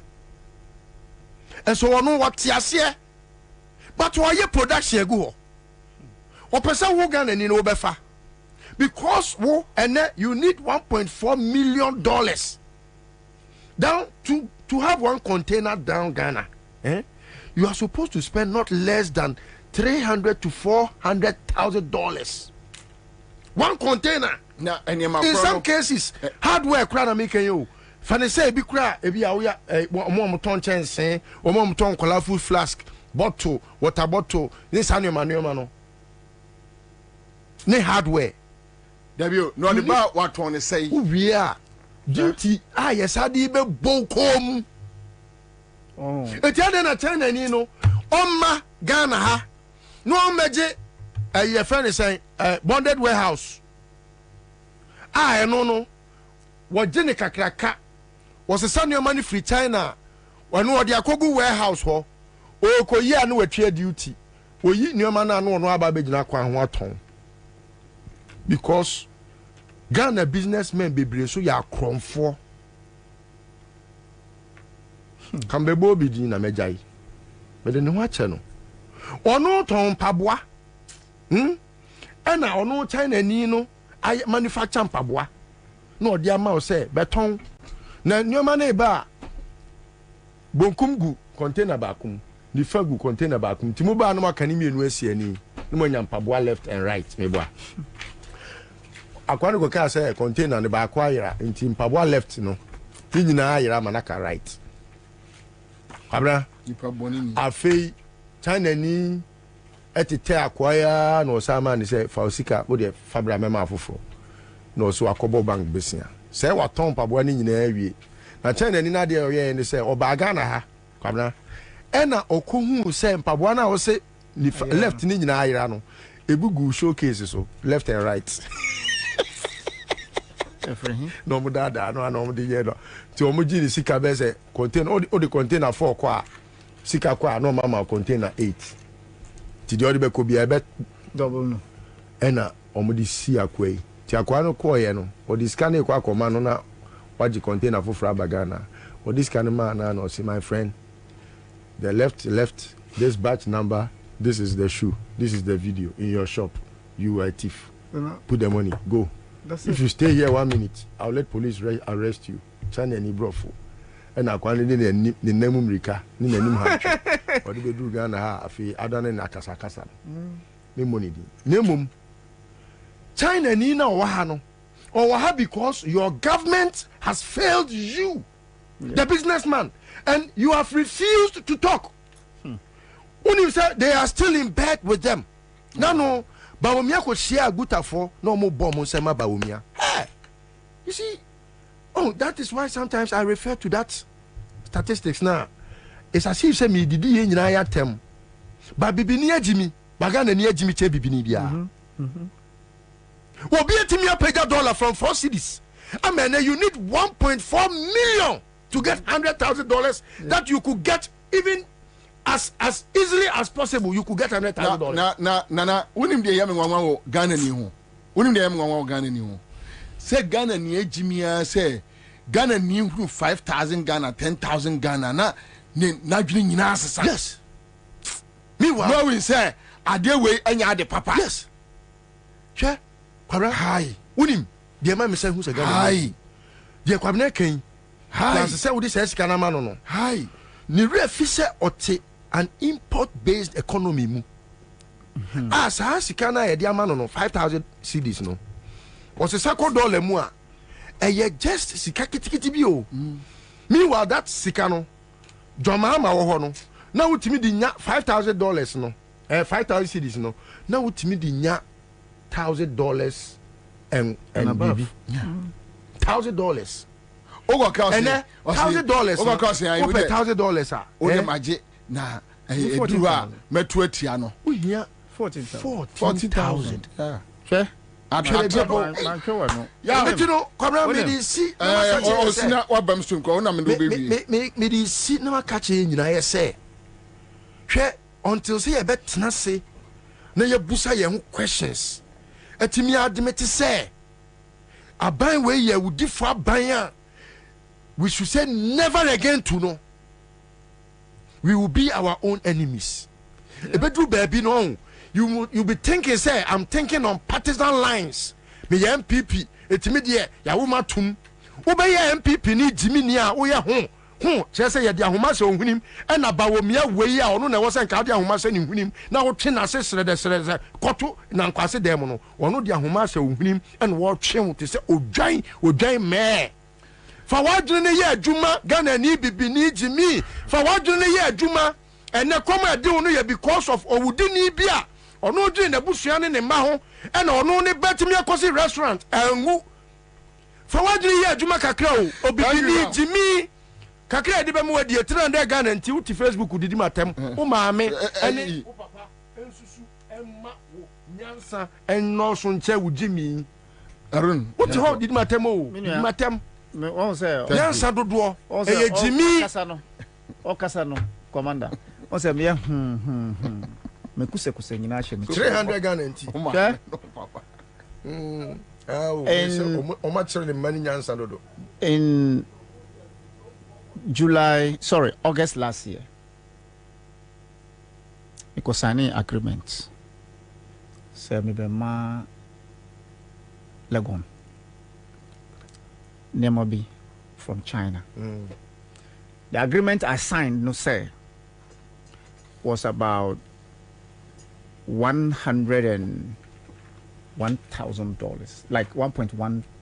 I don't know how to put it. Like $1,100,000. So $1.1 million.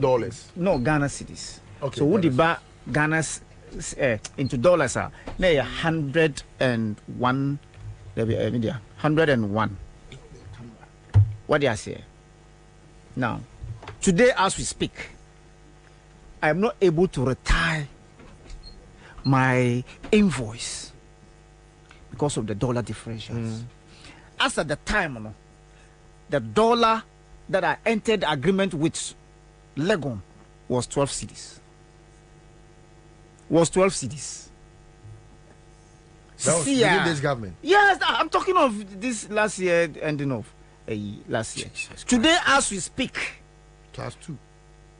+2. Point BB.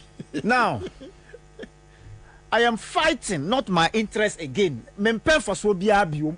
What is your business? No, not and break even. I don't need even. You don't want to break me capital. Me capital. I don't want to break even. I'm not talking about Obio. Meka Piso investment. Piso.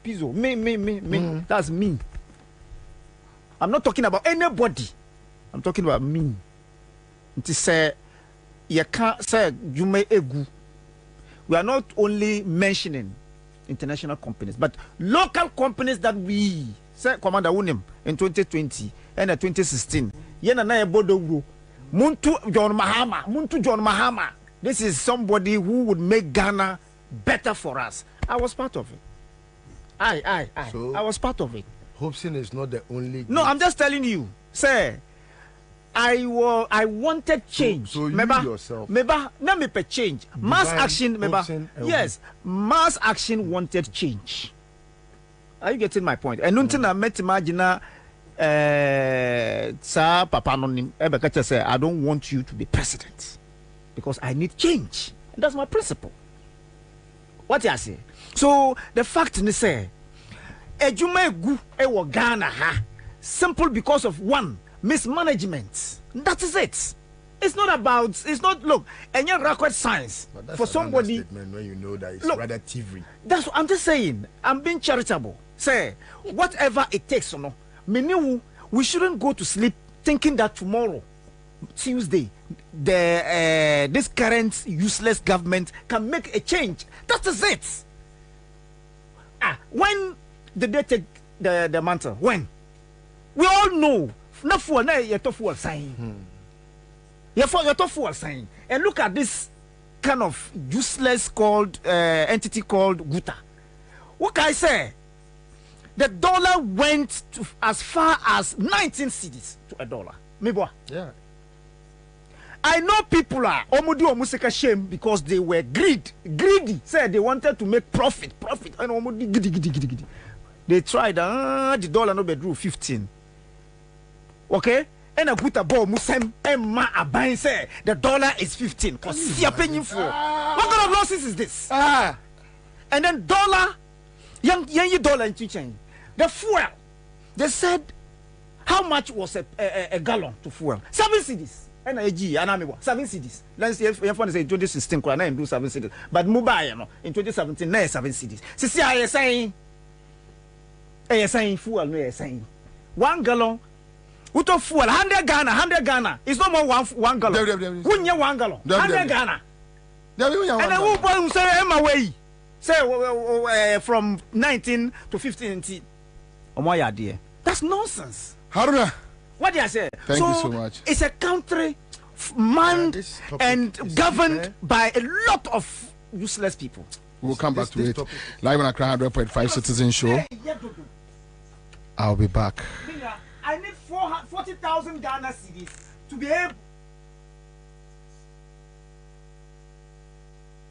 The Mako who ever Greenfield Scientific Herbal Clinic no. Me who credit me say enunti no manya award wa. Eya world best. Obi an transe Emma Dompem ya de ka say anase me boya de enkan to dem bio. Greenfield Scientific Herbal Clinic. Esanyar want to say ne ekuro etu no. Ne enkan ewo nanum. Oba na be mo pa wo. Ene enyar wanka ye. Nansi ma me ka say ene spinal cord ho eka ye no. Greenfield ada romenti ene wasa so le gina na so epiem. Greenfield Scientific Herbal Clinic. Ewo ultra modern laboratory. A diagnostic machines are associated with the Muankasa. Greenfield Scientific Herbal Clinic. Ewanungwa Dogon, Estate Junction, last stop. Frewa 0243 983 906 and 0261 651 898. Greenfield. God is our healer. Greenfield. Your last stop. I believe. Efira, my wife knew. Menene na baba tenefia. Akia, me fira knew. O wife no ho afa pa. Me da se. Na won maduane ye de. Ne nsa no bo. Share, if you're a Minsano Bob Papa. And the over to me at Lefia. If you have 4 mania tipa tomato mix, yes too, a bon choir. Jai. Hey, if you're a so walk room, wouldn't tipa tomato mix. Be the beer Bavaria swine. Me popo beer mwedibi. So say, tipa tomato mix. Said ye a mediani a speciality. Me now for Marima added down when you know that's 1 5 biani. And that's some good or buy the tipa tomato mix. A year Jan, now I hope walk crab dibia. At when what the vitamins A, D, E, K, egum, a near fortification, and yen what the digestible fiber, any liquid so I can a my product no I come say. And yes, sir, a bonus of that form, a boogana jasso, upado do afre 0203 403 400. Tipa tomato mix. Taste happiness. FDA aji ejeden crack so yatum. He's able to deliver. Tell your ministries worldwide. I sign friend of the Father's Family Church. Woman a night of miracles and prophecies Ediaba and Sanctuary and Comshe. Thema Dasuni, God is able. Reverend Sumfianko Awiye. Aha, I Nakado Ghana Limited. Your Wakaswa Jester Hospital. Yajuma Edi is a simple human yedi. Yes, I see dying. Yes, also yes surveying. Nature is a soon crater. Yes, also the infidel high. Oh, yes, surveyor around. Now, baby, the Ayujuma bar, ye benye be a mount. There was a of me, baby. You will be what dancer. You will be out to break. You will be what you chew. You will be what akuti. Opesoni Nakado Gana Casa. Freya Obiambra, Omajine, Obiambra, Omajine, Nakado Company.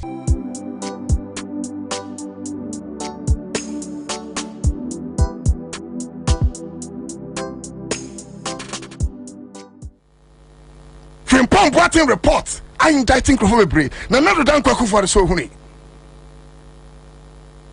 Report is lying naked before the president was huni. Or Rabamia. Or no year second in command also huni. And all these people are walking about. Saying Krofoya, one must say assassinating, they are walking about freely. Ya nyo biahe. Rather innocent citizens. A mabunua, a tokane, a pegana ye. A mabunua, a kwamukuna Ghana, a fan into my prefer. One more person galam say jai. One more homo quetia and sua essay. One more equatia, a queer bretua, nina essay. They are the people the police found it effective to arrest. Omuyeno. Ano munya ntansa bi ebowom me so ba Facebook a share ne yanko yenim brase kwa so bi Facebook bi a share and afei na ba enche ma acknowledge mu nyina me record say a wo Facebook a share yanka no kran kire to me yanka no kran kwesi say ya ba chichie nyina until there's nobody to arrest in this country. The country is not for the IGP. The country is not for the Ghana Police Service. Ghana and yet Attorney General Godfrey Damidia, even this country does not belong to Akufo-Addo, neither does it belong to Bawumia. Or many a would tell me when media. Mimi wofi. What behind that? Wo say wo no? We are powerful say me and me favor. Nana Akufo-Addo what behind that? Me a favor fear. I say wo tell me what's up. Wo tell me what's up. Me did dane high na Akufo-Addo beka tell me say oh baby a friend IGP ana because okay on ba oba ne metra nchen na che so no kra de we are second from Nana Akufo-Addo, and these people have gang out together against the justice system of our country, and we are looking on for fear of intimidation or for fear of arrest. Listen, the biaya me dad radia se menye soldier ni. I tell you, if I was a soldier, I'm telling you. If I was a soldier, and da. But I'm not a soldier. But I'm a civilian soldier. Listen, I am charging you to be strong. Do not be intimidated. We must fight until there is victory. But Burubia would tell me, Bia, so when PP, so when DC, what CPP, what PPP, what to about now, on to about. I don't care about your political coloration. What I care about is that we must rise together and save our country.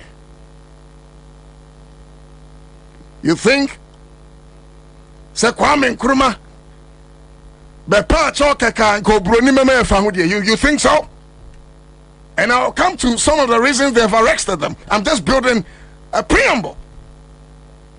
So, Brony, ya pa chao, where the Yasoga cry, my family, no, Brony say, yo, Mate, 1957, you think it's a Chaupa Kake, and a Kwame Nkrumah, and if it was about Chaupa, any negotiations, Keka, Anka, Tamwa, Yati, UGCC, 1947 thereabouts, and again, family.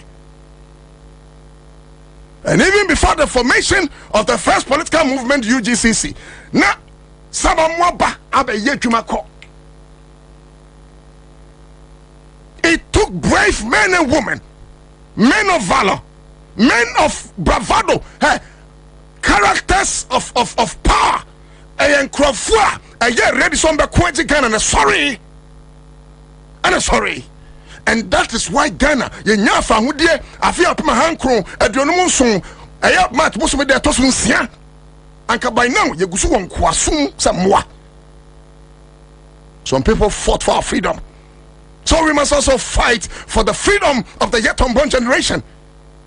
Because, say, I am saying this with authority, 30 years to come, the next generation back Rensu. And they'll call us stupid fathers. I don't want to be part of those stupid fathers. And that is why I'm fighting. Now that be mini one ponoma and chirime ba on makase papa wait here was sorry kumaye. I don't want to be called a stupid forefather. It is so sad. I tell you, it is so sad. It is so sad. It is so sad. Me say, Judge, I remind you, I'm told say Asamoah Court and can be brave. Then I remember say Judge no krasana minam tuaneka. Ti me kai penam so, men can be brave, me metima can be. Men train a judge here, but metima can be. I can criticize every judge in this country. Wo ye nia etina ka wanim bete. Like I said the other time, judge there, what the assembly to anymore. Send your hunu no bebua. But I was thinking, sir, if I was that judge, which I'm not, prison custody, say, Obi baby say, Adenti na machi democracy halfway agum dibi ma konsa. What will be the answer of the country? Na omuye demonstration say empanyimfo say yensuo omu say ye kwaye ana afenso no yensa ase ni nyina de galamse ase no etu omu ye demonstration no ana ye cheche wom egu mu obi abeka kire ni bia abeka say ene mo mpanyimfo magimi pa o menka se be na meka o it's a scenario because obi obete sa ase obi abeka say ene Ghana for mo mpanyimfo wo magimi pa o se Omu mpanyimfo no a omu tu galamsey omu mpanyimfo no omu na ese kwaye no omu mpanyimfo no omu na ese sensuo no omu ye din enkoda emabunu asore ekon se na be ya sensuo na ye sai no se kwaye na ye sai no se nsase na ye sai no eto obetwa amachechewom you can say ene mo mpanyimfo do magimi o. I don't want to be called a foolish father. That is why I'm fighting. Is this a country or it's a farm? Wamaya and look, Temwa, Wamko quarter, boys neighbor, not Ghana police, sheepishly as you can be, not mu pepion basabas, ade, Omakukumniba. If you don't write and speak against this injustice, you shall be a victim of injustice someday. I'm telling you. What do you say, man? It could be me. What would you know? I can bet me a yell because Anchrophobia and Hornum Kakachi fry. What if someone actual and you remand in someone prison 2 weeks? How would you feel? Man, Kase and no, a tobacco and what? And Nanopa on Ghana yensom dwumadi so abra ka chire tena dwam me ne fa obai. There were some elements I raised. It is all important say I raise it again. Come, ma ade ready ma I was supposed to have give you early, but my miss send him out. Na hwe ensuwansu wa asai na bisa ho say emabru no a demonstration no it was a support home and now say it was a humiliate home like we are doing as a country. Oh, say minister to say poa anka meswa ma me mai oh me mai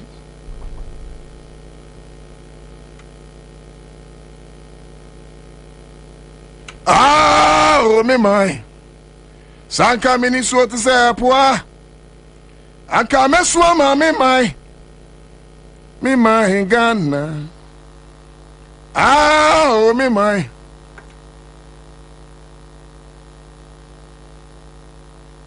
sanka minister to say poa anka meswa ma me mai Ghana oh me mai Mr. Sanka minister to say poa anka meswa ma me mai Ghana oh me mai oh rade abani senkra na boy to my mo rade wo man fe na ade amaye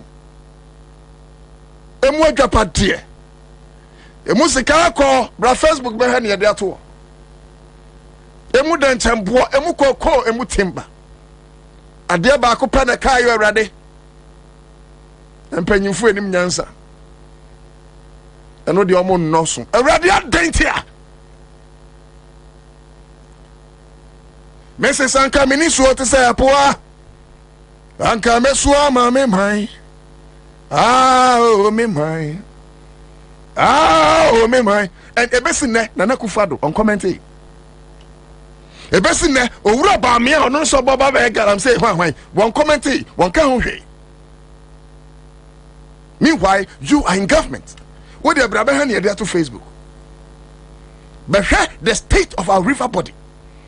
Young Credit Ghana Broadcasting Corporation, come and look at the state of our. I mean, what do you mean? Facebook. No, you come. Brother, Pate, what's it? Kaguma can almost say that. Ya can say Ghana Fonte. Oh, Nana, seriously. Eti, Pate. No, you see, no, me who yiramio. Me who yiramio. Brother, Facebook, remember. Eh? How? Nana, too bad. In fact, I want say, yeah, can initially now men call Nana say before say me call. Come and see. Uncle Brahonom, I call file a report TB about CMG. No. Oh Jesus. In fact, unim omo kanona man susu says Sana na etio. Man susu. Until you saw it, uhunu yeno. Me yemu shame like. Serious. Oh, Accra na ye can. What the phone way? Devastation. Who you have to mommy. Na me church rivers as one here, obedien say a assembly near kakeke like a grobi near but say uko grounds or na uko dear air kosu ewa grounds one ma. Na pate aya obedien say what in crime. Hey, you two galamsey. Galamsey suno and one banch na ebia or say cranase no. Yeah, ye diguso na ben crime. Near the off of wedding. Nana, unim, me could do and Cobra. One video now, where River and Cobra? Yeah, and Cobra. That's only River and Cobra. Now, unim say, Lake Nankasano, and you're not near be Lake Nwena. I say Lake na at the county, Omwana and Komo other side, which is the overbank. Yeah. Omunina or Hona. And you know, I hear Gidiano. Yeah, Gidiano, I patrol that's what Honumina Danigalam. Uncle Hunter Honway is a Punina at Danigalam say, Party River and Cobra, and that's what I say. Obia, what me be a seconds, but Facebook, ne following River Bia, I say, River Fin, I say, River Dan, I say, River Tano, I say, River Pra, a cop, River Shiri, a cop, River Brim, I say, River Yensu, I say, River Densu, I say, Subri River Cop, River Bonsa, say, Enum River, say, Oti River Cop, black voter essay Amansule River. And where major rivers. Major rivers. We are not talking about community rivers. Thousands of them, as I say. America say, Nana, how did we even get here? Nah. How? And Crofoya sense we. We're one more they are doing demonstration, your pen 10 their bomb. And the things they are talking about, number one. Say Oma to police in Nikki, you say they still Oma to police in Nikki. Charlie, Ghana. I didn't know police in the year say or Coco Toe, Wamukasa, Ebianigum. Can near packets baby. You would charge one side, so much to police in Nikki. The next demonstrations never basono. Mo park 1,000 cars, you better mu kids 1,000. Mo chi yankwa different group bad demonstration. Mo bachi obia want to there's nobody to arrest. Otu unim say sa asemi aye kan ya empenifo bi wo man no mo maye din no medwen ho amenti ase. Like I don't know say hu ye. Anase videos na ya ye de ba bontena na o ka say say o hwe no. Panyin na etu galam say no. It's not a joke. So what could grounds party said the Mimako who am a fire? I said, I can make me fratimo. Brim, Brim, when I say, and perform with Ben and Cobra no one now is your no empty and penny phone in whom. I didn't see so what penny no over Yansa Obehunu. Yeah, yes, oh no, seriously. So what penny because me. Nana Kufa don't mean Benjamin because we're president under your watch. Look at the state of your choir, your river bodies in your sassy. Etina make us say, oh, Robert, me to me, could draw park or campaignia. Eh, and I don't know who. Because, like, honestly, me, Adiano almost shall see from a certain point. My ensure ya saying kakran. At this point, I be critical. What say you stop it? Still, I intimate stop it. Ain't it copying time? You interview Mr. Martin. Stanley. My man can't say we confidential about American. I say, Paite, radio so na ye kase in the next 5 years. About the minimum. After 2 years, Ghana ye best start importing. Or say after 2 years. After 2 years. Ghana best start behind the scene. No me kase the turbidity level. Or kwanya is so no I take na emwa fino. Say see I rise it up to 600%. Yeah. It according to Ghana Water Company no. So I'm refining so no 50% a go waste. Yeah. Now when me say even pipe now ubua ode fresh leaves. Yes. Efagum. After 30 minutes ode hwade. Eti fresh leaves na ewu no. Eno na kire na ekwakwagya wo yemo. Why are we doing this to ourselves? Pate, eti why do you arrest people who are standing against it? Why do you arrest people who are standing against it? And people instead of say Ghana for you better together. Now you support democracy hub in fighting against Galamsey no. And Yama 1, 2, 3 they bomb no. Anna ya can say Anna look I don't subscribe to somebody to posters. But the posters you better to men so near tia you better to come posters in her. So police 4 car keys. And you better to then so way at the number you who say Sabi, ye Jimmy Somaya, ye be two police ni bia kiwo kroma. But Nana, media me wa appeal. Why? Mampeni, me appeal ni baako. Why? During COVID, senia Mampeni ba ya obe address yen. Yesre na Galamsey issue no. Oh my otu Galamsey. Yesre na one the ombra na. Like, oh my young who say. Mama who say, omutu Galamsey party. Because Nana, like, I'm really sad. Like, I'm really sad. Miss Akufo-Addo. Really sad. Frimpong Boateng say headquarters of Galamsey ye Jubilee House. Why na head of Jubilee House? Because Bakubia editor mamiko file wo dwaso e wo Eastern region. Senior. He asori dan eni, asori dan na chi e na mining site. Yeah, anopay. Na mitre mu se Ghana kwa ebretu mako aduanan. Someone say you can one forester, one senate here.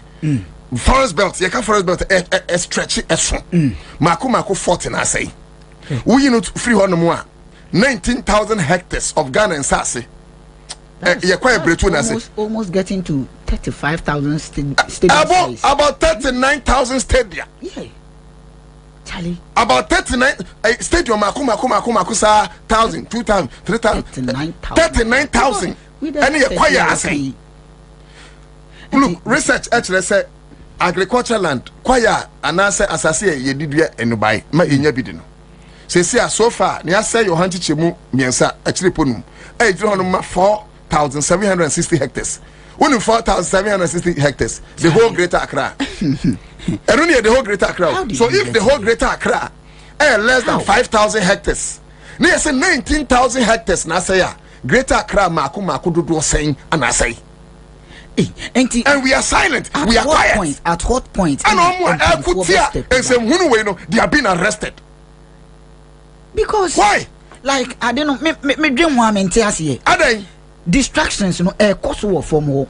Obi so ye demo. Odi fine. Obi be say which water is this? Where River Cobra? And Cobra na da hono. Very soon me the others never to. Fata ye never for fraud to. The others never to. I have a dinner to so. And I catch me. So where Cobra? Cobra. Who we have a brim to sumai? Because I did. Na fa bra eto sumai. Ni akanya fa to sumai. Mr. Campaign tour, I had the opportunity to travel with the former president. Okay. Now unmi ye kodru Western region. Lake here bridge you know see before become what the Western region stretch now so former president AC ejina bridge you know former president number doso metre ya John Dramani Mahama okay ojina ye obejina bridge you know so ehwe you know like utimu say papa no wa feel bibi wonu so party do you know what we're doing? I think sir some of us must rise. Let's lead consistent demonstrations. We don't care. We don't care. I'm it's not just debate my I don't care. And the party forget it. And listen. See a person Ghana the last thing you should think about say about you. And they should not be part of your dictionary. Because party ya tu anai. Yeah, Dabio say to da akutia na about me. Adanya o to da ko fight say galam say betwa. And then any good. Because at the end of the day, you be such a dainty to that. No fight say and so no Jimmy for na say no you be so ni. Na unim say Cobra issue ya ye kai. Omo mote ben lake no poteno. Ansah no be kokrom so koto alloy aba na so kuma kum. Enti eno an omo fa alloy bi angum. They don't put anything in. Basa alon ku am whatever no mo se mudi no. Ida enkun James no. Eti so na dey. Me interview na o say oye ateke. Na ateke no ebi ko voter ebi ko Western region or ebi ko Eastern ensure na odeye onim ne me yakese babies born with deformities say nkoda and nkoda yawo mo a ebi enan wasin bi ebi ani ni ho they say nkoda no bebrenya holy heart. And this morning I was reading say ano 8 out of 10 children are one free community mining galamsey no work kidney eti uyi mofra 10 esi wo and enipa 10 esi wo no more kidney problems are emu 8 and what every galamsey area. Me anyame nwanwa esan say udru a enkola ne bi dware wo mu eno an omo san and still people are still promoting this government. I think I saw a video like National of Chiefs. I don't know on illegal mining. I say ban on mining. Mining, okay. I say ban mining.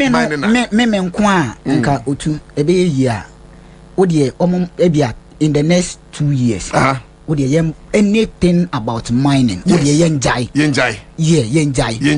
Whether a illegal mining a proper mining a din but let me different video. It does cool Connie or say more fire.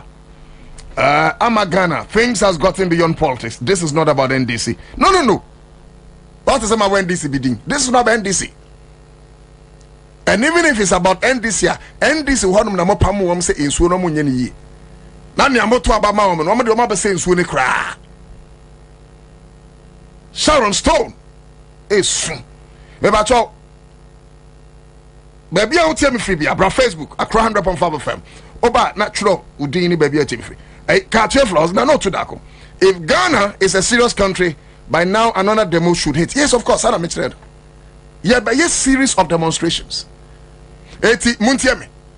Mate say on the 3rd or so to 5th demonstration be all. Na ke baby, if indeed says a demonstration why ever train there no. Na yakwa support to sa demonstration no. Omu wie na sa police for the two mo. Na yeso ya there no. Muntie. Say yeso wie na police for the chair. Different group so by yam de. Look, ye buy demonstration no sa ko so machi Ghana maburu nyina until there is nobody to arrest until the prisons are full. Monsase na mo nchete yen because yen nyaita no amount of intimidation from the police service and bebo yehu never me better radio you see me kra me mama enko beka sema me nka we me kra me papa enko beka sema me nka we me kra ma busuafo enko beka sema me nka we enu ntina me nko amete ya no o man no ayewo mu no apart from so mama or eja wona yesumo obi akwanto nkro. Some of us were born for this cause, to rise in the defense of our country. And apart from saying they were denied bail. The person has a right to bail. Because according to Ghana, a court of competent jurisdiction, do the abebo for makase wo udi for no undi for. Who Facebook ashemai wo undi for. They have a right to bail.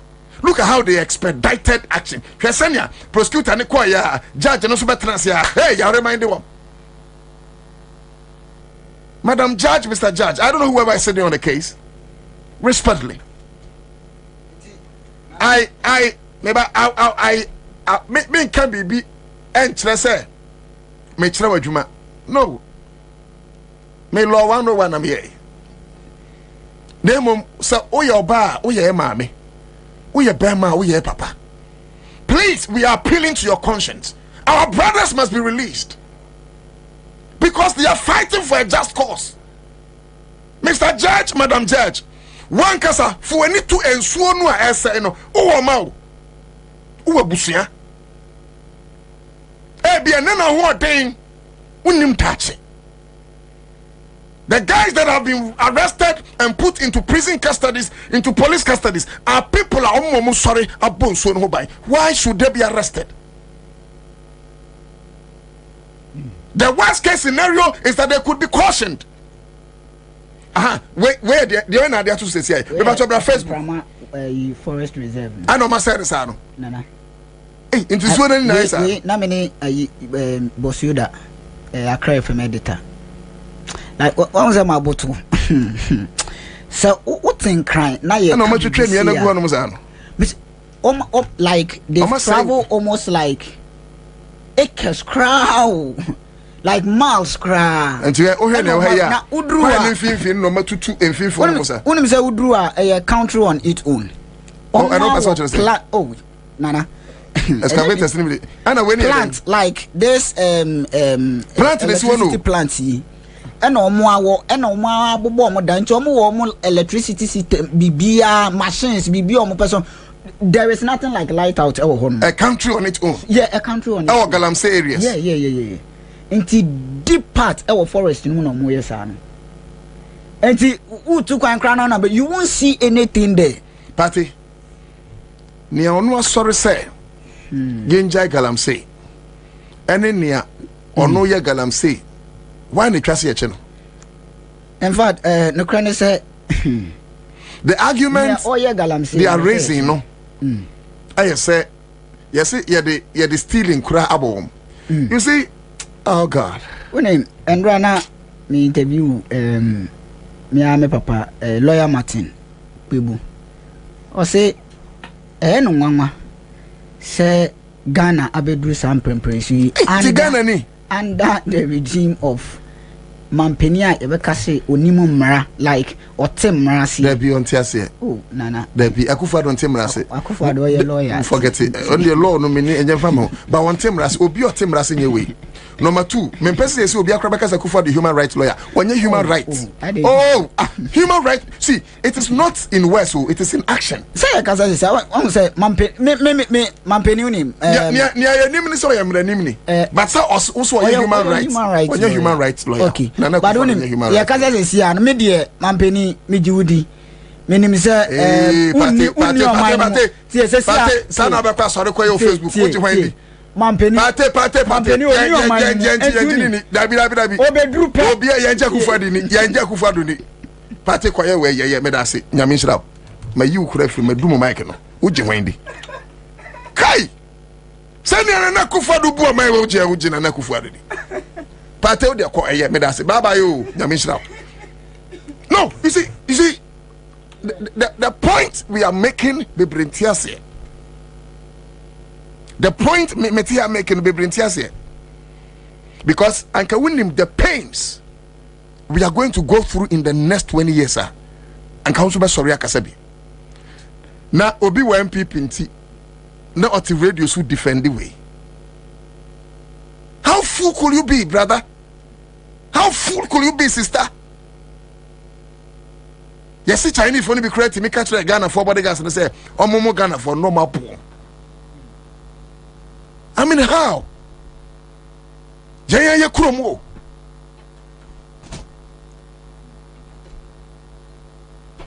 Room to be any account mining.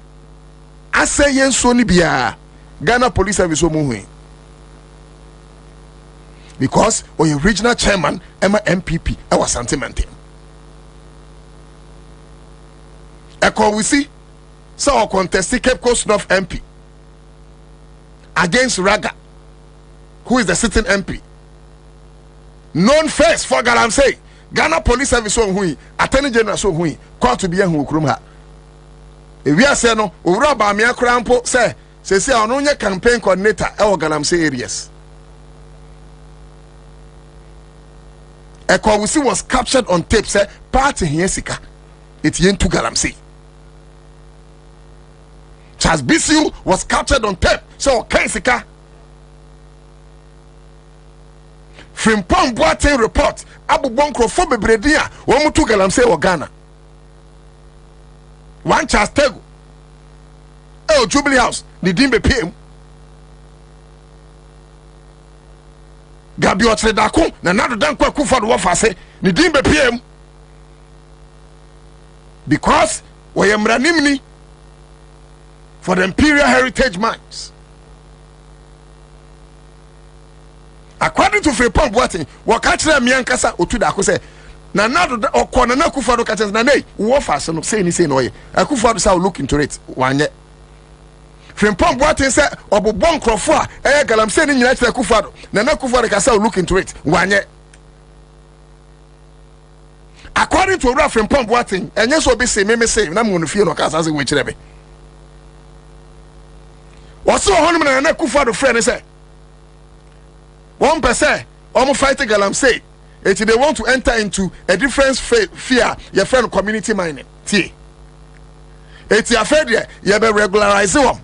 Na your mom the emra aye juma send a bear almost say quiet break to any yensu. Also, that is a good idea. Sabrano, now here Japadia document in more. Now your list of companies be ya list them our Japadia document in them. Oh, man, and now Akufo-Addo buy it or say, okay, so these are the lists. Me person who regularize them. Uncle and Crawford Galamsey, they've been listed in the Japadia document. No? The same group and Akufo-Addo the man. No? The same group and Akufo-Addo ne Bamiamo Adema Frimpong Boateng said they should regularize. Same Crawford they say so because Galamsey Sika and the Akufo-Addo mobile power. It's cramping down Galamsey na heading. And number 2. One more presidency hoping. Say number cause where we are. Because over the 2020 report, elections are MPP Luzu in all the Galamsey areas. It is said Oraba Miaba Kwentia Galamsey in all those Galamsey areas, no. Obedi because of votes. It is said Obenya vote our president. Namubanu Muswa wunu die and father. Ana omu tro in the Galamsey areas. I catch Crawford say, Ura John Dramani Mahama saw ba. Omo Jumana Omo Yen, Obe Jeffrey Omanum. No mo dombo mama twaso.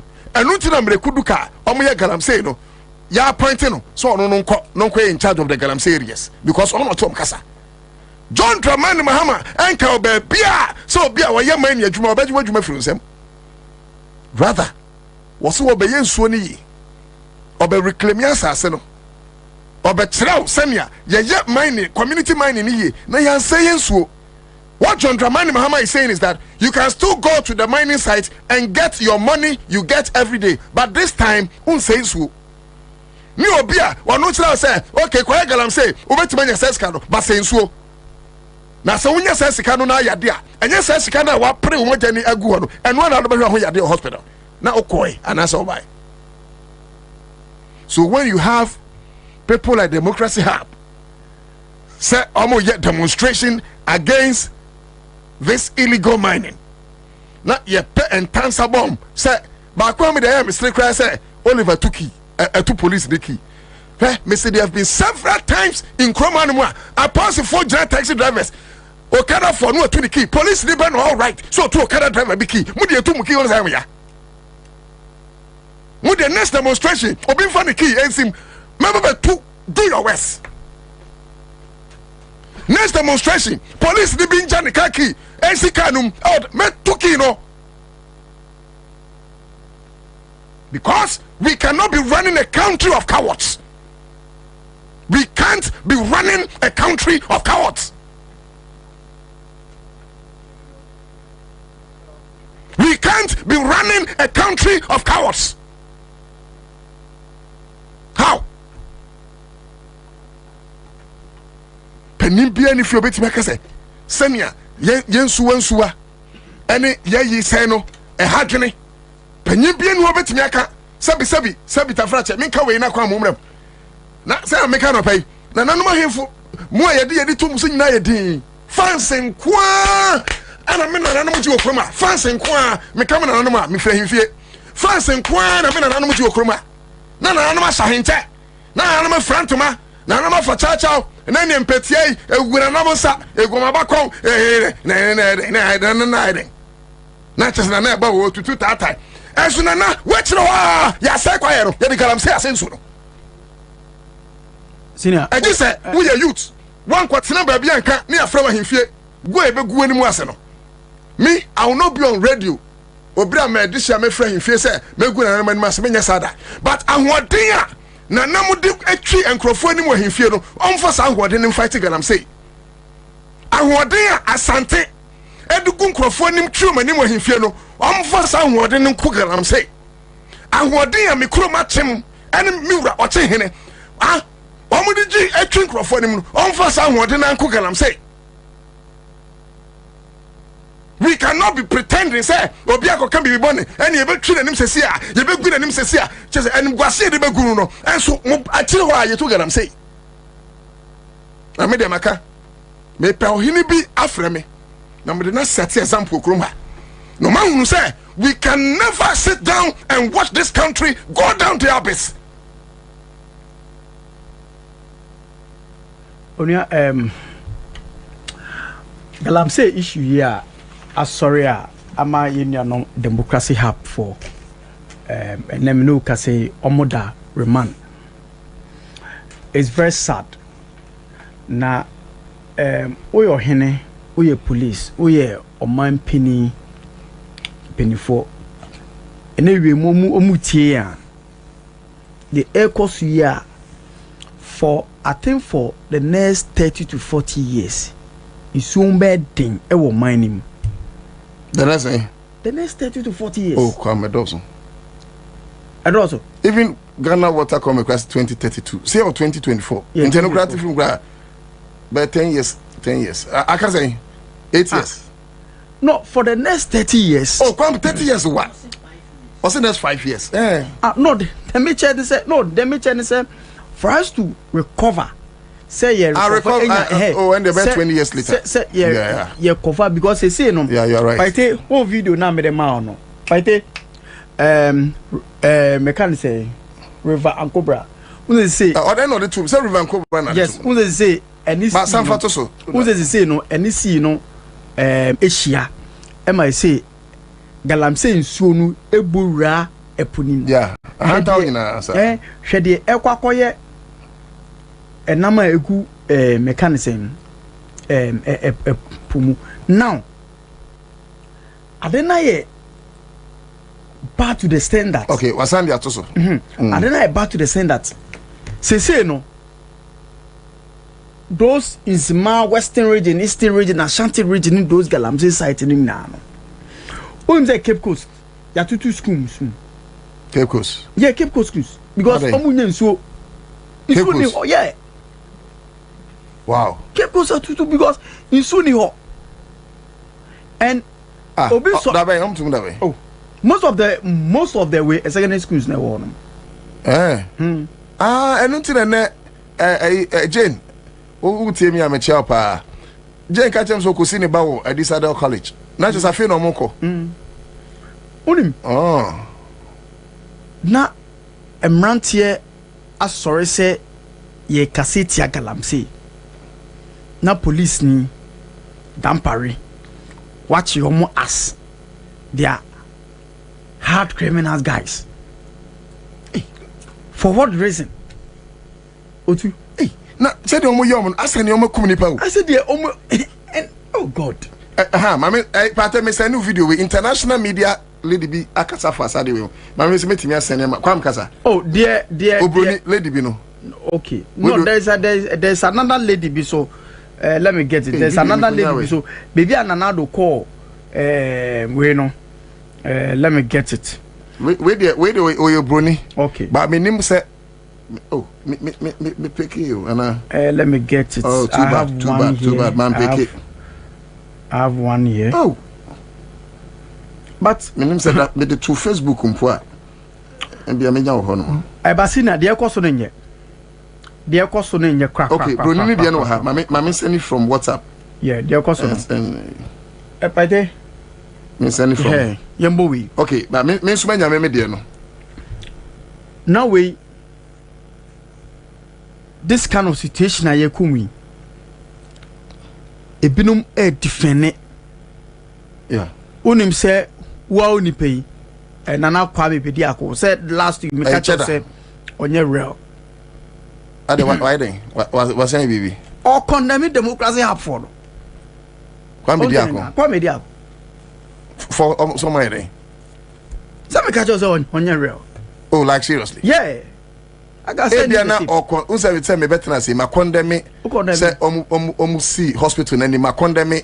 Say be titi posters e bia na condemn me. Senior, see hospital no about 2 entrance. The other one and a honum. And the plan wasn't say see hospitals. Say utie. And but and they are trying to send a certain message. Share a baby do no. Yes, and politicians need to galamsey no, including info. And they Ghana and penny. Info need to galamsey. Yes, info for to galamsey. Ghana info. Politicians need to galamsey. Politicians they mean. New job in MPP. Chairman. Sir. Job in. O to galamsey. New job. Ana yi bosome frɛ ho. Yes. DC ya wa ba DC. O to galamsey. Yes, also one crofo mom to galamsey. O ko bosome frɛ ho a. Hey, me refer assemblyman again. Share unim. Onu sutu galamsey. Unim my view. I think we should stop saying and galamsey is saying so because I think in fact we should name and shame and prosecute those people. Kwame, enye ni name wa shame ya. Ya prosecute. No one is woman him. Who told you that? No di engo minimasia. Na say ya bom brekuduka. Ya bo ni din. Ya bo ko ewusi din. Ko ewusi. Ya bo wuntumi din. Wuntumi. Ni ya bo ndi say what they say. New jobbing we me pema. Aye. O to galamsey pa. Ana ifrim pop what is just take go be din. Okay, come. Say ya dem na mo de mo se mo fanya djuma. What about Minister Nankasa na no ye in charge of inter oh am I in the inter ministerial minister against illegal mining. What about no ye chairman? On so the report to mo fanya djuma. Din no boy no. What then at home. Last I think last month me call Mankranso. Mankranso or Ashanti Radio. I mini Mankranso. Yes, me call. Now, see now, oko shake galamsey air koso. Then I ask myself, say, and oko can I afro in you know? Oh, I say, Saturday na look, Saturday na sabi. See, yeah, muna na hintia, animtia. But I don't know if galamsey na animal fair. I mean, just you. I don't know. It's so say, no one are custodians of the land. Then me be some papa say, Papa your henny. I'm holding on myself in zone. And I be some papa, into Mua. I couldn't have been a kubwatch nano. Or him by Akuma, many didn't come. And I be say, into Nane. Say, see, so I'm saying me. Mua, the crack and saying, or send an animal to my bones, no by home, the bones, no by. Make can be beer. I want to go. Or him back. Your friend is saying. Minimi diara. Efa or Efa body. Actually, no time mo baby. That a program they call it. Say ye. Minimo ba almost all your henny. Me the minimum. For me, if you ask me, I think we need to ban galamsey. We need to ban. In fact, we need to ban mining. Young banning apart from big companies now, almost saying so no. Young banning or the any mining. You too mining, no. You too gold or mine women are echo down and saying, and I hear them. Now go now to can for so many diablo. Ko say ko pristia. Meanwhile, adwuma krom nya binya. Meanwhile, oko South Africa. So oko South Africa. They want me to go. They see some more mining. You love it. You know Joe Beck? I've been there before. Yeah. I grab a SMA particle. Papa. Oh, Benjamin Kwashi. Honorable Benjamin Kwashi. Oba. Your corporate time kakra Joe Beck. No me do ye. That be only town. Only town. We do our maintenance. Yeah. On my maintenance. Honorable Benjamin Kwashi. On maintenance. We are correct man. Oh, so ah. Utie ube drupe. Kwame yanka ni ye. Yanka. Well, Benjamin Kwashi. Benjamin Kwashi. We are correct man. We are correct man. Papa, you're one of the few people and I think from my family and share man. Oh no, but he's good. Yeah, he's good. Oh no, Benjamin Kwashi dear. God, Najimudo and Ichimomre or one crofon so. Benjamin Kwashi dear Teneswaya, sorry. Say His Excellency Benjamin Kwashi be Drugana or me antenna. I'm antenna. No me who say Wabidu. Or me on so no on baby or me who. But on me who in them. Oh no, on your baby or me who. Yeah. It's your channel baby. Senior. Ain't Galamsey no site Krobia ye to Galamsey beyond Omakwanye. Go and check all the Galamsey site. Mebruni Ejuma. Mebruni Ejuma. Ana the omu won kwadan so a omu with deformities. Education papa bi eni ho. Papa bi eni to go na mutu no fa so be na also. Amudi say so. Bi eni ho. Hospital papa bi eni ho. Ade papa bi eni ho. It God na ye tu no. Ye tu na ye den. For what? For what? But you know, in all of this Nanado you will be anyway who say your tomano. I saw the 28 Otobama Nanado. Yeah, to Nanado. 28 2008. Otomano. Every two man. No, first round to man. Out there I believe in Ghana be brewing. Yeah, no celebrities no yes. Me them now for them say akwane bro for the bro for it Otoman 2008. Ana San Tomano 2012. 2012. Ana afi there utwin be. Ana no. What's that Tomani bio? 2016. 2016. Mo ka on e two mahama no. Ai. Wash. So on this note, sorry, no, to be on this note, let me. Sorry. Okay, Masa, okay, I don't how about so. I remember to oh, Bonuma Nanado. Somebody and you can boy Mantu.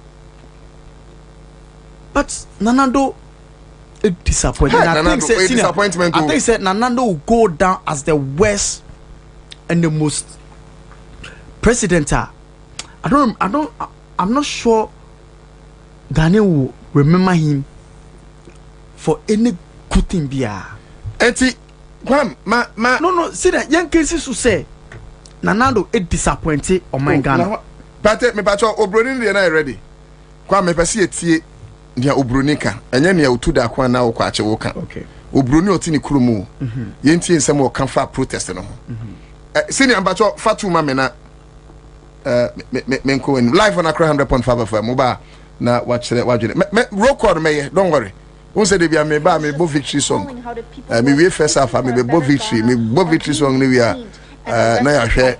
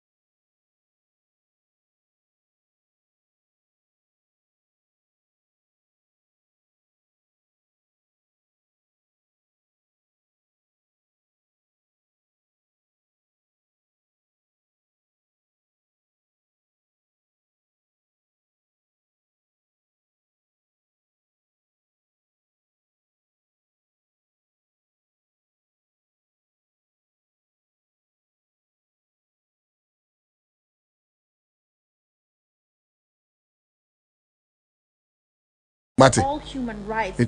People have the right to protest peacefully and let their voice be heard. Protesters have been held 48 hours without food and water. How is that even possible? This is inhumane. And they are being denied bail now. How can this be happening in a democracy, guys? It is just appalling how the people who are fighting for a better Ghana are being detained and arrested like animals. Meanwhile, the people who are destroying the country and its water bodies are just walking away freely. This goes against all human rights. People have the right to protest peacefully and let their voice be heard. Protesters have been held 48 hours without food and water. How is that even possible? This is inhumane. And they are being denied bail now. How can this be happening in a democracy, guys? It is just appalling how the people who are fighting for a better Ghana are being detained and arrested like animals. Meanwhile, the people who are destroying the country and its water bodies are just walking away freely. This goes against all human rights. People have the right to protest peacefully and let their voice be heard.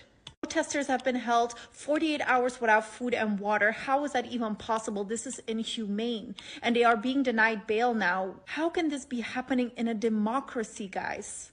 It is just appalling how the people who are fighting for a better Ghana are being detained and arrested like animals. Meanwhile, the people who are destroying the country and its water bodies are just walking away freely. This goes against all human rights. People have the right to protest peacefully and let their voice be heard. Protesters have been held 48 hours without food and water. How is that even possible? This is inhumane. And they are being denied bail now. How can this be happening in a democracy, guys? It is just appalling how the people who are fighting for a better Ghana are being detained and arrested like animals. Meanwhile, the people who are destroying the country and its water bodies are just walking away freely. This goes against all human rights. People have the right to protest peacefully and let their voice be heard. Protesters have been held 48 hours without food and water. How is that even possible? This is inhumane. And they are being denied bail now. How can this be happening in a democracy, guys? It is just appalling how the people who are fighting for a better Ghana are being detained and arrested like animals. Meanwhile, the people who are destroying the country and its water bodies are just walking away freely. This goes against all human rights. People have the right to protest peacefully and let their voice be heard. Protesters have been held 48 hours without food and water. How is that even possible? This is inhumane. And they are being denied bail now. How can this be happening in a democracy, guys? It is just appalling how the people who are fighting for a better Ghana are being detained and arrested like animals. Meanwhile, the people who are destroying the country and its water bodies are just walking away freely. This goes against all human rights. People have the right to protest peacefully and let their voice be heard. Protesters have been held 48 hours without food and water. How is that even possible? This is inhumane. And they are being denied bail now. How can this be happening in a democracy, guys? It is just appalling how the people who are fighting for a better Ghana are being detained and arrested like animals. Meanwhile, the people who are destroying the country and its water bodies are just walking away freely. This goes against all human rights. People have the right to protest peacefully and let their voice be heard. Protesters have been held 48 hours without food and water. How is that even possible? This is inhumane. And they are being denied bail now. How can this be happening in a democracy, guys? It is just appalling how the people who are fighting for a better Ghana are being detained and arrested like animals. Meanwhile, the people who are destroying the country and its water bodies are just walking away freely. This goes against all human rights. People have the right to protest peacefully and let their voice be heard. Protesters have been held 48 hours without food and water. How is that even possible? This is inhumane. And they are being denied bail now. How can this be happening in a democracy, guys? It is just appalling how the people who are fighting for a better Ghana are being detained and arrested like animals. Meanwhile, the people who are destroying the country and its water bodies are just walking away freely. This goes against all human rights. People have the right to protest peacefully and let their voice be heard. Protesters have been held 48 hours. In a so-called Kabi Mamin Kabi, and Crawford Airco. aje Ghana esiwo na yinsuwa ne yekwaya yeye ana broni bisa se na omo a eye sa nyambransem no mom ye jawo na yeti asem we aje Ghana pe hwe na na dan kwa kufu adko kambrofo New York United Nations e wiase nyina nkabum enhia ana ko sa abrofo no na abayo bi kansem okuchiri look Ansah na ababa abayo no de ma se no table bi wa hu sa table no wa hu sa table no obetima bo sa table na mam sesi a anya sanso a odi obetimi de lady ni de na tum na ye mo no David Agbonyaga de osu we have a tyrant leader yewo kwam tyrant the tree is saying they say Akufo-Addo was a cool leader make in Ghana, President Akufo-Addo. Stop illegal mining in Ghana. Release the protesters now. Release the protesters now. Stop holding them without legal representation. Stop holding them without medical attention. Stop holding them without food and water. Ghana's president is involved in illegal mining, arresting protesters without legal representation, holding them for days without food and water. And he's here talking about environmental mining in Ghana. President Akufo-Addo. Stop illegal mining in Ghana. Release the protesters now. Release the protesters now. Stop holding them without legal representation. Stop holding them without medical attention. Stop holding them without food and water. Ghana's president is involved in illegal mining, arresting protesters without legal representation, holding them for days without food and water. And he's here talking about environmental issues. Mining in Ghana, President Akufo-Addo. Stop illegal mining in Ghana. Release the protesters now. Release the protesters now. Stop holding them without legal representation. Stop holding them without medical attention. Stop holding them without food and water. Ghana's president is involved in illegal mining, arresting protesters without legal representation, holding them for mining in Ghana. President Akufo-Addo. Stop illegal mining in Ghana. Release the protesters now. Release the protesters now. Stop holding them without legal representation. Stop holding them without medical attention. Stop holding them without food and water. Ghana's president is involved in illegal mining, arresting protesters without legal representation, holding them for days without food and water. And he's here talking about environmental issues. when you say wamu to mugo mountain so some yo yechre keke maybe about another tape achire on to mo Facebook no ntwa me adam ansusu betima join we say na nado dan kwa Akufo-Addo akọ ewiase nyina nka bom ko nhia ana nkrofo we de toa na Akufo-Addo ho no say untimi meka kwa ibretu ho nsem wa ne nsase ho nsem abra Ghana nwa na mutu galamse no abra Ghana wa fa ase gabi otre dako ana oye lawyer ema Imperial Heritage for Erastus Asarodonko a revelation chere say na soldier for bomb ho ban ese ensase no me be bo another tape achiro me send work New York tie ni a young girl we ekai party Fatuma me. Hi, I'm here to echo the sentiments of many Ghanaians. We want to ask the President, Nana Addo Dankwa Akufo-Addo, Mr. President, why are you allowing Galamsey to destroy our water bodies and our environment? Why?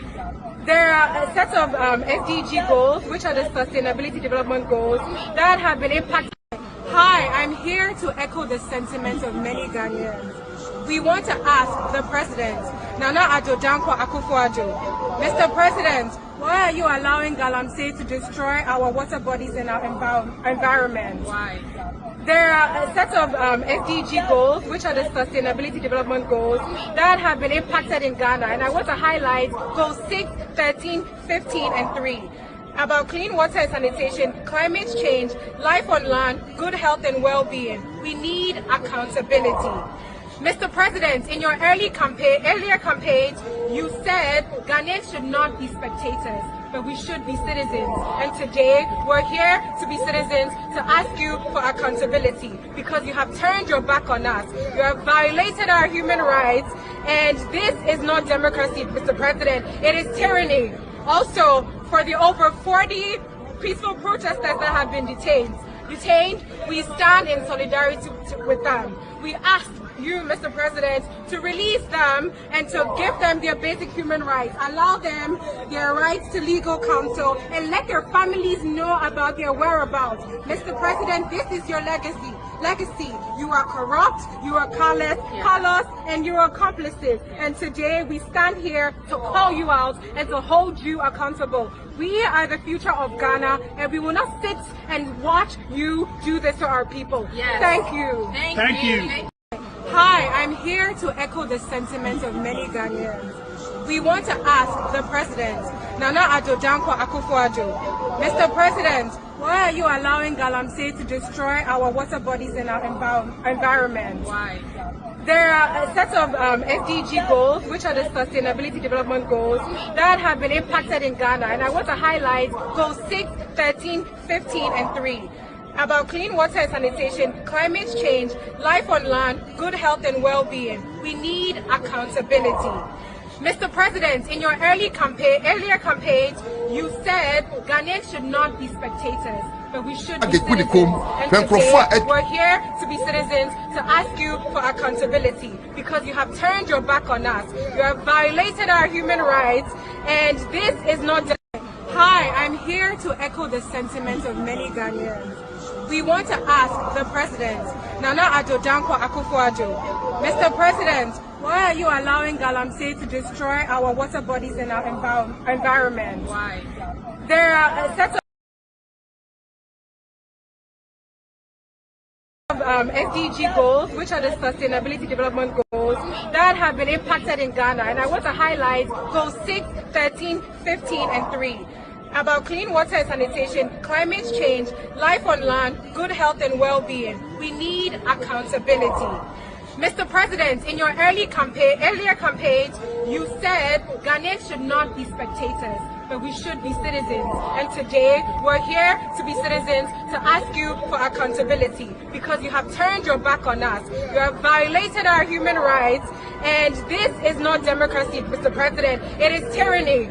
Also, for the over 40 peaceful protesters that have been detained, we stand in solidarity with them. We ask you, Mr. President, to release them and to give them their basic human rights. Allow them their rights to legal counsel and let their families know about their whereabouts. Mr. President, this is your legacy.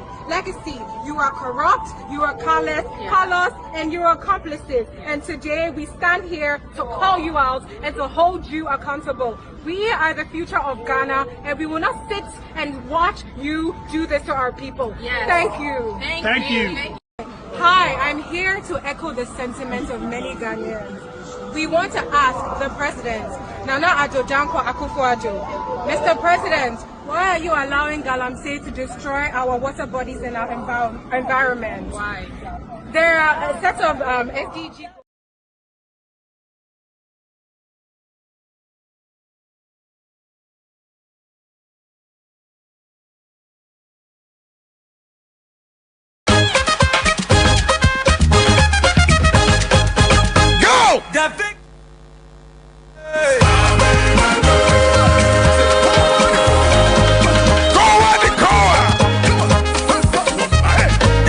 I see the sound of victory. My man ran down. What him say, John Mama? Me no can say Wakoko Kompe. Say I can say here Wakoko Kompe. Waburem Odoko. Okay. Waburemu Abusokan. Okay. And then those Abusokan they ba Kompe. They ba Odoko. Fire. John Mama fire home there. All right, and that is the update. Yes. And yanko be mo yanko.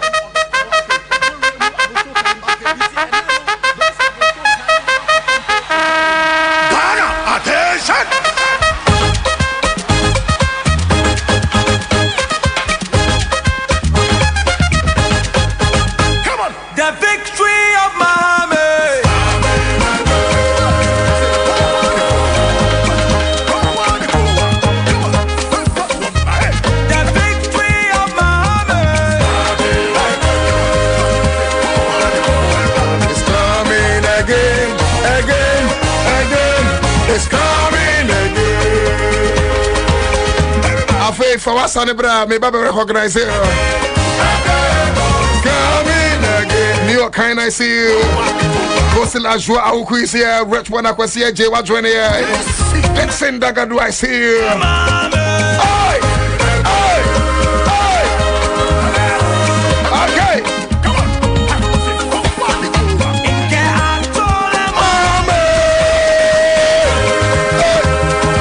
Manuel Teta, Nancy Fedewu, Ebenezer Mokhtar, Zaona Adofu Abe, Rahima is here, Philip Senami, I see you. Yeah. Oh, yeah, brother, this is Mama. Obian Fana Sambra. Mami, who say we try nas on Facebook?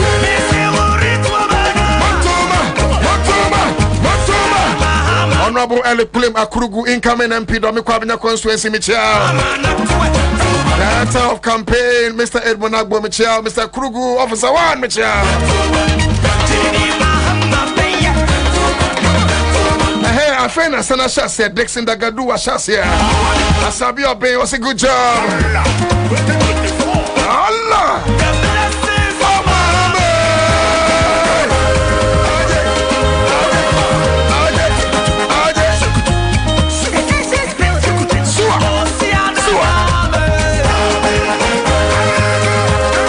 Edwin Akula is here.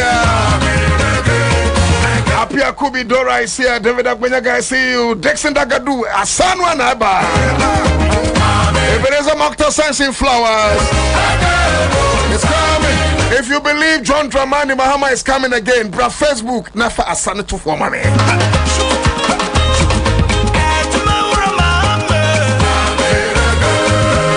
Hey, where that? What would it be? Yakwai!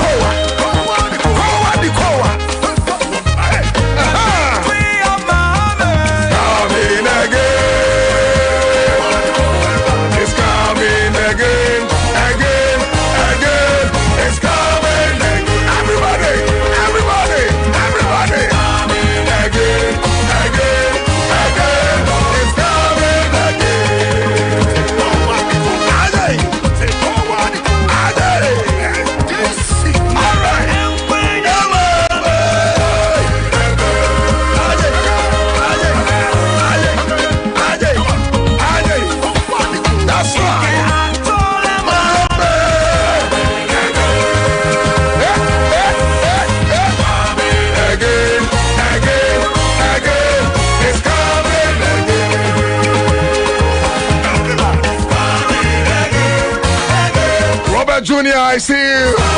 Kinelli Swajwani, Ebenezer Mokhtar, New York is here. Right, Mama Hunu, Echo Ando Francis, thanks for joining. Anthony Mensah, you were here, Benedict Chi, thank you.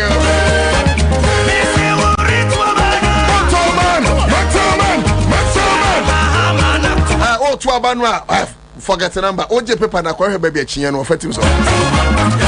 Open number so there number 8 to Mami Jemfua joining Minua Ohene our furniture shop our Amasaman Stadium Road Mechia no why Menchia Biura Alhaji Sedu Agongo Ajumara baby I will be a Mechia na Mimbongra GM office Menchia Dr. Callistus Menchia Ura Julius Zebra campaign coordinator Joshua Alabi Michapa. And there's one man Jumapa for NDC on air director of elections Ura Omanebu Amani Madin the rest of the group. You guys are doing human's job. Thank you. Ura East in Sensem briefly.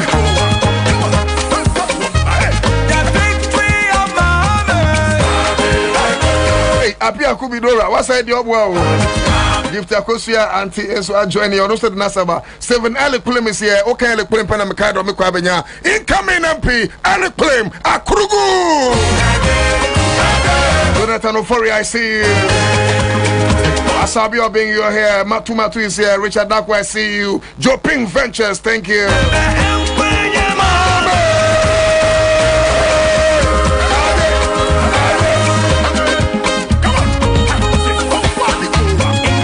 Prince Kujo Fosuware, Onosa Nasaba, Brahima is here.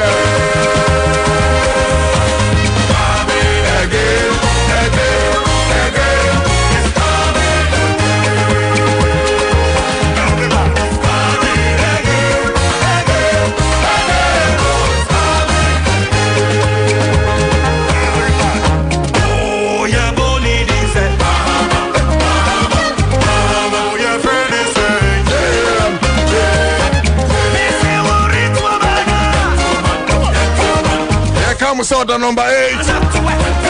Whichever partner baby at Chian one faculty and him. And as a numbers, how work you had John Muhammad name never team the name. You better part a year and this in penny for chow.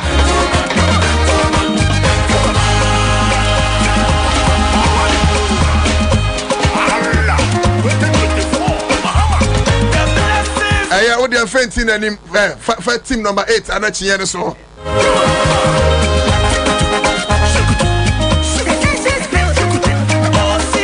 I can feel the victory ahead. I came to promise you that the next president of Ghana is John Dramani Mahama. The next MP for Kwabena is Alec Plema Krugo.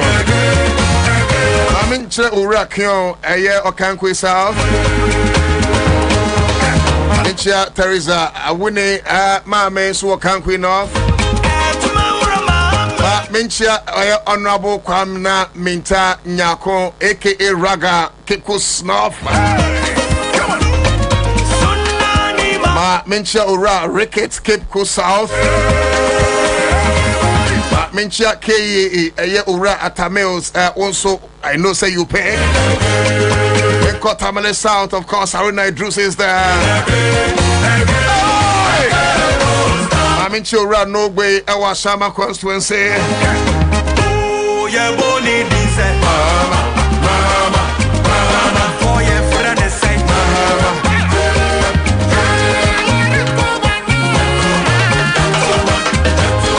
my brother Edem Agbana, how he keeps enough, right?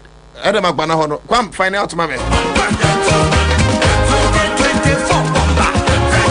I mean, you about when I'm in school. I tell you, sir, you are contesting and check with the good name. Say, I am the no, you're quiet.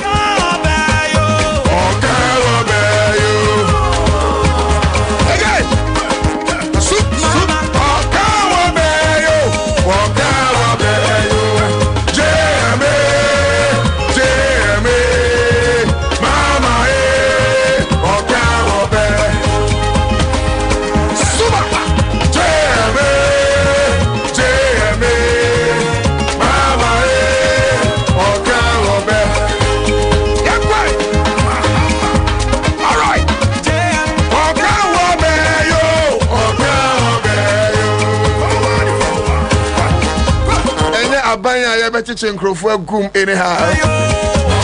Anya banya di galam say baba say so. Anya banya chrono nikita she dream ni kan baba shema. Anya abanya your family and friends government. Anya banya baba Ghana ye. There will be no arbitrary arrest because the Ghana Police Service will be reformed. There will not be any unlawful put into prison custody. Because the court system, including the Chief Justice, will be refined.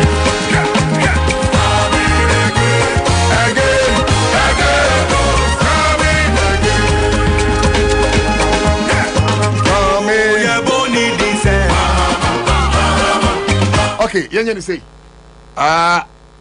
look, me mo asabi brisa, but Samantia de we free wa e be disturb me. Montwe me, e be sa.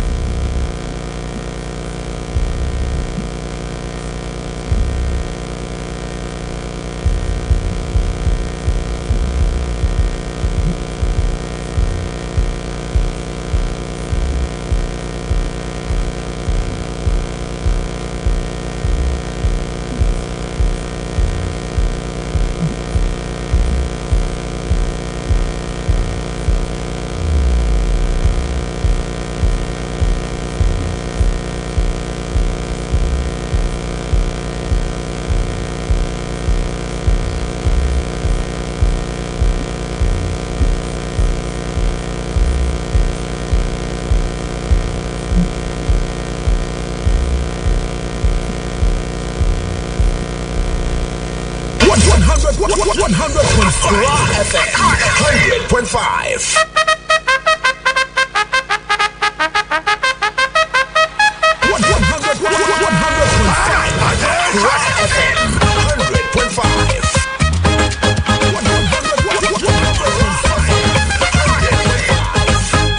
The victory of Muhammad.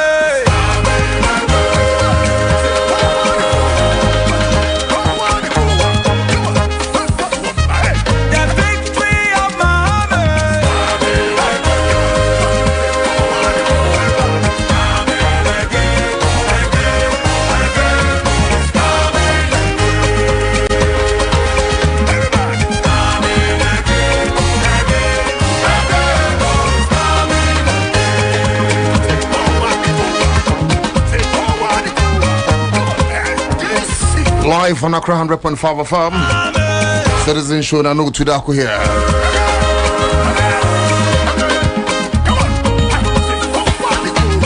Nikki Gardens Ashas here. Amagana, you're here. Chris Adaka Jemfiba Huno. Gideon Nouveau, Owaha Emmanuel Agbema here.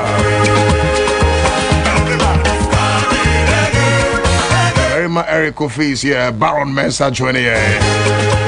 I salute you. Hope you're doing well. Tell my party NDC to be responsible position. We need to see NDC stand on the rest of our citizens. Piaga said Dr. Bamia would disgrace Mahama. Sila Joa Aoku is here. Kuma P. Jr. was to choose number 8 to help President Ghana. Ebenezer Mokhtar, Edisa Eminia, Chris Adakwa Jemfi, Arise Ghana Youth, Chuboy.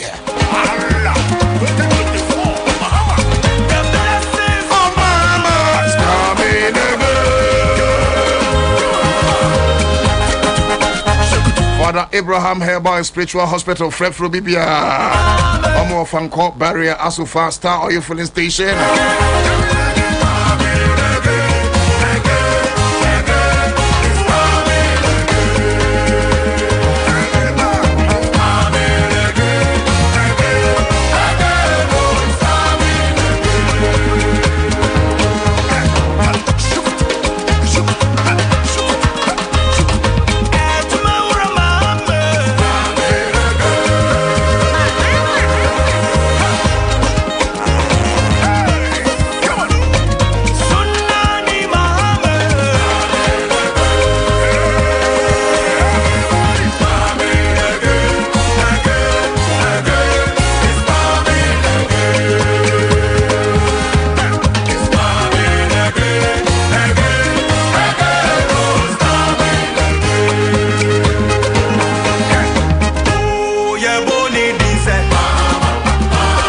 Kwabena, I see you, Director TV, CTV. Minya Samuel Hunto, Abe joining overturning because here.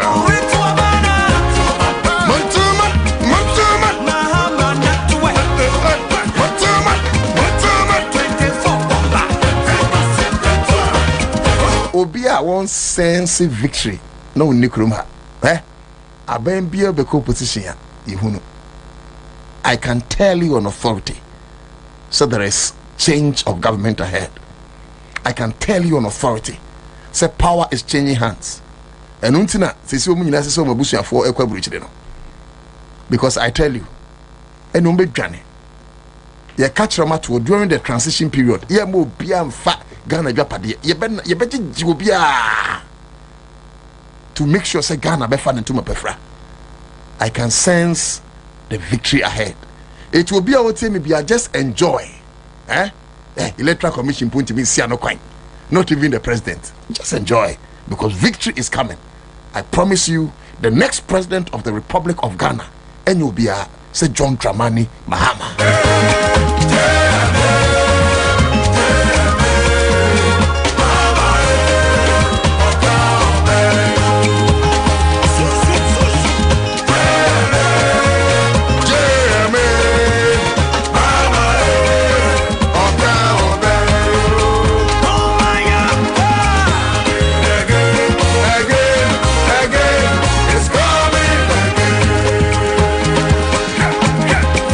Dr. Kujo Nomenyo Yachiao over USA. Oh, yeah, Bonnie Dinsen.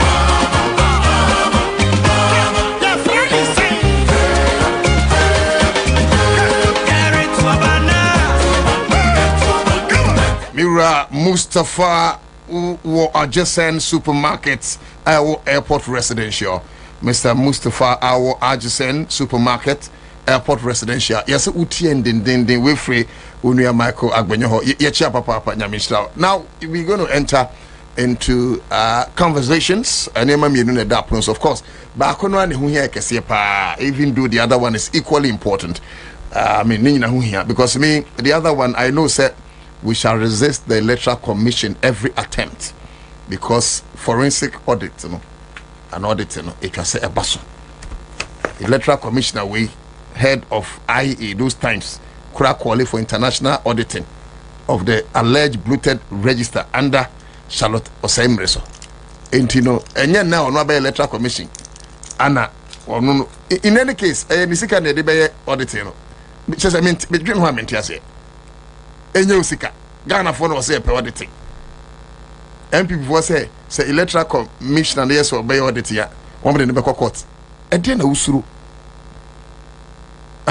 Krata na de court aba no. E dey na usuru mu a enu nti wo pese anka wo de court. Na che say there is something fishy. It woman say ye audit ni pemfrema be bo makokọ eto ada ho. Mupu e beba so. Ghana for ye ni Electoral Commission ka. You can be independent, but we are reminding you that you are not autonomous. Yamrefi na yenin komo Samuel Hunto ofianum senia midi kan ekain Father Abraham Herbal and Spiritual Hospital aso yasene ene ewie won wo fanko barrier so fan star oil filling station. Job number correct to answer me do ho dance 0244371695 and 0559114122. Here comes to say star 413 hash na choose option 2 sika chedi e cost star 413 hash na choose option 2 star 413 hash na choose option 2.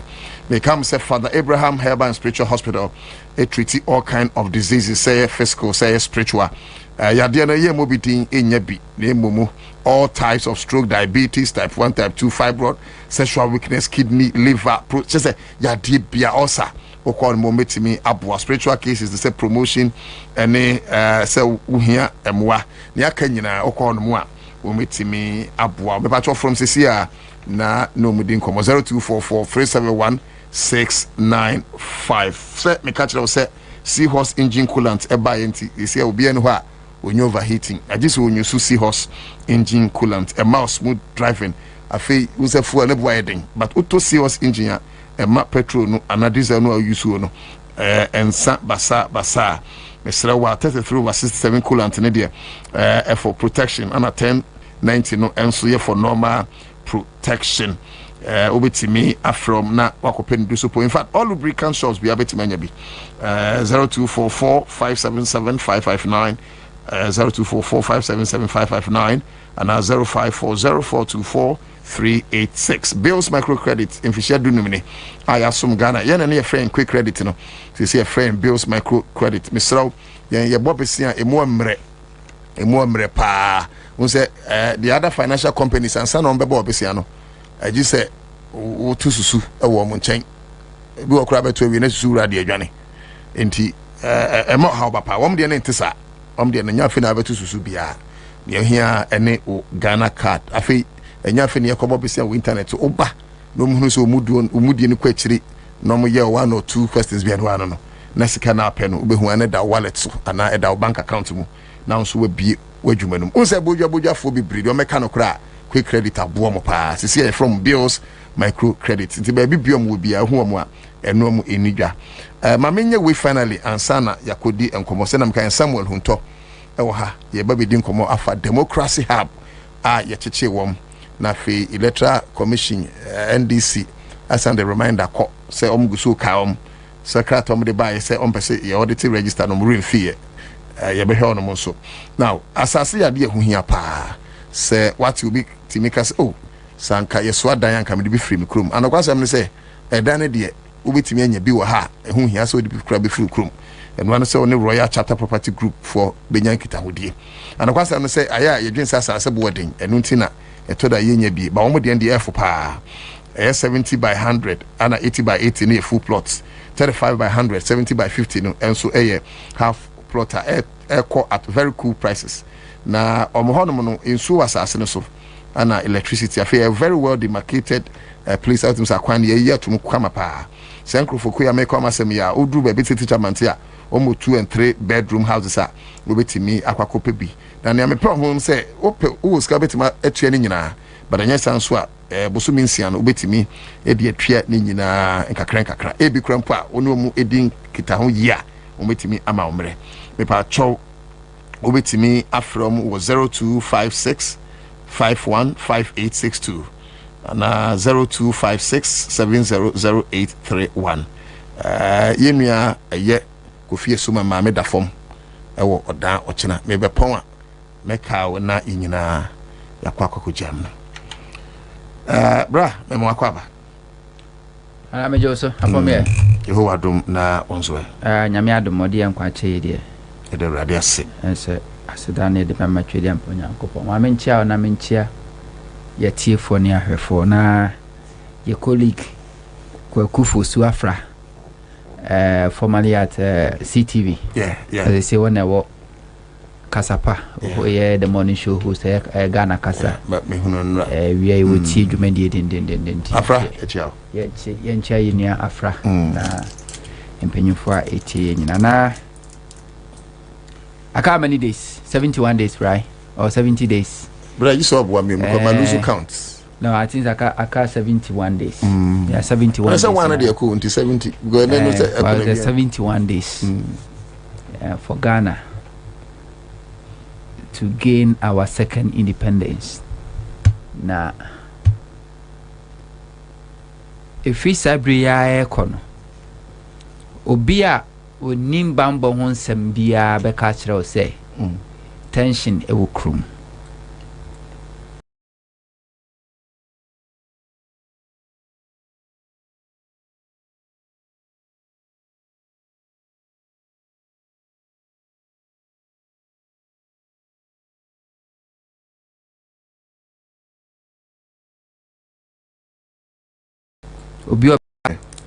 Ghana open crofua omu vote kra they find it very convenient not to vote offer MPP ni NDC to one more NDC sympathizers and crophobia they find it very easy very convenient not to vote when all vote. What the court is saying, you animal more breach in one. See, do a battle so on Ghana for a fair breach over 90% and the MPP for NDC for Babano even less than 10%. They won't come. Obiani Jumadia would do hunting a sequine fine. Almost were influence. I will Yenny Wufie because I will see Wufie and a far dependent. It depend on near or more breach. Thomas will influence almost by your uncrophobia Ghana ha Nana baby our tenant near Twaba.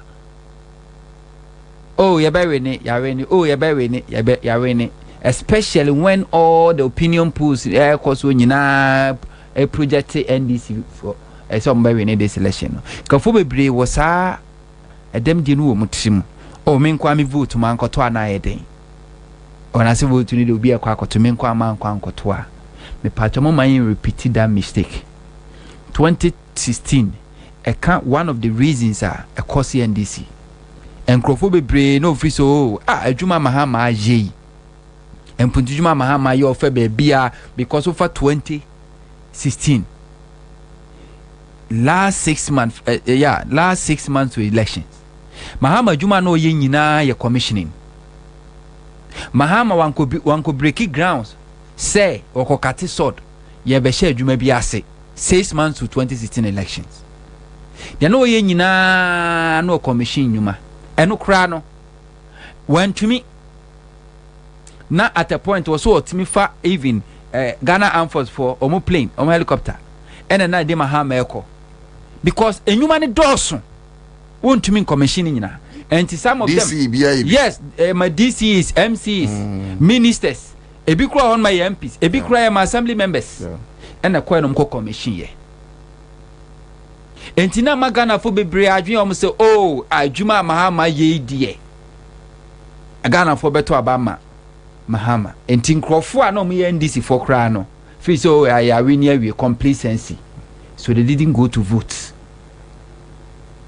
but NPP made sure say omo nkrofo nyina to aba and one thing na Ghana for muntie ne ye titinu obi apesa to aba ma NDC ni John Dramani Mahama be yo mampini titiri no bi open sesemu open sakraye yes open sakraye ama Ghana no anopa nonso no ankasa no akodi okimu brapa nonso yes wo dey say you pass go to ni share say 8 ye bi mu bi kwada ho enti wo dey make sure say the first 2-3 people are medical to aba no I like that make sure say latest by 12 ache kra wa ye late kra so we kwakoto aba no by 12 o'clock no wato aba me member kwada ho wo to aba ni wiesu a me nkofie tina ho polling station ye wo some perimeters a ye be jo onom ba bia age wo ba na ntim ko ba betima gina kire no ahwede ekoso enne obi akuta smartphone se data ne bia ne boarding na wontumi nko live am obi anhwede ekoso eye polling station honom a you can record it ofun betimi a record it de ekoso bia obi ehu but mfatu trim say ye nya sha bato na se fra no pano a by 12 no so to aba because MPP for that's what they do omo make sure say ye beto aba no by 12 no na mama omo nkrofo nyina kwa koto aba na fe no omo be sha ase aye omo diabolical aye scheming rigging scheming because o hwe aye to aba no a from 12 ekosi 3 ho no ya na eho ye empty kakra eho ye slow traffic no wo form but from 4 echo 5 aye be end no na traffic na sa akosro sa abre no obi a onye obro shiaba enti sa space kakra na eda ho no no eno na MPP for ede ye multiple voting especially ewo mo strongholds enti me pacho mama ye ni na ho na yenko ye ni back to a security one sense ma make but me person we no what can you do but person de kakra kan say mesre ebetumi a yenkoda ho hwe na nanom kompansa na yedru ha same sebi yeda baabi one day a ensesa no na we kra minim say same na enti amaka say for be da ho because even registration first 300 people should be our people first even registration first 300 people and Crawford down throughout the registration period first 300 people no dia to abani ngum sa dia hia pa ne say obe monitor wo to abani wi en kofie gina ho na hwe de ekoso say electoral commission Ghana kra propose say nka da na ebeto aba no enye holiday aban so wonti enyankopon adaroma afi abato na eto no weekend Saturday is the holiday holiday Saturdays with aban timi ka say obi nko adwuma Saturday enti obia wa kwenya SDA for nko na be omonto because of Homeda but to any Jehovah Witness omo so omonto aba obia wa kwenya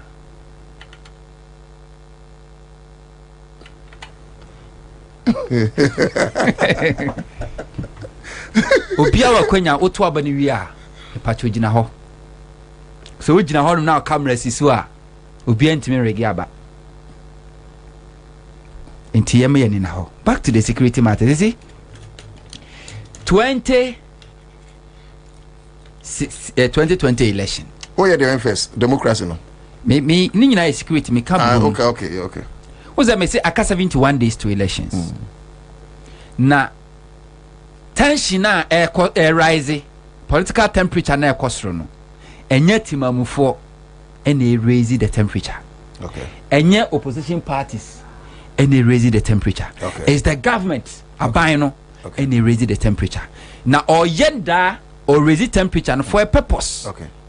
Purpose and say a bema no kwine am what media soldier for abegum abebon crofo. A bema kwine am what their post for begum abebon crofo. Na no what say o soldier ni bi kwatena radio so TV so ka say wa ba fa ye bebo ene ye ma ho kwade be ye wo no wonim de beto wa no obisa ho say since when na Ghana o soldier ni na ekokotena radio so ni TV so kire yen kwa fa so a wo say secure elections nto mo de hu be shey mu ye nim say elections ye interior ministry police and handle emo ya dia na free asoja for but under Kufuado asoja for no kwa ne dia animu na police for di akire 2020 election wo hwe bibia Kufuado mo sheda create artificial insecurity over voter region omo sheda e de shesa Western Togolands e ka say Western Togolands for akwa attack a police for ajo omo car official vehicle e wo so ga kope so kan ajo omo tuo omo block highway and ye so a soldier for car mumma e free adom kugu voter region. At the end of the day, police for car near CG and your retrieve ye. I told you CG and your retrieve nina. Nanso yanche or craba could say, I'm on the do on that. Yes, the soldier folk of goo ho. A soldier for goo ho no. Nina actually no. MPP are buying. Eshe chile, ekwa she STC bus me and Ansah. Ewa STC terminal wo ho. Ninya just to create insecurity. Said the beya ebema Ghana for so said dia soldier folk go ho. Create insecurity nti o ko do voter region dia soldier folk go ho. Intimidating crofo. Said the beya crofo ma intimi ma metoaba. And yet 2020 nkwa na MPP yes ade no. And akofo 2008 election. What to have about them? A month to elections. I saw him sapla no. Ya won crofo mo didi habeda. Yeah. Na ni nyina ye attempt say ye best suppressive vote a wo voter region. They did that. And Western Togoland papa no wu. And to money leader. And nobody is ready. And the MPP for no omo ye. And let's take this thing from me. Demonstration ye violence ye cause we a MPP for an infiltrate ye. Yama Commander Buham ne populist wa Kwaba. Na say no mon kapal no. We artificial panel ya create. Se kroma do bia create ne dia. Na Commander. Yeah. Uni aka wa so nkapa na. Na nkapa no. Ono pra na frɛ yɛ sɛ yɛmra. Ono akra. Listo. Oso ono na frɛ mo. Enti Kwabena Bobie Ansah beka yensa. Sanso na nepoku na de. Nepoku listo also. Okay sir. Bra. Yeah. Talking about insecurity. And akufo 2000 election. MPP 40 mi kwasisa afunu. Ema apemfo anadwo ankrofo ada na ye pete omo egu mountain wa Accra. Yeso Rollins Dr. Bakery. Wo hwe mani? Ai make Dr. Bakery. Omo de nyanka made. Listo na ye sa de. Listo na poku musata. Me mani mpangu se me me kwasiasa. Okay. Educate insecurity. Say your Rollins any NDC for na ekuma apemfo no mo de omo ye nyanka made. That was the artificial insecurity Kufuor as opposition leader then or create here. I don't believe the CV Ghana for and Ghana for the Twaba moment 2000 elections. 2012 election, ABC 2016 election. Kufuor under Kufuor leadership as opposition leader. Almost every week near she market. I want Ghana ha. The Kaipa. Almost every week, yeah, the national security for court, yeah,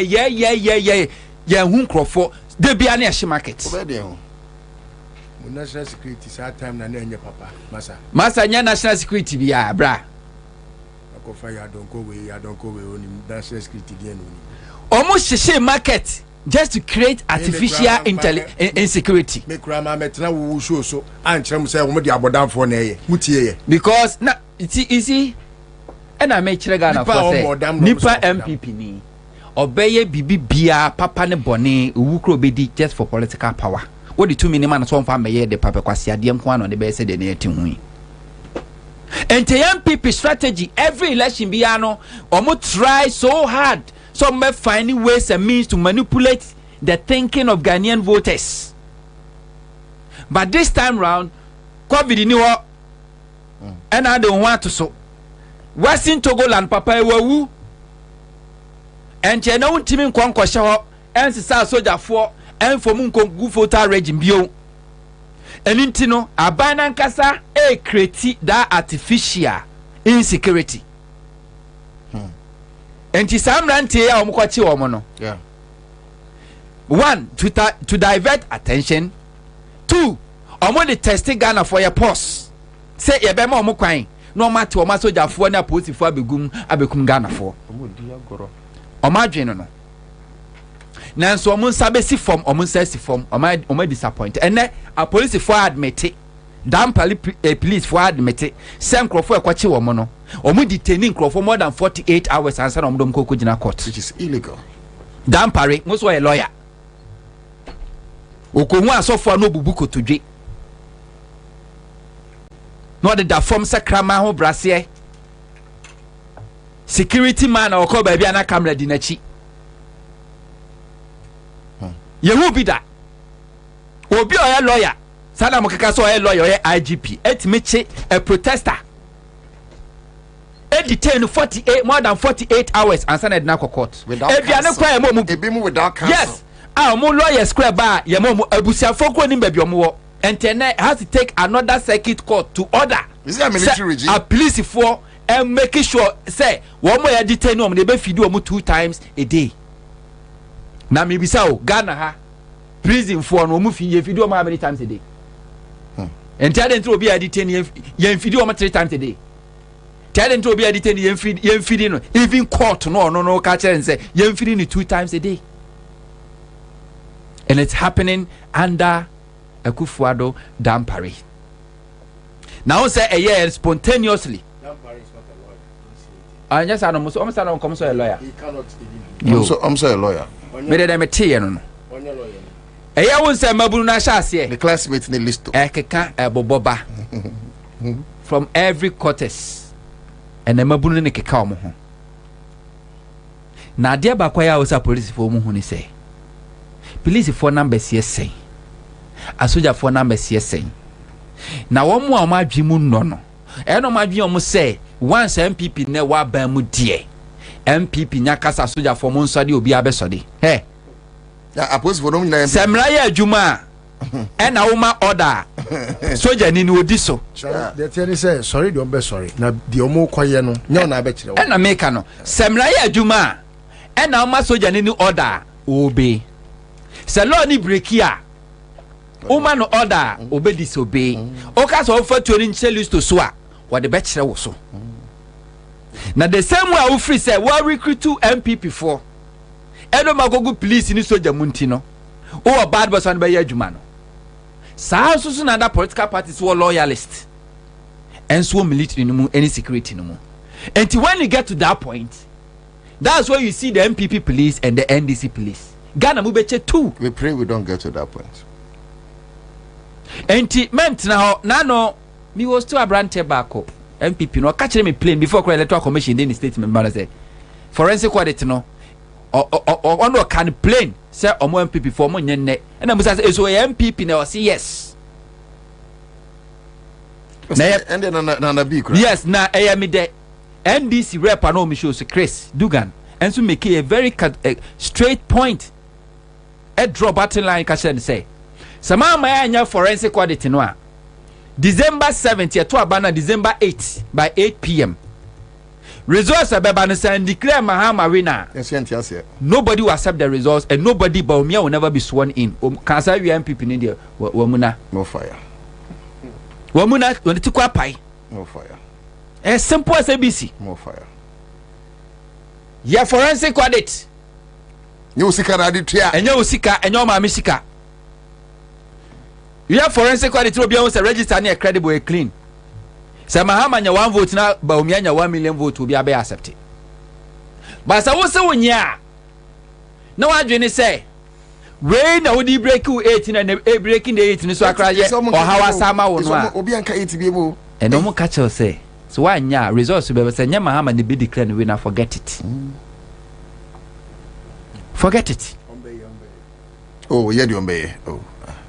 Ombe. 71 days. Aka ne ekwa koto aba. Electoral Commission one kasa road map. O ka say latest by September 5 o the final voters register ebema all the political parties. Na date you saying 27th, right? 27th. On for voters register ema political parties. But MPP as a political party they have it. Provisional voters register, Electoral Commission demand MPP for more than a month. Yeah. And then MPP for now no more identify. That's how come they were able to identify Nkrofo or more profiling Nkrofo munye MPP for. And no more chasa illegal vote transfer in the maomo.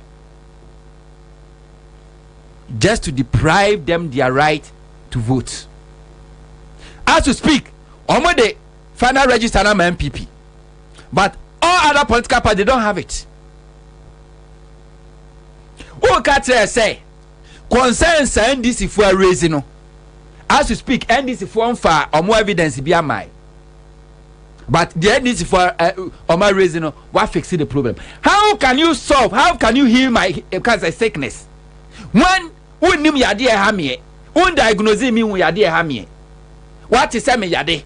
But who a doctor? Menfa me ho mai e me ka cho se me yade na miyam eyemiti wo so masaya de what be that just a bodam ni na be kasa asem we well statement ade ba no see NDC form for evidence in my but who sa kwa na kasa NDC for problem no more no what fix how did you know and to say NDC for be register issue na win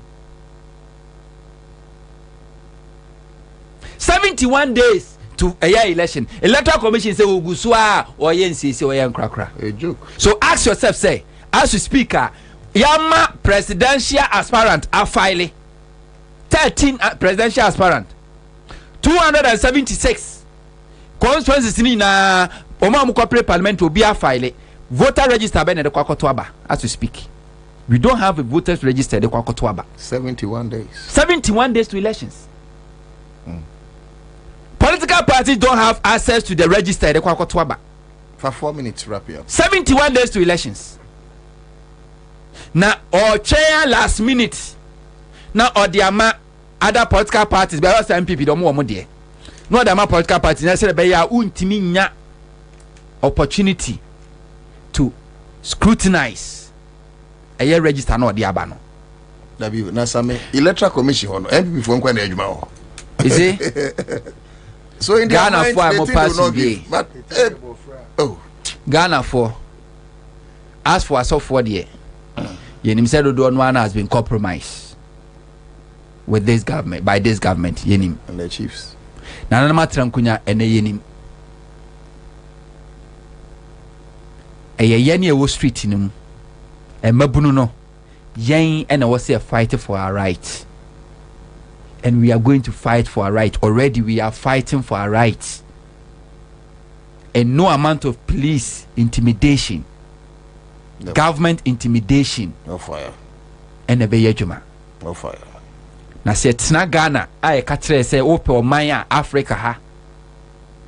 Ye judicial system yes strong and tinkrofo Ghana lawyers obu o call school akra na wa ntumia. Oye no ntwa na okọ Nigeria na akonya no fala.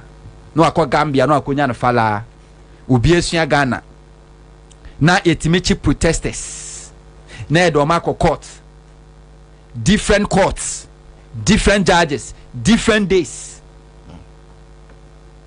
na other court rebel say yan remand will be 2 weeks 2 weeks. Adanya police force say they need more time to put together their evidence. That be prison custody. Dampare say prison custody. Dampali police say the entire yemfa omunkogum 2 weeks no. Afe no oboabo na dance ya no. Ni evidence oboabo no. This wickedness. Enti yemfa omunkosie kukum koshem. Yemfa omunkogu afiase na wotwe mienu. Enti se na wotwe mienu no du na akufu dampare. Onya ni evidence na obesa kokota ka kire court ni se still am gusumi nwie. Mumfa omunshem. And of course that's where don't be ban yes ada na judge ni bebua. Enti e besa do makọ. And we call this democracy. The beautiful democracy Ghana na here practicing. Everything was so beautiful. And ne Shempempenswa Akufuado Dampare police Eddie Ghana Babedru. This is the change that Ghana for I was saying in kind. No this year. It's for nothing. They be a me say what yes what tie NDC what time Mahama uchiri NDC Mahama Kranoa.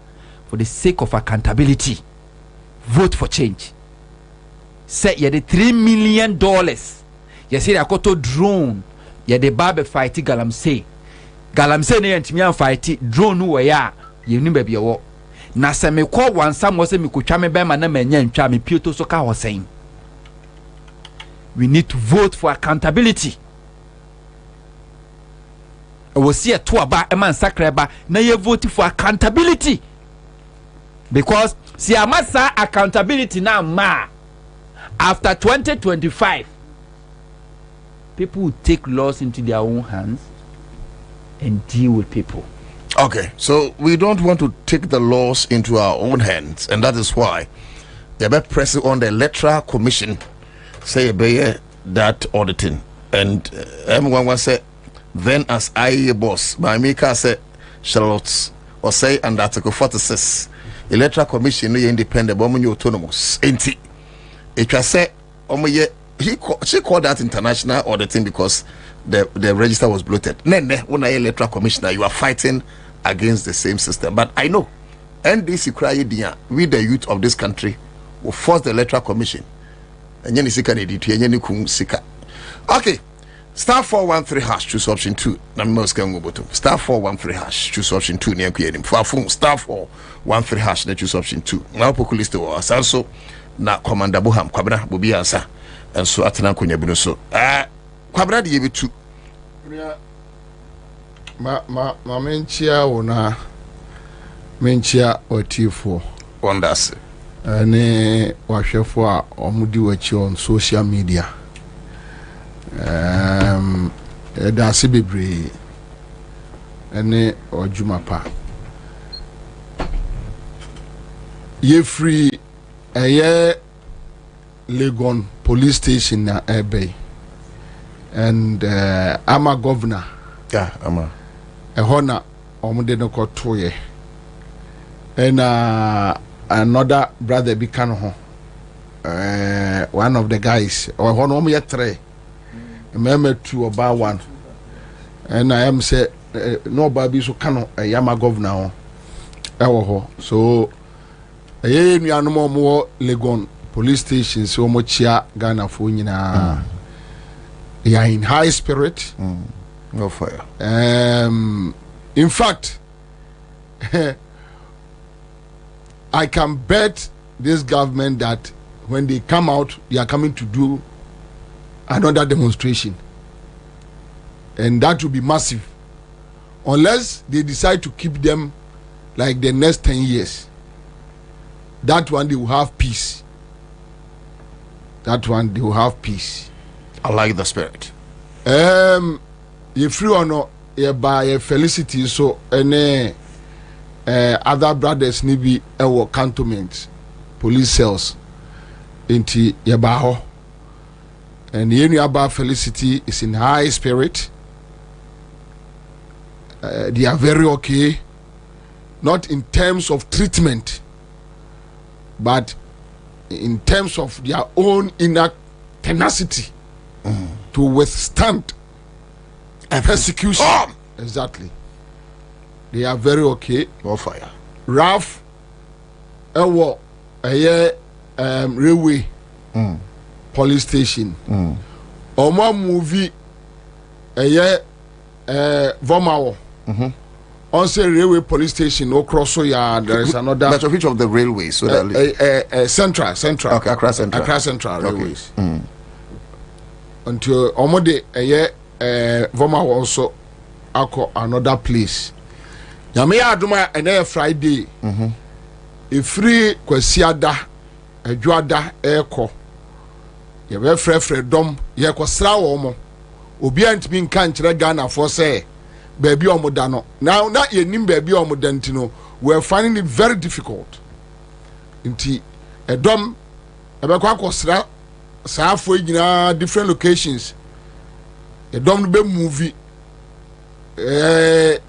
would be in chair and Nipadodo I ba police station ebe obi.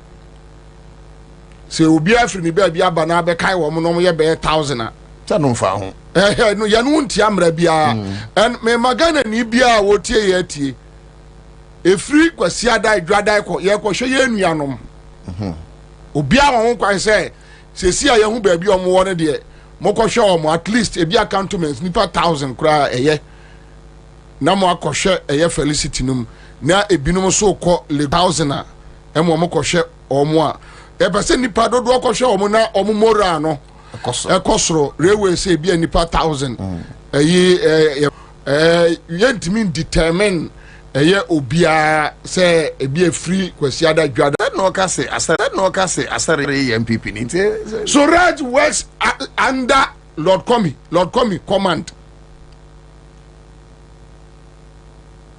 Tioko police station wo now ko hwese de police wesi ahonhono obi a mu nyina mo wo hai mo abusuafo ai wo nkrase ti say ya sabio de ekoso no they are affected. Commander, obi the message about, and I think says important. You be share no. Yeah. I'm so boss some stations via your microphone bi wo. Yeah. I no chere say ono ne master usu adwuma wo ne nchen. Yeah. Ono ye ne koto tesa no police cell. Enti ma yem 5 days nka say we name obi no different police cell. Ma ye hu no mari ehu very because good. Ye hu very good. Enti bra Facebook na chere say bia Kwame dame o ha ya mensa wa ha jigbodi wa ha se ne be ya ye betima mu ha ye betiche mu ababesra wo efri me bia nya se adwuma kwasi ada na dwada de any visitation police police for benya visitors papa and we will call out people say omumra bonte no yan kwasra wo mo in kwasi ada dwada you kwasra wo mo ba bia won't be nka nkyere me say obi da police station ye mama me no say almost says idea na se dia youth no emabru no so ne beko na ebekeka ko duru ba beka ye unlawful trespass ebekeka ko duru ba bi na edom ni nyina nipa ba ya empim num empim du no ka kire say ene achiye nyina na bi that make us be Ghana Police Service say omo pe Kenya de ni bi no mbenya oh no whatever they want they will get in this country so minia ye guso ye now said your kind no ye try say be locate ye nuanom no be bia omdo omko you bien fan dem and the tosu mienu no okwa ho a said the police for no omunya abotre obi a oman ade essay na enipa no oka ho asem even criminals kra no ye do omo ba beto a sabe omo abusuafo ba motem anim na on say hardened criminals on say now it's clear say even the Ghana police elements bi wo mu a omo mpa ye ne say on my way insay so ohu ye na hini nyina ne say adan na ade na say na wo bodawuro say ade na say abufo committee o ti ase so cantonments guy no ati wano said we see muna nanim ku kunkum nanim na ohuru de wa ye no hu bi na me hwe ne sa na so we kwase ase we be we police akware time no ayemobo no ne namfie na brabo asai fridge is abontin. O be police. O hwe ne say do sit one obekọ retire. No oni hwe. O na oba bia no obesre osika mam sky. Na me ye former police officer. Look at you. Entu nim nyansa. Wajimi. Say beta frache. Obi a ono wo. Look at the message. What is the basis of the message? In any case, Minia, demonstrations. Yeah. Let's come to the substantive. Yeah. Demonstrations. Yeah, a question. Is this the first time a man for a demonstration are blocking road? Is this the first time? Certainly no. Several times. Yet Kroma and my main for make it say. You say a Kabila, a Miami New Kwabena Bonfe, a Peace FM, a Charles and all the James. There be the Kwabena Bonfe, a Bonfe, a James. Well, James, why name so the James? Kwabena Bonfe, Kabila, simple. Obi CPP. A Kabila, at a Peace FM. I say one deputy, a friend, a programs director. I don't know one of them. What the Peace FM say? The a regime change. You see, when some of our friends speak and you decide to respond, I better say ayongofa. Then I ask myself, where is your wisdom? Nyansa will trim me away. A very sharp guy, very fair guy. I mean, when it comes to issue, I mean, or you're fair. Before now, what do you say? Well, maybe in the deep. Until before now, because it's still no, it's not the matter of Kabila and Kwabena Sisada. Kabila says, no, Kabila says argument MPP nyene. I mean, you're not saying you're for. So I know. That yes, I know Kabila very well. That doesn't constitute fairness. No, make fairness. I say, me when you don't hide your identity, I believe you are being fair. Oh, okay. Kabila has never. Kabila has never hidden from the fact that he is always against the NDC. Yeah. Though during the Professor Mills JM time, because of some of us, he tried, as a friend to the system. That's why canon. Only person or a hypocrite. He tried like it's a commander. No, you see, Nameka said to me, from what I know from him. Now, but from your explanations, on your fair, no, I have dealt with him on several occasions, so I have so many things to say. Sending you into a person polish at the other, polish at the policy. No, that is not the issue.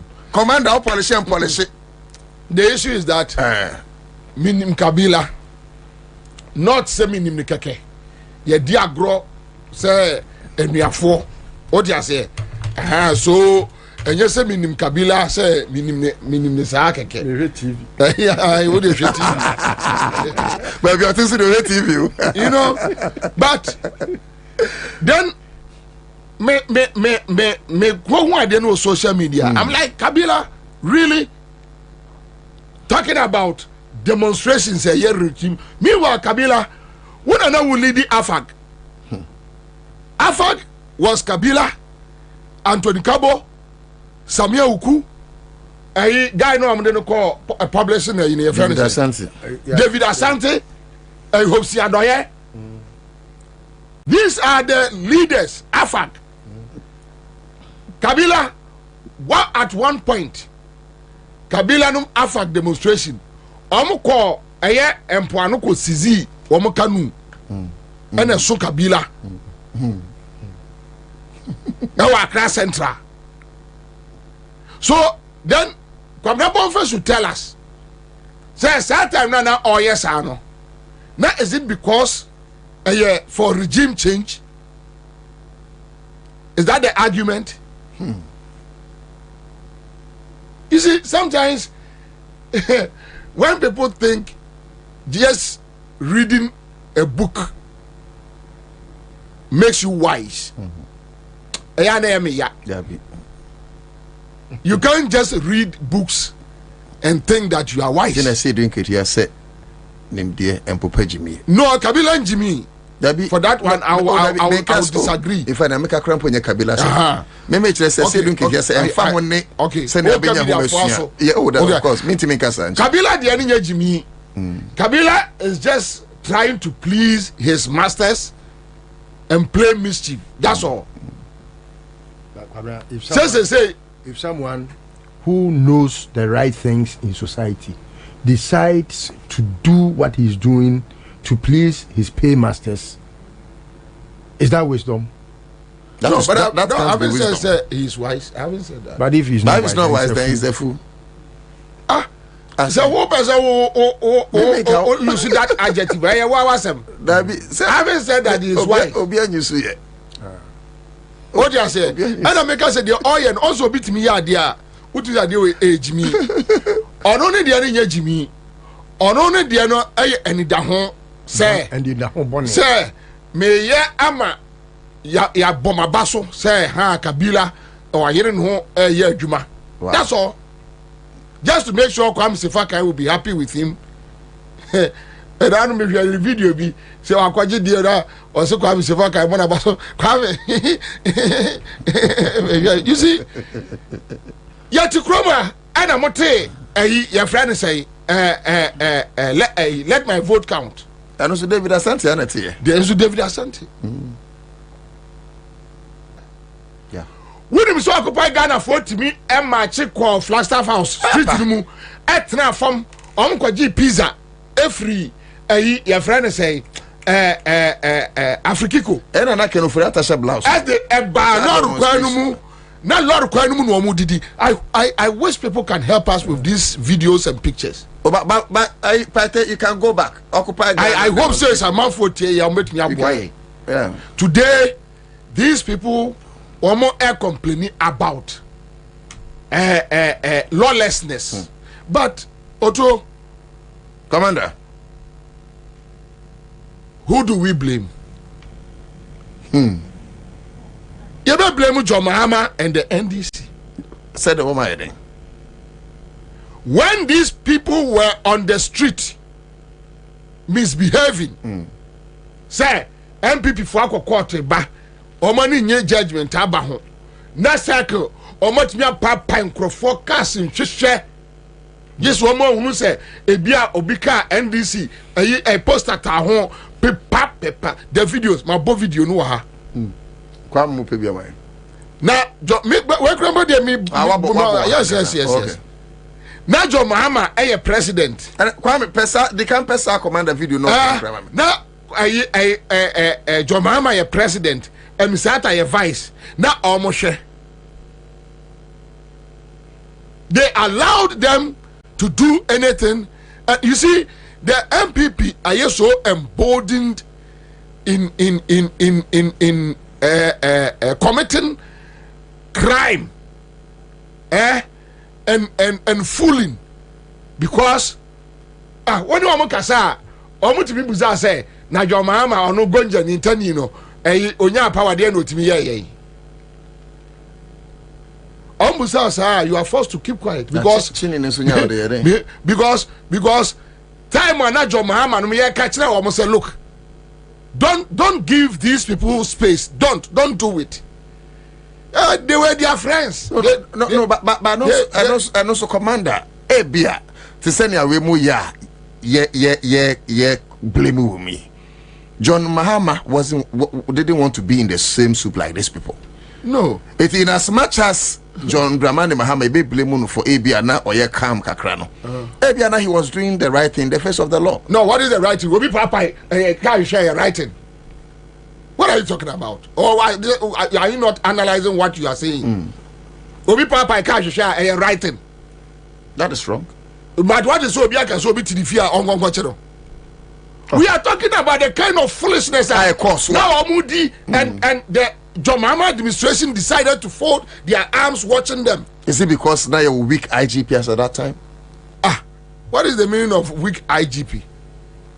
Because IGP was supposed to be in charge. No, how do you want to take out No, you can't take away Muhammad. It's a system. No, you can't take away Muhammad. The NDC system was weak. Yeah, run by Muhammad. So finito. Yeah. Finito. The system was weak. Obati ayese NDC penny we adam fun MPP ni we pa we adam fun ni we pa ye nyina ye nipa baako. Some of us near catch the JM said no, it's not true say Okrofo we hu Ghana for say ye nipa baako. Crash them. You can. Look, obi otimi kwase say etuo ebegu ne he in your office e wo asalam down. Ama mo akwate wo mo say. No more jaw. Adeya ye passum bie. No. So if somebody is a fool, na see nyina ye be ko am man ahia, and so what? If somebody is a fool, no, o man share better. Ah, no better. Only on the tabai, obesin wiem. Or no better. Tell me. If somebody is a fool, and to be meka, na me dia beto jo ma plano. Say adia abanu a one ne papa meals edua ye no. Eho aba na etwa. Eni etwa ne no. Because when na ye can't trust someone demonstrations. No, Kabila they should keep quiet. They should just keep quiet. We can go into archives and Yaman Crofo we are yen chroma no. If our production is working on that. Minia, kwasi asime Akufo-Addo ne nkwala edi wo position wo chroma no hu. O share videos ni bia obefe. Even when they got the opportunity about in government, even when they were in government, from 2017 January, February, March, April, Odipo mutimi attack a whole hospital. Ekwe doctor free wo to me attack court today almost say almost block a 37 military hospital no casualties mutimi ratamale teaching hospital with militants so we do mo ho Kwame pebi mai wey omo amura ho mutimi ratamale teaching hospital with militants akwa bro doctor no el ransake ho winning and Crawford woman yare bass at time no. Just a Tamale teaching hospital. You don't know Yan Blocky Road. They attacked the hospital. They attacked the MPP attacked the hospital. This rogues, these fools, these idiots. Kwasi they attacked a whole hospital. And you don't know issue ma omo. You see, when you live with people, for 3 minutes, omo no. So omo commit crime we are. Esan say you omo nintino. You can't describe it as a crime. But say oh commit a crime nibia. Because so no hu so ye nipa cha wonti no wo de no is a crime.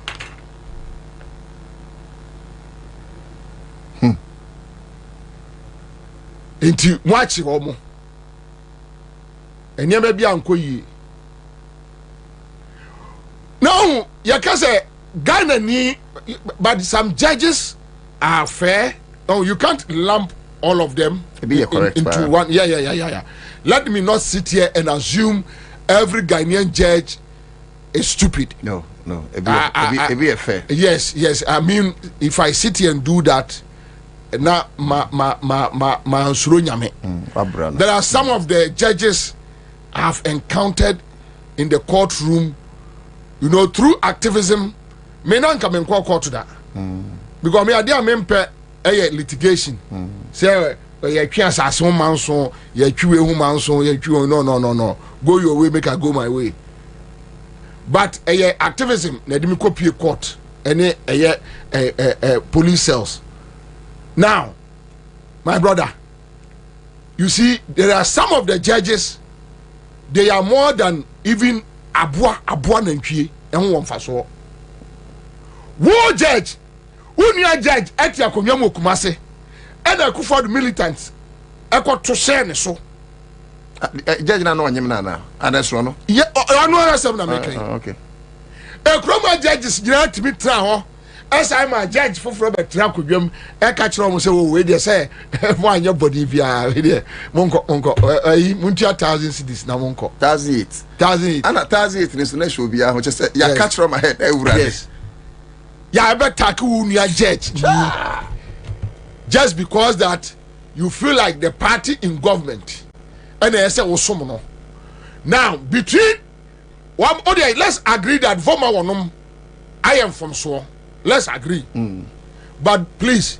between former one from so no any omom ko attack court where you say ya ja mo omom amom ko no pacho omom ye nunu from so dey pa na grievous omom wo dey my oh and he said oh kasa commander now this time one hwe ya oni amesro ma trainer binka ho a serious matter okay so oh kasa that's one hwe ya and you see those guys out there sitting on radio defending obo paymasters no omo jimia say omo nkai ne ma asisi no then they can do comparisons because they have become fools also be the abroso no wa be jimini udidi obi a wo de ewiase na wo no ade a wonima no setem bia no udidi wo dani jimi fo wa jimi you can't think won't me use uti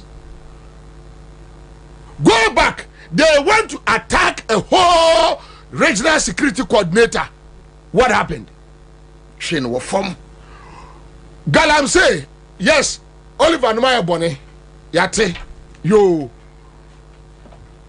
galam say omo fa national security car edi kogu atiwa forest ana omo etu galam say yache womo ewa kroma ejai omo so tua 1,500 na de ono nkobo galam say hu dawro wo so wayem fom so a is this how you treat them? Is this how you treat them? The oko 2 year no. What say no? Oh fine in keke 1,500. And you can find one na mun question one which makes sense. Which is fair. Then the engineer back say from so no. We don't go this way. Yeah, it makes sense and it's fair. But you remand them into prison custody. It doesn't make sense. Who did they kill? Who did they rape? It doesn't make sense. There's a Kwasiabite Jubilee House. A fool. Why? A Kwasiabite Jubilee House. Yes or no, or matter of power. That in any case, Oma Jimmy, Akufo-Addo, Okaso Oma Jimmy. They don't. Okay, my side. Okaso Oma Nimnyansa. Look, Debio, Obia Wuti Kromha. What Yana Rollins edi 19 years. Nice one fraku yasoda. Kufonum beje power. Kiti aso mun fraku yasoda. And this beje power. Kiti aso mun fraku yasoda. Enti wo asare no a wote headquarters no a wa honhoro any surage no no a but unimi ade kronti aya o mo no they don't care me dem ye police ni ababi obe use me bia me ni problem we benya problem because you see the next government no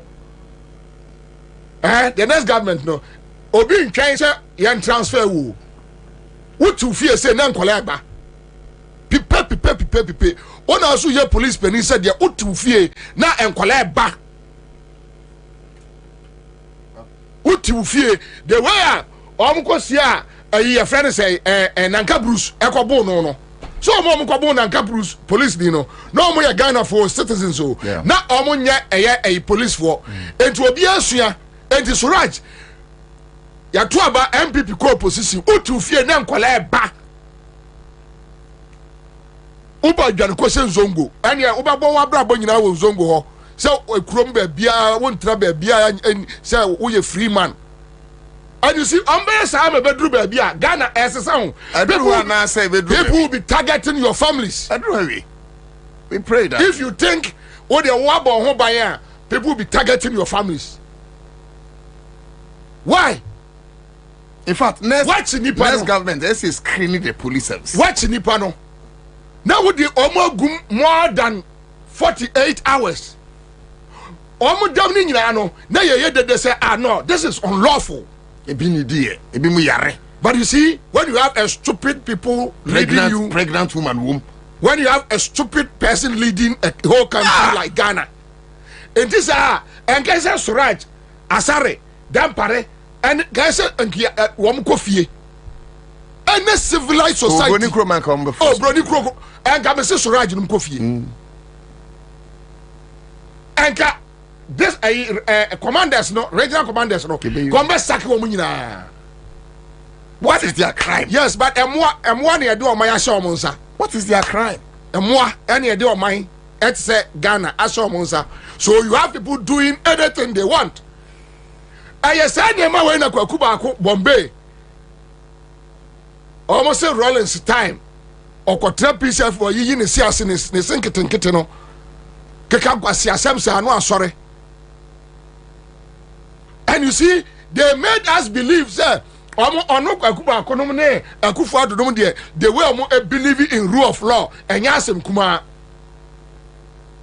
Now, if the police department Abajia to say, I am passing holding Krofobi beyond 48 hours, now people should believe that the Gregory Afoko issue a deliberate, intentional to hold him. Why should Adia be tax? Am I see the Ghana police? Adenesa Adia no be enemy to me. You are using my own taxes to come after me. Why? Too bad. Now unim nyansa say ubetwa 8 years na wie ababet na fi. Unim nyansa. Lo komi entu unim nyansa. Gabi unim nyansa. Na sabuti bi dwane kura no a. What be say? And I've been telling them the way they are running the country, nobody will come after you personally. Who won't cry? Nebia will fear what Bush fear be or a bia a damango, na a jack them. Free uncle Druoro, baby, I know you're two one cry, ne jack them. Oh, Dan, baby, the way they are ruling this country. Oh, you see, people will not mass on the streets. No have a crash, and I make a crash. Water, but if they don't take care, the way they have taken the law into their hands, arbitrary exercise of power, and running the country anyhow. Time I'm keeping Crawford. Near they say, oh, you're two be man in 48 hours. Oh, my few of you murder case, Yamabe. One few of ya take committee, ya Babe Shishim, ya Jimmy, sorry, and it's right. I post to phobia some more Ajinga no East Legon by a police post. Yes, right, and yes, sorry, oh, but you see, even the police service no crown is angry against those guys at the top. Look, every 3 days equal, and none of me catch you. Western region. Police were framed from Western region. Almost Kasasa, and they are like, look, Bobie, Dampare, you. In fact, Bakuda on me didn't come on catch and say, Bobie, look, Suraj is even dangerous more than all of them. Suraj, Bonia, a Kufadum de Suraj, Dino, and now Wakodi Lokomi in some.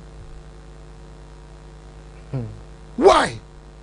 Dabe na Ghana Dani atamfo. Dabe deya. Why? Aden now, Mama, there's so much pain in the system.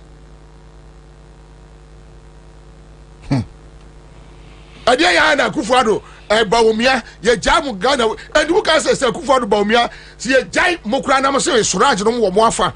Na Ghana for say ya de tell young Konto 2 days pe. Do you think you can survive? Can you? Can you survive?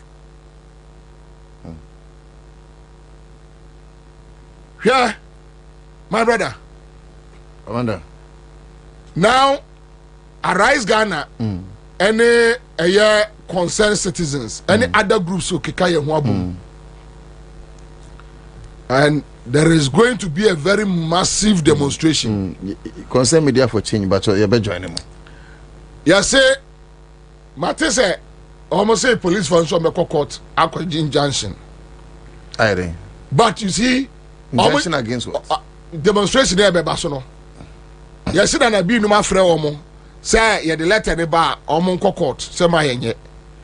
Then I heard Gideon Buaku saying, if free Samre kopim December, demonstration be a beba su bi obiano agenda. Look at this fool, this foolish boy. Just listen to this foolish boy. The Bena MPP demonstration ebe agenda mao. The kind of things among the demonstrations are here with Chroma. So what's less than agenda? You know me an agenda. Huh? Me oh, yeah, bro. NDC bewini. But the only thing I me met me catch up. One share, even when NDC is going wrong, some of us will just take off our eyes because you see, a near man crofo we are you know. Me any government what the times 10 by young crofo we are. John Mama on to me. They were all sitting here no.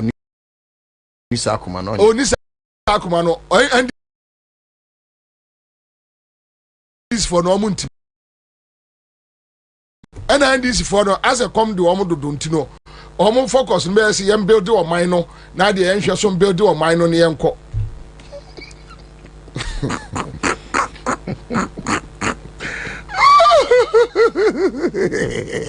No be a comedy no. What's the focus today? So about build or minor. Yeah, comedy no focus. Now that is all build or minor. And mining ye. I'm not comedy so called. I'm mining ye. 12 years said but say me any government ya o say obe punishing crofo we ya me wa me hunu de ntia say NDC eba power say emate say MPP ni timi si krom da so obe demonstration yeah no police no but no they have a right to demonstrate some constitutional right what you mean because no you see but that's their constitutional right. Hold on me so Jamia yeah. And if I have my way, you don't have your way. I'm saying if I have my way, yes. Me nya political power. Na me MPP ni deal. Me ne nka constitution ni law asem da. Montia say. There be anybody no. I don't tia kum. Mungamu. Me. And America no. Me no me nya political power da. Obi ase. But se me kura political power. Me ne MPP ni enka law. Me ne nka constitution. Me ne meka mo jasem. Ano so mo. Onu nya bi de na ode ye nyamo jasem. Onya power de na ode ye enyamo jasem. Enyamo jasem na ode ye. Na me de me nsaka power. O si ba me ne nka mo jasem. Adaya. O ya santini adaya o walwali ni adaya o ya achimi ni. No onu nya bi no. Onu me kan boko. Onu me transfer eunua. Onu nim nyansa sa wo be chiri nyansa. Ti me nkyere nyansa na on de onfa no woni. Me su be kyere nse ma jimi. On kyere nyansa. Dabi, me kyere nse ma jimi. Ye nyina be jimi. Ene some be show man no. Look, ojo, me se me nya political power da. Ada me nya political power no. Ghana for ntron to say. With the slightest mistake from MPP, ye nyina be show man no. Ghana for ntron to say papa we back for political power. Mo be enfama. To be me nya bi. Na wa show man no. Na me. And I said na me say MPP. Ada ya mass power no be show man no. Don't use those words. Me say if I am holding political power, that's a MPP least mistake. Okay, the clause is MPP. Then why? On my way, you're for the high argument. No, tell me, on my way. Everyone arguing, Papa. Everyone on my way arguing. Even when you are trying to be peaceful, they'll make sure that Obano won't trust from you. Sure, I tell me, buy Then can this for bet me a MPP for any member brave. Commander na first man na list to bring. But me na me te Atamel's argument as I say no. We can't continue this way. You do me, I do you. No, Charlie. Obian Tony down. Then it's like okay, let it go. Wait, me there be a minimum say Atamel's theory no. Bogus. I'm on my way. I'm why baby any. Minia there be di twa to say. Obia wati enka baby am oboa no ho. We are coming to stage another demonstration, a very big one. More fire. Aside the NDC one. More fire. Yeah, Ebano. More fire. And you better try say across the country. More fire. Yambeya aduma democracy hub for no so bobo omo. Omo ne mabru ebesi atie krom. You see, we will engage them in a very civil manner. Yeah, demonstration, no, and yet it's not violent and yet or time. But we just want to tell the authorities that look, baby, I'm on the minor econo, and yet the papa. Monto tuni ameyi. Yeah. Sebe ya bonia. Enimi nim komo church di enti amaya maye say. Entreaty me say me yakwa. Entreaty me say aboa. Me citizen. Why you bro ni tape ni boy no? Well, me hwɛ. But sir, who feel say my bonia. Party just let me Commander no see afa bro ni tape ni. What you say? Just let me know at the cry maye. Na enemy anyone komo. Bro ni tape. Na eye dia opese wo ye. But you deny the person food, you deny the person water, you deny demonstrators in so tam with the quay. As no resorting to him taking the car key, you ready yanka. And I say we now obi unim said there or no ton so ma protesters no. And no am konfie kwache no. Can you imagine? There are no ton so no. Ama kwache no. Can you imagine? So on didn't so ni buy. Oh my dear ni nyanso of the who say emabunu. Bara unim Medi church on the election way no. Yeah. Trust me, Ekufuado Bawumia MPP Samia Okunum should hear this. Obia engage you omo pipe e street mu. Obia de the bufuo and na ho de air 7th. We are not going to give them any cause for them to come up with some unquestioned measures. Nobody will do it. What I say, believe me, nobody will do it. But on the 7th, okay, now this Commander of December, on the 7th, okay, yeah, bro, me say, police service next one, and go for no just 10%. Special voting on who be mo say. Me say 7th na ya to abano, MPP for be dwane, they will run. Salam, on be dwane. They will run. That day, Bibi. Thank you, Commander. Thank you so much. His name is Kwabena. Bobie Ansah is broadcaster, vintage journalist for that matter. But me per se, mutie this very video where extend.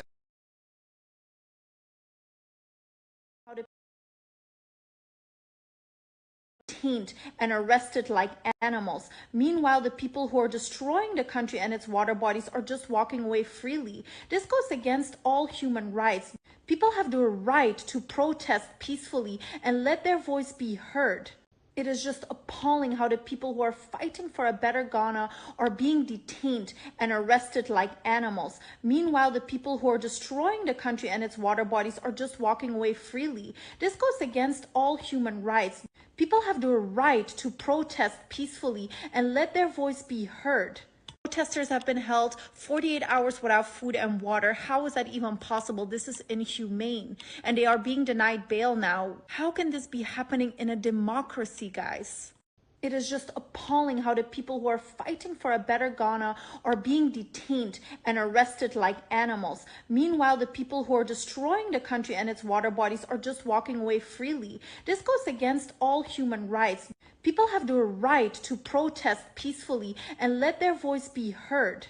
Protesters have been held 48 hours without food and water. How is that even possible? This is inhumane. And they are being denied bail now. How can this be happening in a democracy, guys?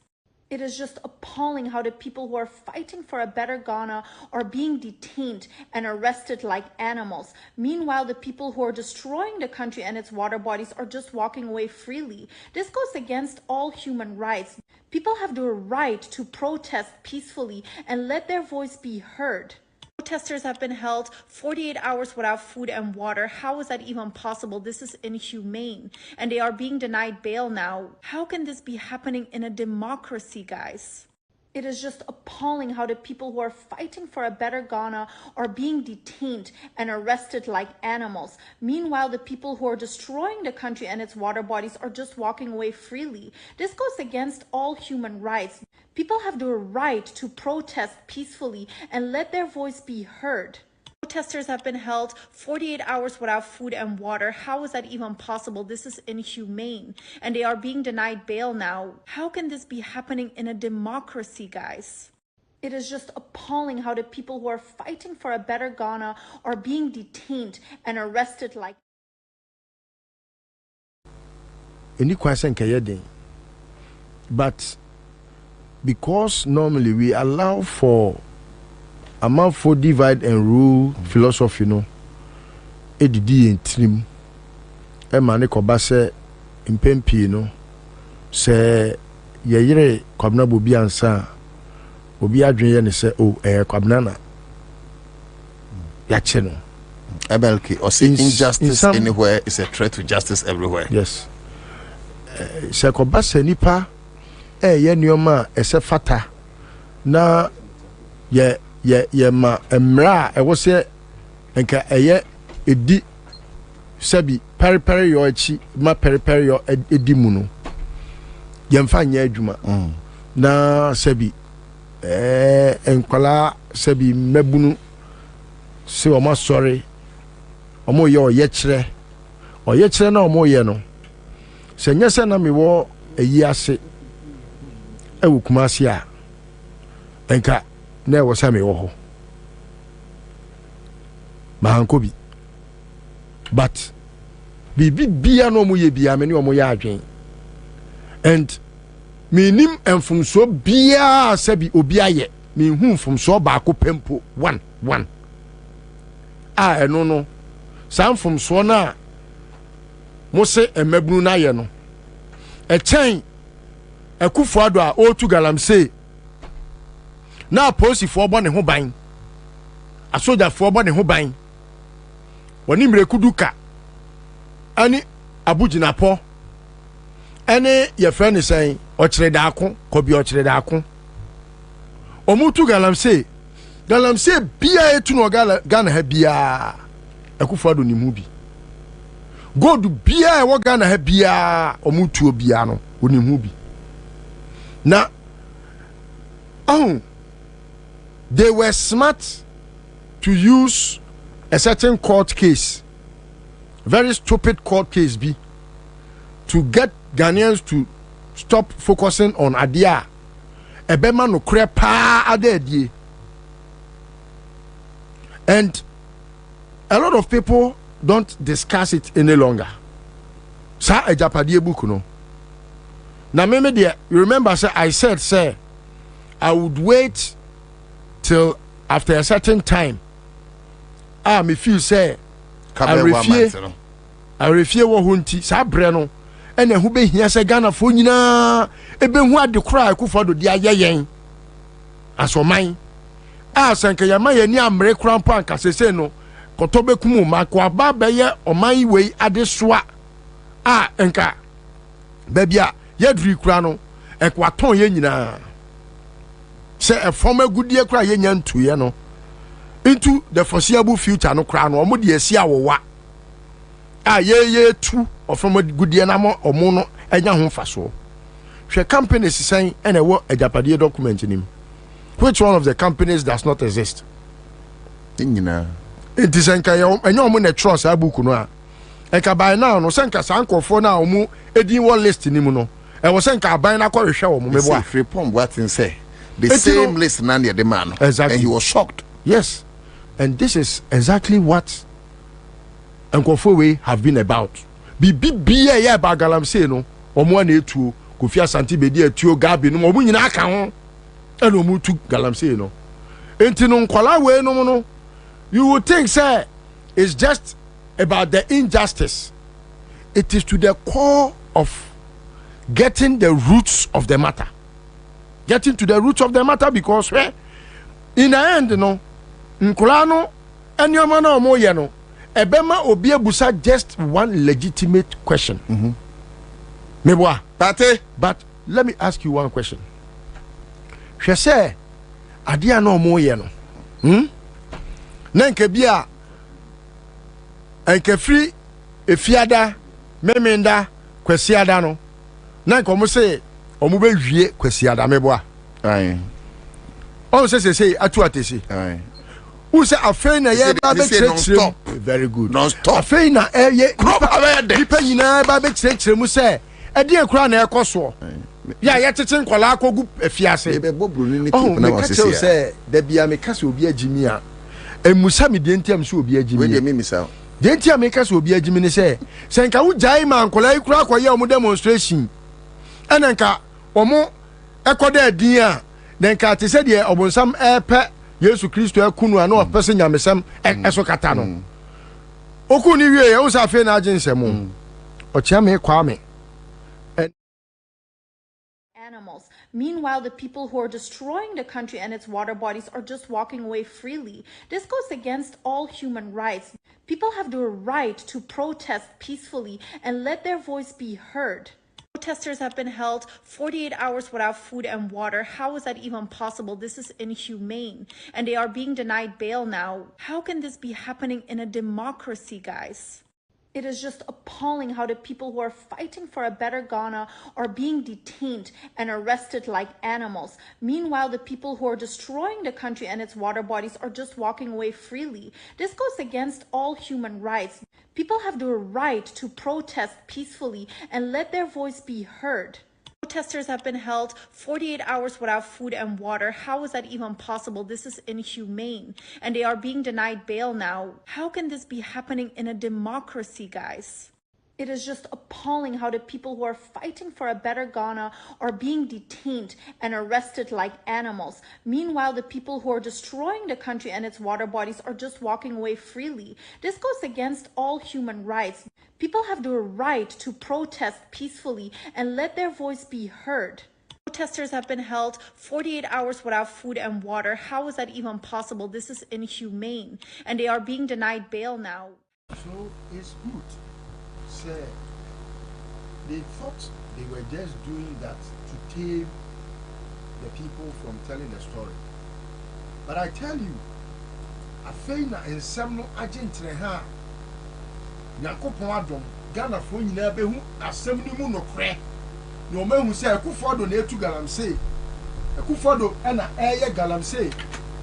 Afeina and Samna Bronia, what ye or bon who they Ghana for nyina bedimu adanse se Akufo-Addo na etu Galamsey Akufo-Addo oni brekuduka ene Kobiasa ochredako Gabi nom bedi atuo nom afa na Ghana for nyina ba behumu no kre me eduru ba bia se Akufo-Addo no mu ye nioma se ya eya na obidwi se ewo se ya me ya no enya me ya because every step of the way no God uses the fool to expose the fool. They would think, say, oh, my use police. I stop on Colano demonstration no more. That demonstration would not have caught fire in telling the story as they want to tell us. What is happening now is telling the story. The story has gone farther, farther than near, and the aim that we wanted, no. To God be the glory. But you never drew time. Enya dia wo se mekma meka saye tenten. Nyame ya adoma. Se se metie yi paso. Nyame ya adoma china. Ye nyina the page. Sakaman. Odoko Sakaman. China ye nua ni Kokupon. Joseph ni Kokupon. Ah obi anim se oye Arise Ghana leading member. Sa eboa enyumadi a ye die ye koye ba nyina no yɛn nyinaa yɛ papa Elder Samuel ni papa ni Saki Kwakupon retired elder waka nkyina gu wabrɛ aduane si so nyame yɛ adom a kyina ɛna yɛ korakora akorachi korakora na nyame yɛ adom a abusua ɛse mentie manento Ghanafoɔ nyinaa titiriw ne wɔn a ɔmodɔ ɔman democracy ɛne ɔman ni nkanko sɛ yɛ nyinaa sɛbi ɛyɛ ɔno anka ɔbɛba sɛ ne obi anim sɛ ni deɛ ɛyɛ ayɛ te sɛ wayɛ ɛyɛ contractor ten bia no yɛnya ɛyɛ a ɔtaa yɛkyi papaapa yɛde ato so Facebook yɛbɛsrɛ sɛ adɔfoɔ ɛne agyamfoɔ mmra na yɛ nyinaa sɛbio yɛnkɔgya yɛnnua ni ɛne abusua a ɔmoyɛ Church of Pentecost abusua papa yi no yɛ elder ɛwɔ Church of Pentecost na wohwɛ na ho keka na ho fama ma asɔre Church of Pentecost a ɛyɛ krabɛhwɛ nti nyame yɛ adom a ɛkyina mɛsrɛ sɛ Church of Pentecost ni biaa ɛde n'ani bɛkyerɛ ɛyɛ the page Sakaman Odoko na yɛ nyinaa yɛ ne yɛ nua ni Kwakupon ɛne the Kwakupon family no ya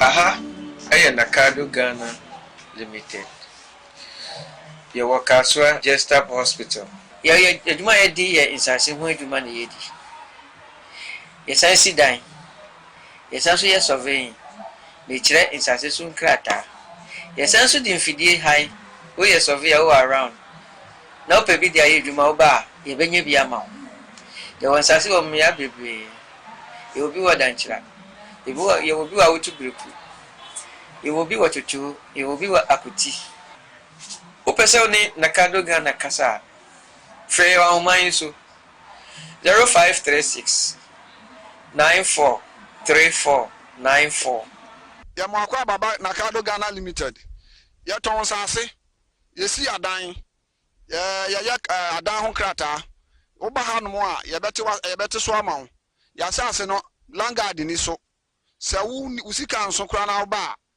yɛbɛbɔ mmɔden ne ahwɛ wo na watua ne nkakrakra sɛ mpo woyɛ bɔdwa adwuma a sɛ wotɔn pure water woyɛ de yɛ woyɛ biara no bɛhwɛ ne ate so ama wo sɛ wokura wo sika nso sika boten so woba nso a yɛbɛhwɛ na yɛahwɛ ne ayɛ ho adwuma ma wo yɛasase no langard ni so aha no ntokwa yɛne asase no sɛ ɛni ha no mo na sɛ yɛbɔ asase no nso a yɛbɛhwɛ ho ahu sɛ wobɛnya wo krataa a wode bɛ daakye obibi ni a wobɛtumi ayɛ ho adwuma Medin the big mama mabɛtɔ asase me purpose nyinaa na me saka yi asase so da fam ɛwɔ Nakado company asase no fofofo sɛ wo ne wo sika so pa yɛ ma obi na wɔtwa kakra nti papa na me saka yi nti obi amra ɔmagye ne die obi amra ɔmagye ne die Nakado company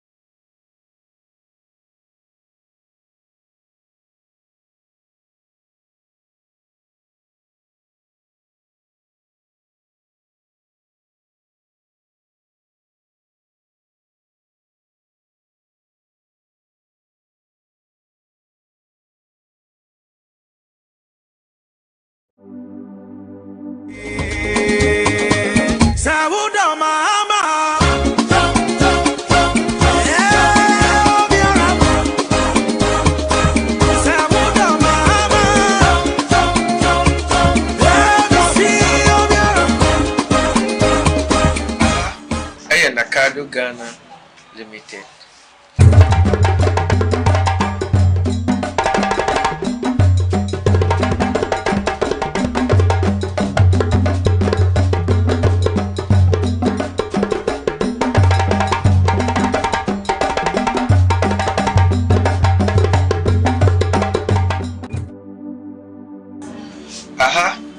Nakado Ghana Limited. Your workers were just up hospital. You might be in Sassi when you money. Yes, I see dying. Yes, also yes, surveying. Nature in Sassoon crater. Yes, also the infidel high. We are survey all around. Now, baby, the age you bar, you be a mount. There was Sassi of me, baby. You will be what danger. You will be out to group. You will be what you do, you will be what akuti. Upesoni Nakado Ghana Kasa. Frey wa umainsu 0536 943494. Ya mwakwa baba Nakado Ghana Limited. Ya ton sase. Yesi adan. Ya adan ho krata. Oba ha no a ya bete so ama. Ya sase no langard ni so. Se wu sika nso kra na oba. Ya bebo modern ni ahwew. Watu ya nkakrakra. Sempo wo ya bodwa adwuma. So utopia water wo ye de yo ni o ye bia no. Behwe ne ate so ama wo.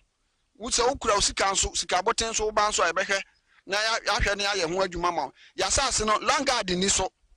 Aha no ntokwa. Ya ni asase ne sa eni hanom. Na se ye mo asase ne nso a ye behwe ho ahu se ubenya wo krata. Ah wo de dache obibi ni abetumi aye ho adwuma. Within the big mama. My daughter Ansah. Me purpose na me sakai. Assassin so da form ewo Nakado company. Assassin for 4. So when we sika so pa ye Bobie. Na what you kakra. Enti papa na me sakai. Ti obi amra. O magine die. Obi ambra. O magine die. Obi ambra. O magine die. Nakado company.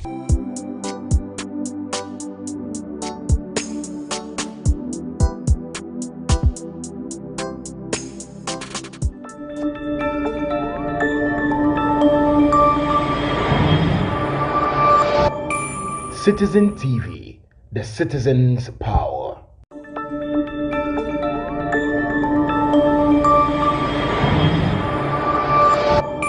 Citizen TV, the citizen's power.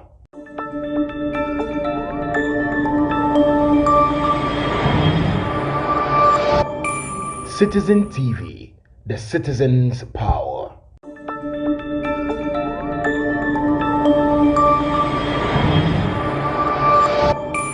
Citizen TV, the citizen's power.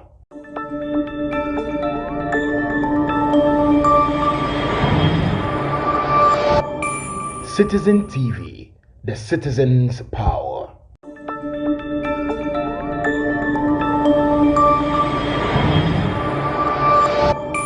Citizen TV, the citizen's power.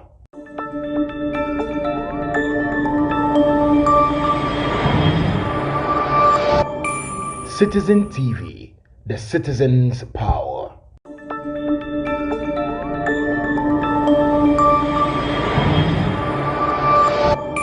Citizen TV, the citizen's power.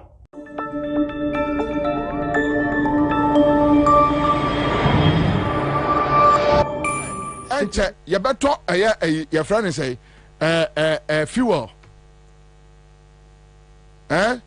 You better fuel 20 cedis, 25 cedis per liter. It is possible. It is possible. Bibia it's possible. It's possible. Said they will add more taxes. But when the taxes be brave, you need to know it's possible. It's possible. Even in the face of companies folding up, Amafo dwane companies dwane from Ghana because of the taxes.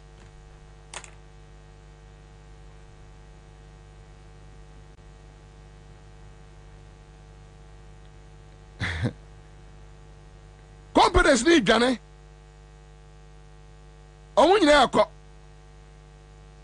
Then you have some criminal voices telling us, Bobie aba ebeyi. It is possible. It's possible. It's possible to have a criminal as a president. It's possible. Oh, ja. Oya Ghana ni na wutie mi awie ya. Onipa no catch us say it's possible. No, look at the achievements. And when Abim say it is possible. Yes, it is possible. She, mame class ade we mfiri. Me won yema tu bi a metie free ho. Ansah na mababa Ghana gas. Ansah energy. It's possible. Omo form of mine yema ni nyina afa is possible.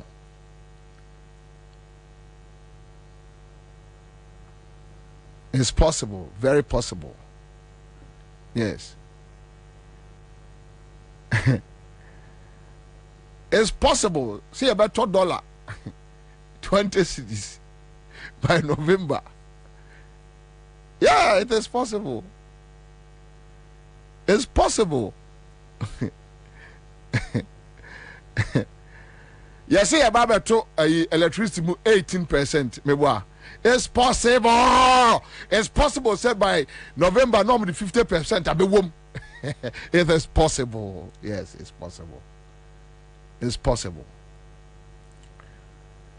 A government, what they are on my ama will be. Ghana niya will team me. Moya amasi Bobie pekasa. Would you MPP ni kura no abodamo? Would you assume ne ti asim we be mame? Would you wasum? Would you wear Jimmy Wukra de wasum? Ya de omai ama will be. Also a bet me ebu mino. Nasa any pano asha sie e complaining. Ede chreyen tio wano complaining.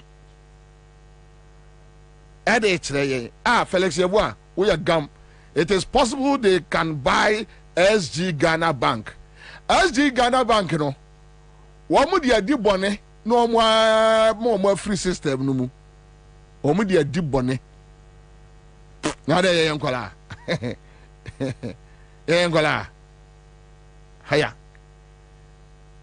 on what the of mine as obinsa then Kwame, the person start complaining to you. The citizen no awonam kromu no. Wano no complaining enema bonia koso. Or no complaining. But yanko share a friend say me ame ofa Kandapa, National Security Minister.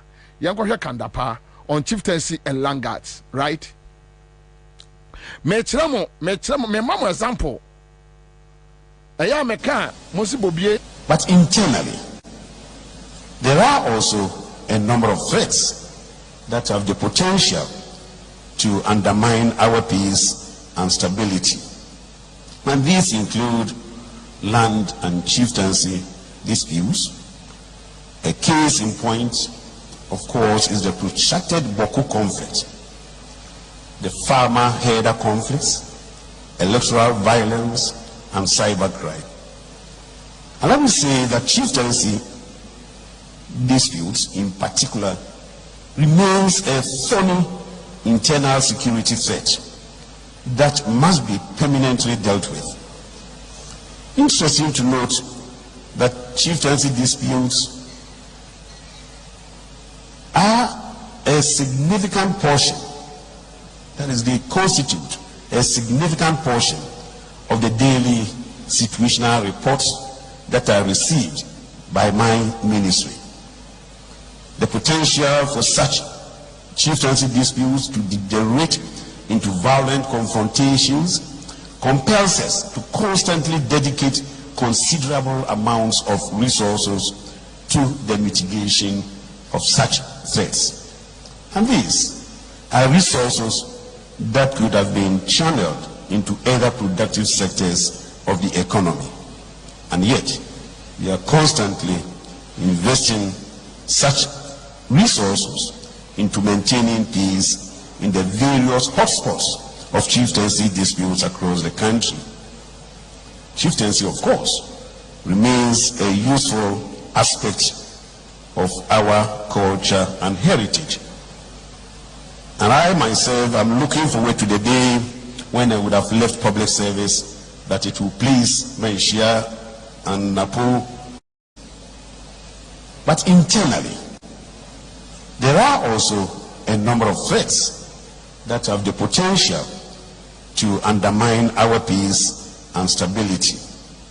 And these include land and chieftaincy disputes. So, a case in point. This is the National Security Minister, a proud son of Ofenso. The ordinary citizen, muna security kramo, muna bibia kramo. Na o complain actually Ghana for. You see? Oh, offer. Sometimes offer, to be honest, yenyimi sao. Offer kanda pa yenyimi sa. Sa mo tete adwene no a ewo mutiri na mo de tena akofo aban no mu di nkwase asem saa no a mo anya hunu se no Ghana fo ani ti enti yeso yen shift na yeso yen ma yani mie kakra no eya na ha adwene won wofa enya de papa. Cause sometimes money e kasa eya mo hunu se ye analyze ne ma no wo ye tirim wo ye pani wo kasa asem a wo ka no akola no analyze e kuro mo ahensem problems about 80%. Eya Kufuado. Yeti Kromwa, the vice president, Mamprusi for ne for issues. Omo accuse the vice president on countless occasions. Kwame, true or false? A man news. Mena matro. Eya mena meka. Not a single time. And a friend said the vice president. I said, oh, me yi me huano no ma chere in sembimu. Even when they are accusing them, no, they don't care. Go to a Krupon. The other fashion, no. Like your friend say, lawyer Ansah, lawyer Ansah on trial articles on several occasions. Kufuado on Kasa radio, so mema hawa Kasa wa boy Kufuado direct. Say Kufuado is the cause. Now, National Security Minister, instant to, because it's all over the place. Into a intelligence gathering, yeah, as my president and say, look, Mr. Man, the threat now FAC, no, you are the cause. Into your baby, we are about to complain. Civil servants no much want. What would they do? And listen to the National Security Minister talking about a friend say Langards. Who are the Langards? Your party boys, the MPP boys, they are the Langards. Ben Lord, why name Ben Lord our national security? Ben Lord ni ayi na nenam, ayi di omu yi na di no, nanapon. Ben Lord any nanapon na nenam. Akwatia a friend say Etiwa forest Galamsey Ben Lord nanaponum, they were in there and amujai omo. Why name him say Ghana Ben Lord the okum soja ni no? Why name him say oya a national security ni? Why name him? No ma be issue statement. We don't know him. Why name him? Who are you deceiving? Oh, over can. Mama, hey, manipa dimu ya papa. Because and trone boni amudi bu o man no enye fe. You are talking about Langards. The National Security Minister complaining about Langards. Gabi no was here ya. Can of rata fieni. Enipa baba to petrol bomb ewa Accra FM. Befim there, the National Security Minister any problem. IGP any problem. Yeah, any problem. Say yankotun wo Man FM. Yankotun wo Untumi FM. Yankotun wo Kesbin FM. Yankotun wo Peace FM. Meboa. Aha. See yatotun wo hono a enka ya ne de enka they have a cause to talk. Kasamre komo issue statement. Ya beto no Accra FM and so what? Wenum na ne yesusa wa santememu a na omo ne SK Buafo no nam say they believe in rule of law. Entu odwiri nsem a wo mo kwase asem wo mo aka ho na be beto to de ne omo ye no a na wo biewa no a na wa hwe yi a na so kan kwase asem pa kire wo mo.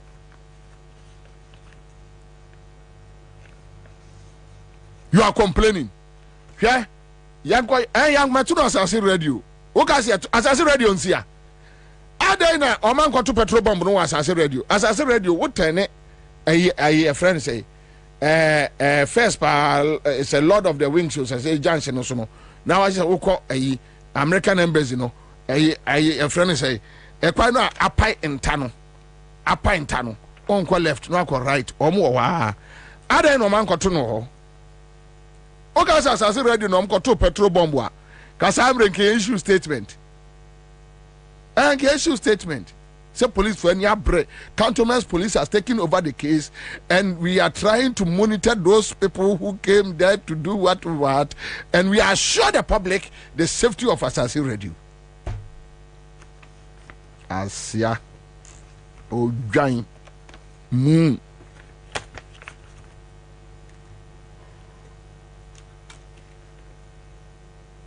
You go to yourself, Mafu. Unemployment. No, Asaf Mafu. Complaining to Ghana for. You go to yourself, Mafu.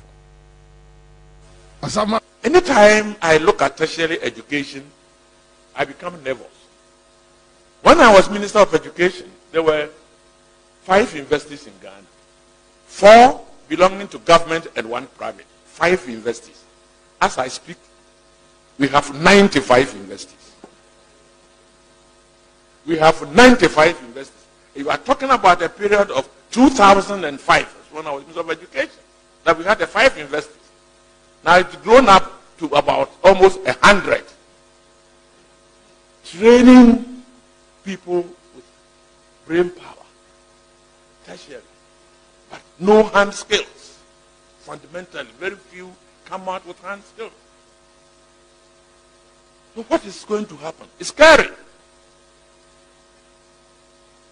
We need to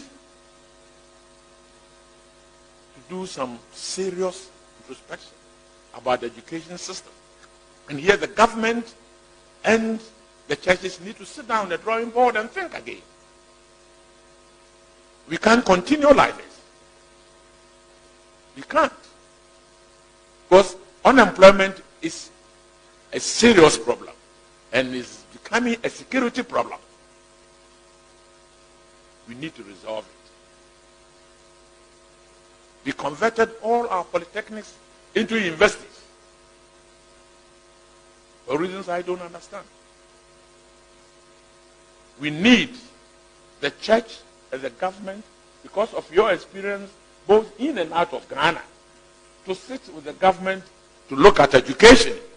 The presidents are good at this because you have been the cradle of good education systems in this country.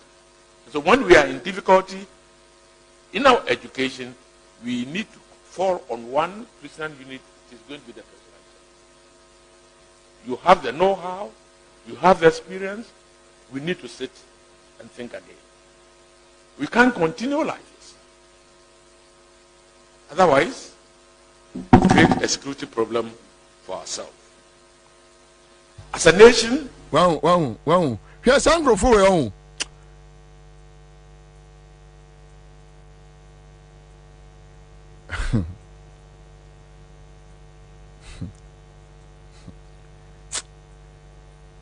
It's okay.